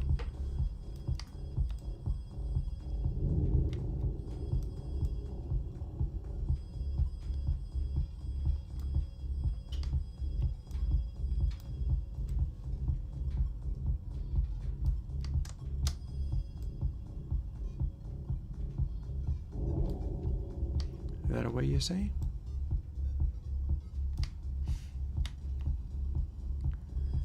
Out of line of sight, I say?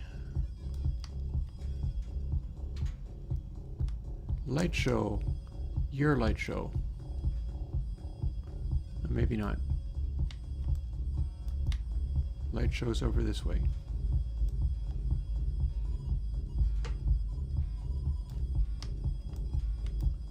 Light show's over this way.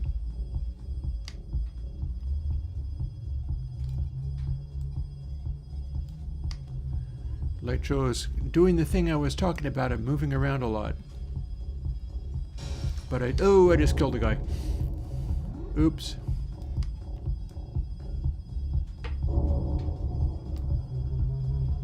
I'm being chased.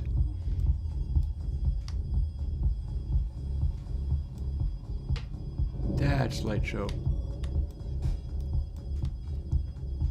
You are light show. So imagine this, but flying around like a spaceship in 3D space, possibly through asteroid fields.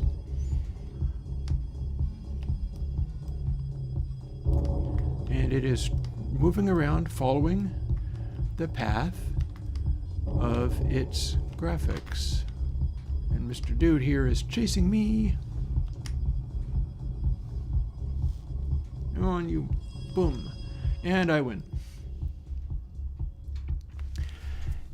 And yeah, this is the sort of thing that I'll be doing, trying to make a Godot version of this with extremely changed parameters. Because here's the thing, I think I can do a extremely, like, I have ideas around how I can make it be a seemingly infinite space. You can be in a box, right? But you don't actually see the box. But it's all these objects like the dots that we're chasing and so on. There you are. There's tie-dye. You are clearly tie-dye. And tie-dye is hard to reach because it's moving around randomly, because it's following the patterns on its face. And I win again.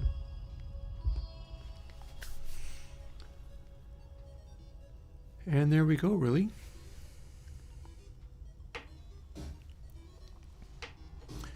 So now I can't do anything anywhere else in the interface because I don't actually have an ability to switch back out of the game to do anything video-wise. So they're just going to carry me off the cliff over here. But yeah, the idea is we are in this giant nebula space. We're being probably pursued by Mr. Dude who's over somewhere.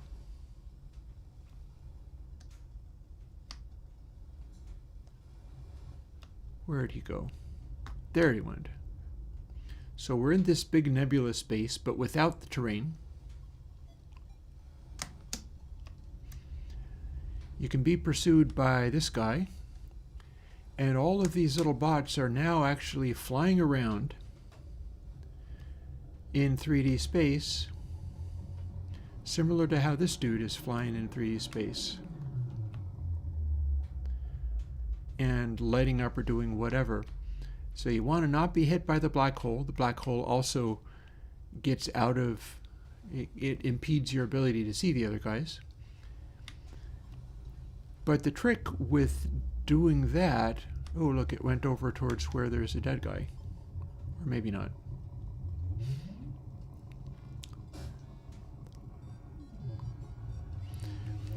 The trick with that is if you're in the 3D space, well then you don't have a terrain to orient yourself around. So we need to have things like big cool nebulas and floating guys with like grids for faces and these colorful balls zipping around in various ways. But then they also have to be able to, like, because if you just go in one direction, you'll go outside the boundaries. So what we do is we take a cube and then we put another set of cubes around it to either side, and instance each of these guys to be, there's additional layers of them for certain kinds of tracking or whatever, and they're being drawn simply as dots. So every one guy, you've got like 9 and then 9 and then 9 of them in a box, but you only ever get to be within the central box. If you go beyond the regions of the central box, you teleport back to the opposite side of it, which means that the space becomes essentially infinite. And the number of these guys,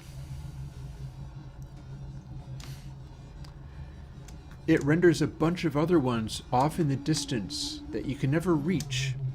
Because if you see a dot off in the distance and you book it over to that dot, you're like, I'm going to leave, blow this joint, and I'm going to go to where the other dot was, off in the distance there. I see it. And you go towards it and you teleport around from where you currently were.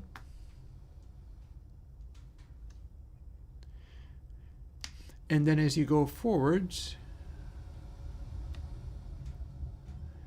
it becomes the actual bot that's instanced in the central part, because you looped around.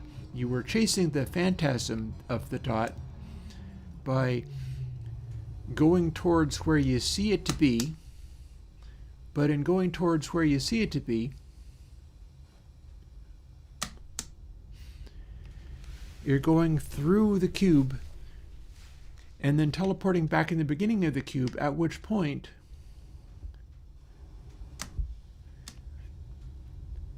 you're coming around and getting closer to that central point, and you're simply approaching the actual game object again. And there's still going to be another, 27? 9 times 3. 18, fair, 27. There's going to be another 26 sort of oh my god. Okay, so now this is what it looks like being on literally the outside of the world. I don't even know how that happened, but I think it's a good way to stop streaming. And we may or may not be moving. Oh, look at him going. So on this occasion, the Guardian is flipping out, and you can see his warning things radiating out in multiple layers like that. And you can see how big some of them are. That is partly, I think I'm gradually dropping down to the ground again. Fascinating. But yeah, ideally, you're playing the 3D space game. It makes it seem as if you can go to any point that you see. Any dot in the sky is one of these bots at whatever color it is. And you can go to that dot and get there and shoot zaps at it or whatever.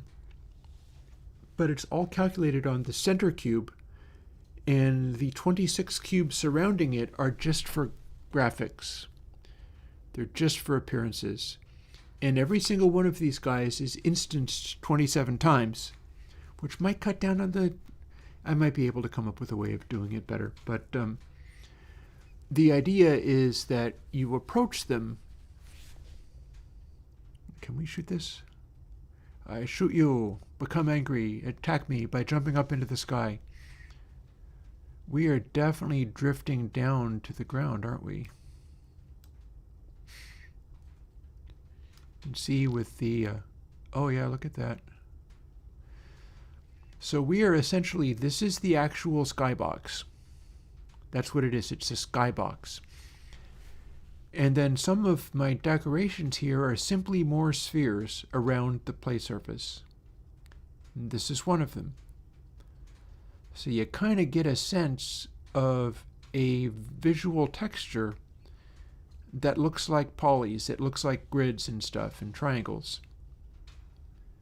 But that's just a visually depicted, like there's no collider here. It's just a giant sphere being drawn inside the skybox for a little more visual interest. The skybox never moves, but the sphere does in fact move. And as we continue falling through this, on our little excursion of let's talk about the way that the game glitched out, and is showing you how this is built, because this is showing us how this visualization was built. As we drop past the horizon line, I don't think I can move around either.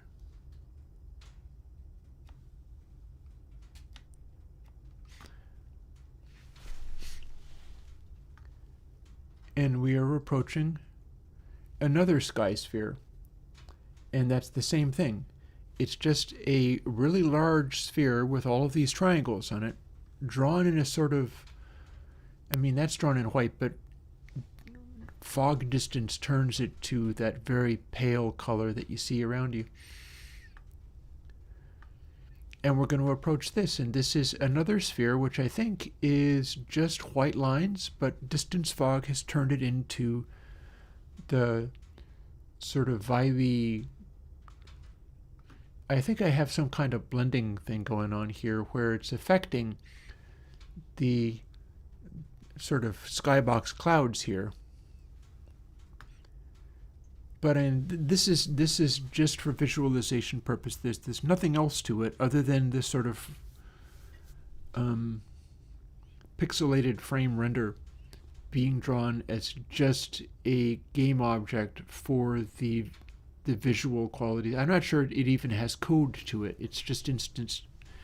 It's just appearing as an instance. And man, have I flown up into the sky. But we're starting to fall. You can sort of barely see where the triangles are starting to fade out, because this was a really huge sphere.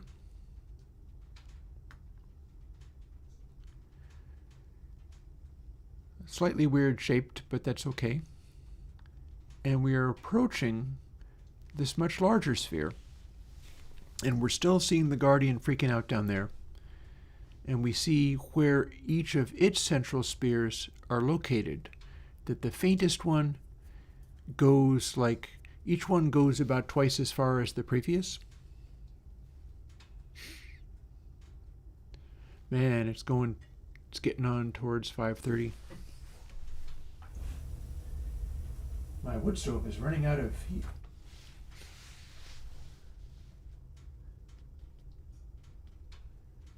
But I kind of want to continue dropping to Earth. So here is the largest external sphere. Here is the next one. I am assuming that I wanted to have parallax effects going on, and I was doing it simply by making ginormous concentric spheres, where you can only see the frame edges of the triangles, and you can't actually, they're transparent otherwise. Seems to have worked. If they don't work, you wind up getting very different looks to everything.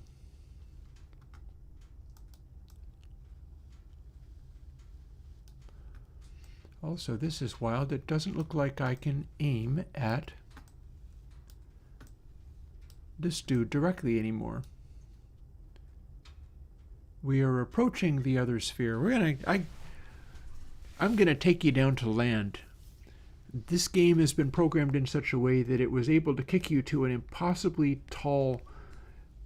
Also, I think maybe the outermost sphere is not actually as clean of a sphere as the inside ones. I think my choices here, I can kind of see it doing its thing. I'm not sure how well this is coming across on stream, sadly. But see how that center part is very much spherical. But then the one just outside it, that's a little coarser. That doesn't have as many triangles. And then we see just barely this pointy thing poking up here. Or maybe you can't. I hope you can. That's a much simpler sphere. Many fewer polys. The outside edge is much more low poly than the inside ones. That's part of how the visual effect is made to happen. That we've got these glowing radiating lines going through everything, representing what the Guardian is doing. But not all of those spheres are equal. The central ones are much denser than the external ones, and the farthest external one here, the center dot, the sort of pointy edge of that is going right up to the center dot now, and then slightly past it now. And yeah, it is weird that with me aiming these zaps, you can't really see them very well because it's designed, these zaps are cards. They are cards that are, I wouldn't be doing that in the revision. They're 2D planes. They're not really objects. They're just a little square with something drawn on it. You're looking at it sideways on this way. And then as we get down to the actual play field, if you're looking at things on a going from side to side way,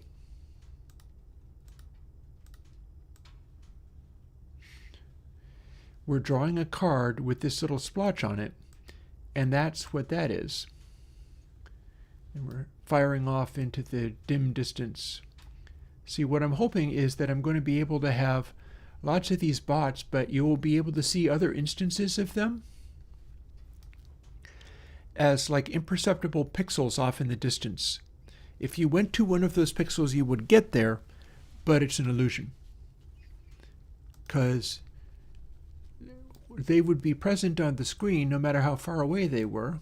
Kind of like, see how they twinkle a little bit as they fade out? These wouldn't be fading out, but they'd still only be pixels. They'd only be dots. And now we are approaching one of the inner spheres. We can kind of see its horizon there. I'll outline it like that. With a bit of luck, the display isn't too wretched.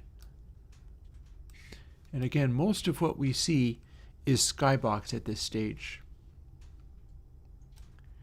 And here is the very top of that giant purely visual sphere that is only made out of triangles, and it's just there for making a visual thing that looks cool. We're going to fall through it. It's going to take so long to fall through it that I'm going to throw another log on the fire. We'll get there.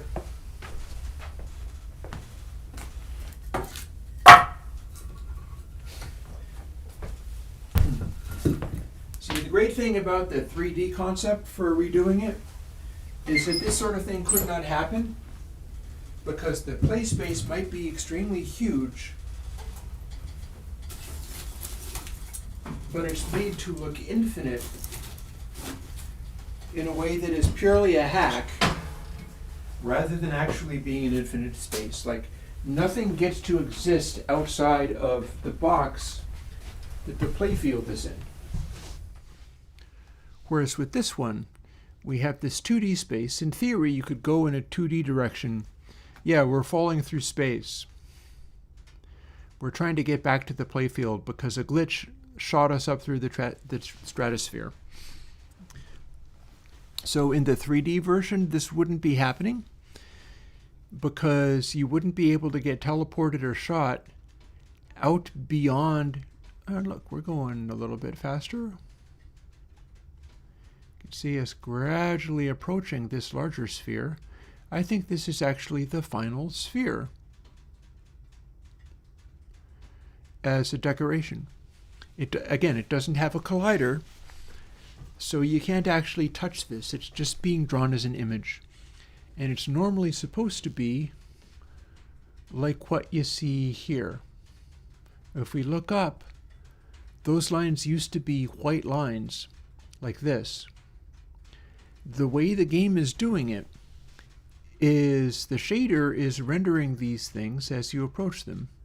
But if you're past a certain distance, there is a maximum amount of opacity that it can use, and this is a fog effect. And the fog effect is making this very subtle grid pattern here. out of this stuff. Where's that top?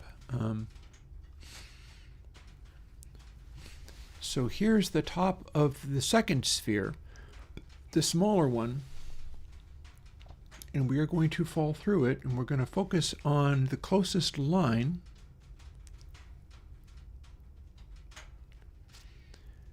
And watch as we sort of swoop through,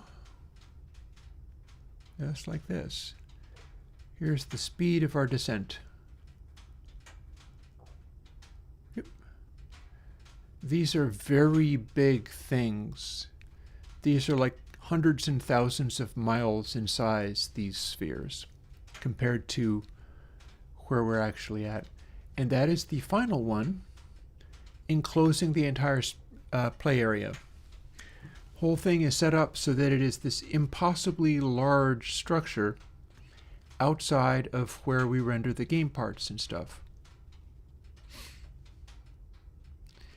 And now that very top up there, we can sort of barely see a tracery of geometry up there. It's exactly like this. This one's going to recede into the distance until it is also faded out and no longer bright colored. This is the same stuff that is making the terrain. So at some point, I can point the camera down and we will see a little square of terrain. And this guy's location is, he is on that terrain, but he's freaking out a bit. The warnings thing is firing off. We are now so close to that the very largest thing is sort of barely showing up. You can barely see that largest geometry, which has the least triangles in it, is kind of vaguely flickering and moving, but it was easier to see close on. And as we gradually move closer, we're going to start to be able to see the playfield, the terrain. What I don't know is whether the rendering of the terrain is going to start with just like a square. Like how far out does terrain zoom?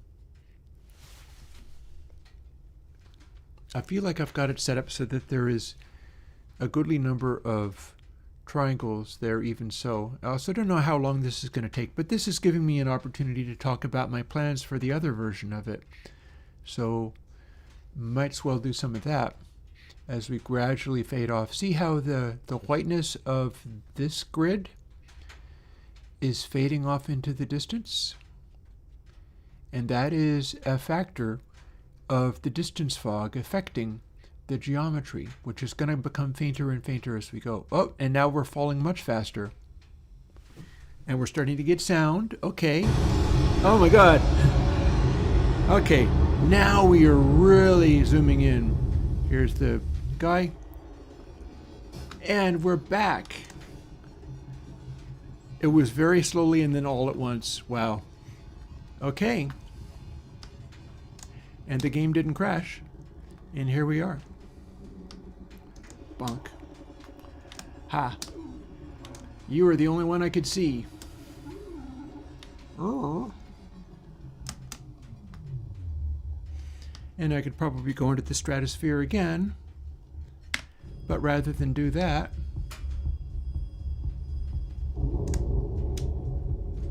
it is simply, oh, I see you. Look at you. Actually, there's a couple of them. This is not as sparse as it might have been.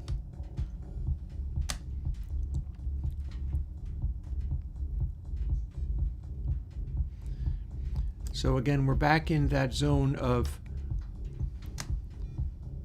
what do you do when the gameplay becomes deeply obnoxious? So what I'm going to do, since I know I need to go back there, is go up here, go up here, or try to. Okay, go up here. So this kind of traversal is the part that I consider to not be actually fun. Query the sky. We would be floating in space with these suckers sticking around. Oh, you haven't seen the one I'm looking for? And again, watch this. This is a bot with colors that prescribe it to move around at this location, because this is the location that has to do with yellow. So its motions are following progressive pixels on this texture. They map to a specific location. This is the location. It's hanging around basically here. It only wants to be here. Anybody else that color would be trying to get to here, but maybe not able to climb. Meanwhile, are you seafoam stucco? I don't think so.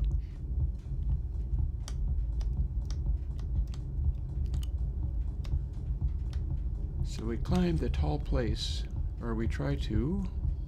There we go. Can we do it? Yes, we can. This is one of the highest spots on the map. Very difficult to stay on. I'm not hearing more of those bings. That means it's not in here.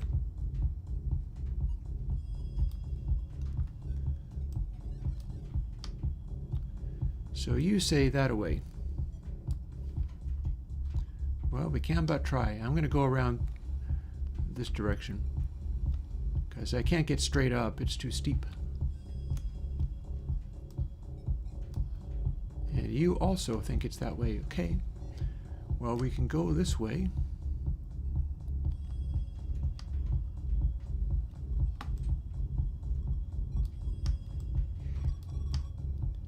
And I do believe I see it. It's you. You are the target.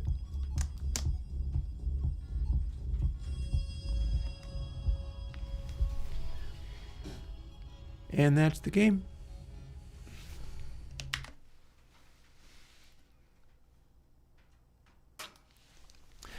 So yeah, I will see whether I can extend that on to doing the thing in Godot, which is similar, related, but without so much of the Tony Hawk madness.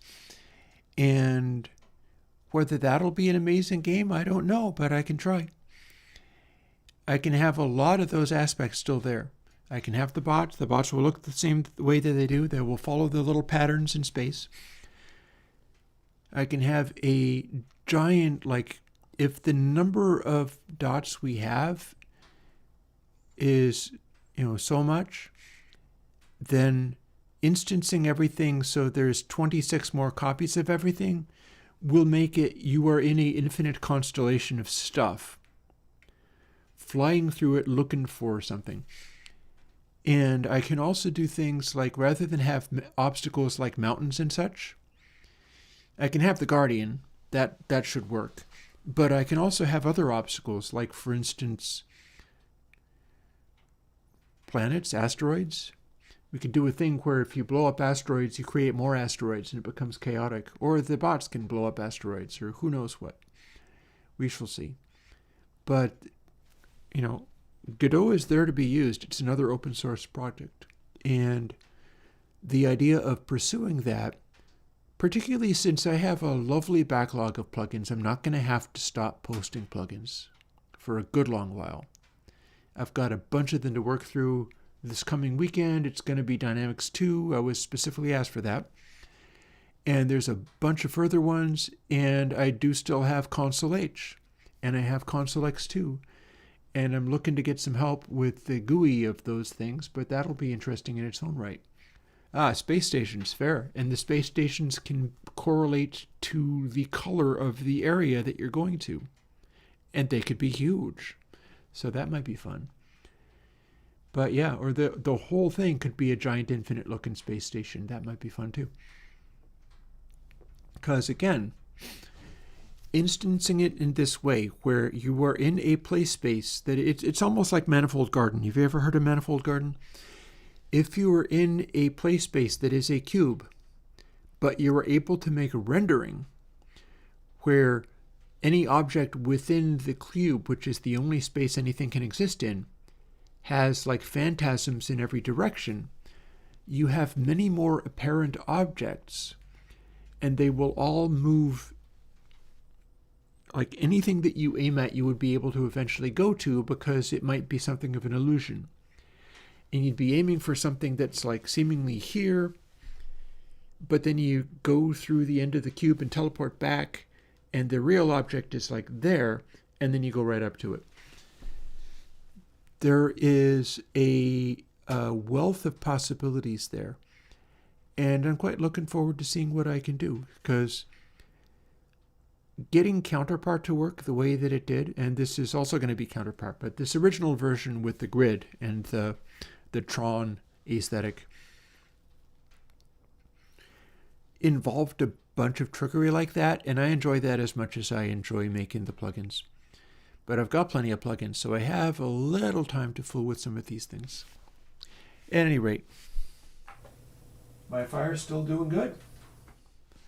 And my oven is warmed up, ready for tacos 45 minutes after I said I was going to have them.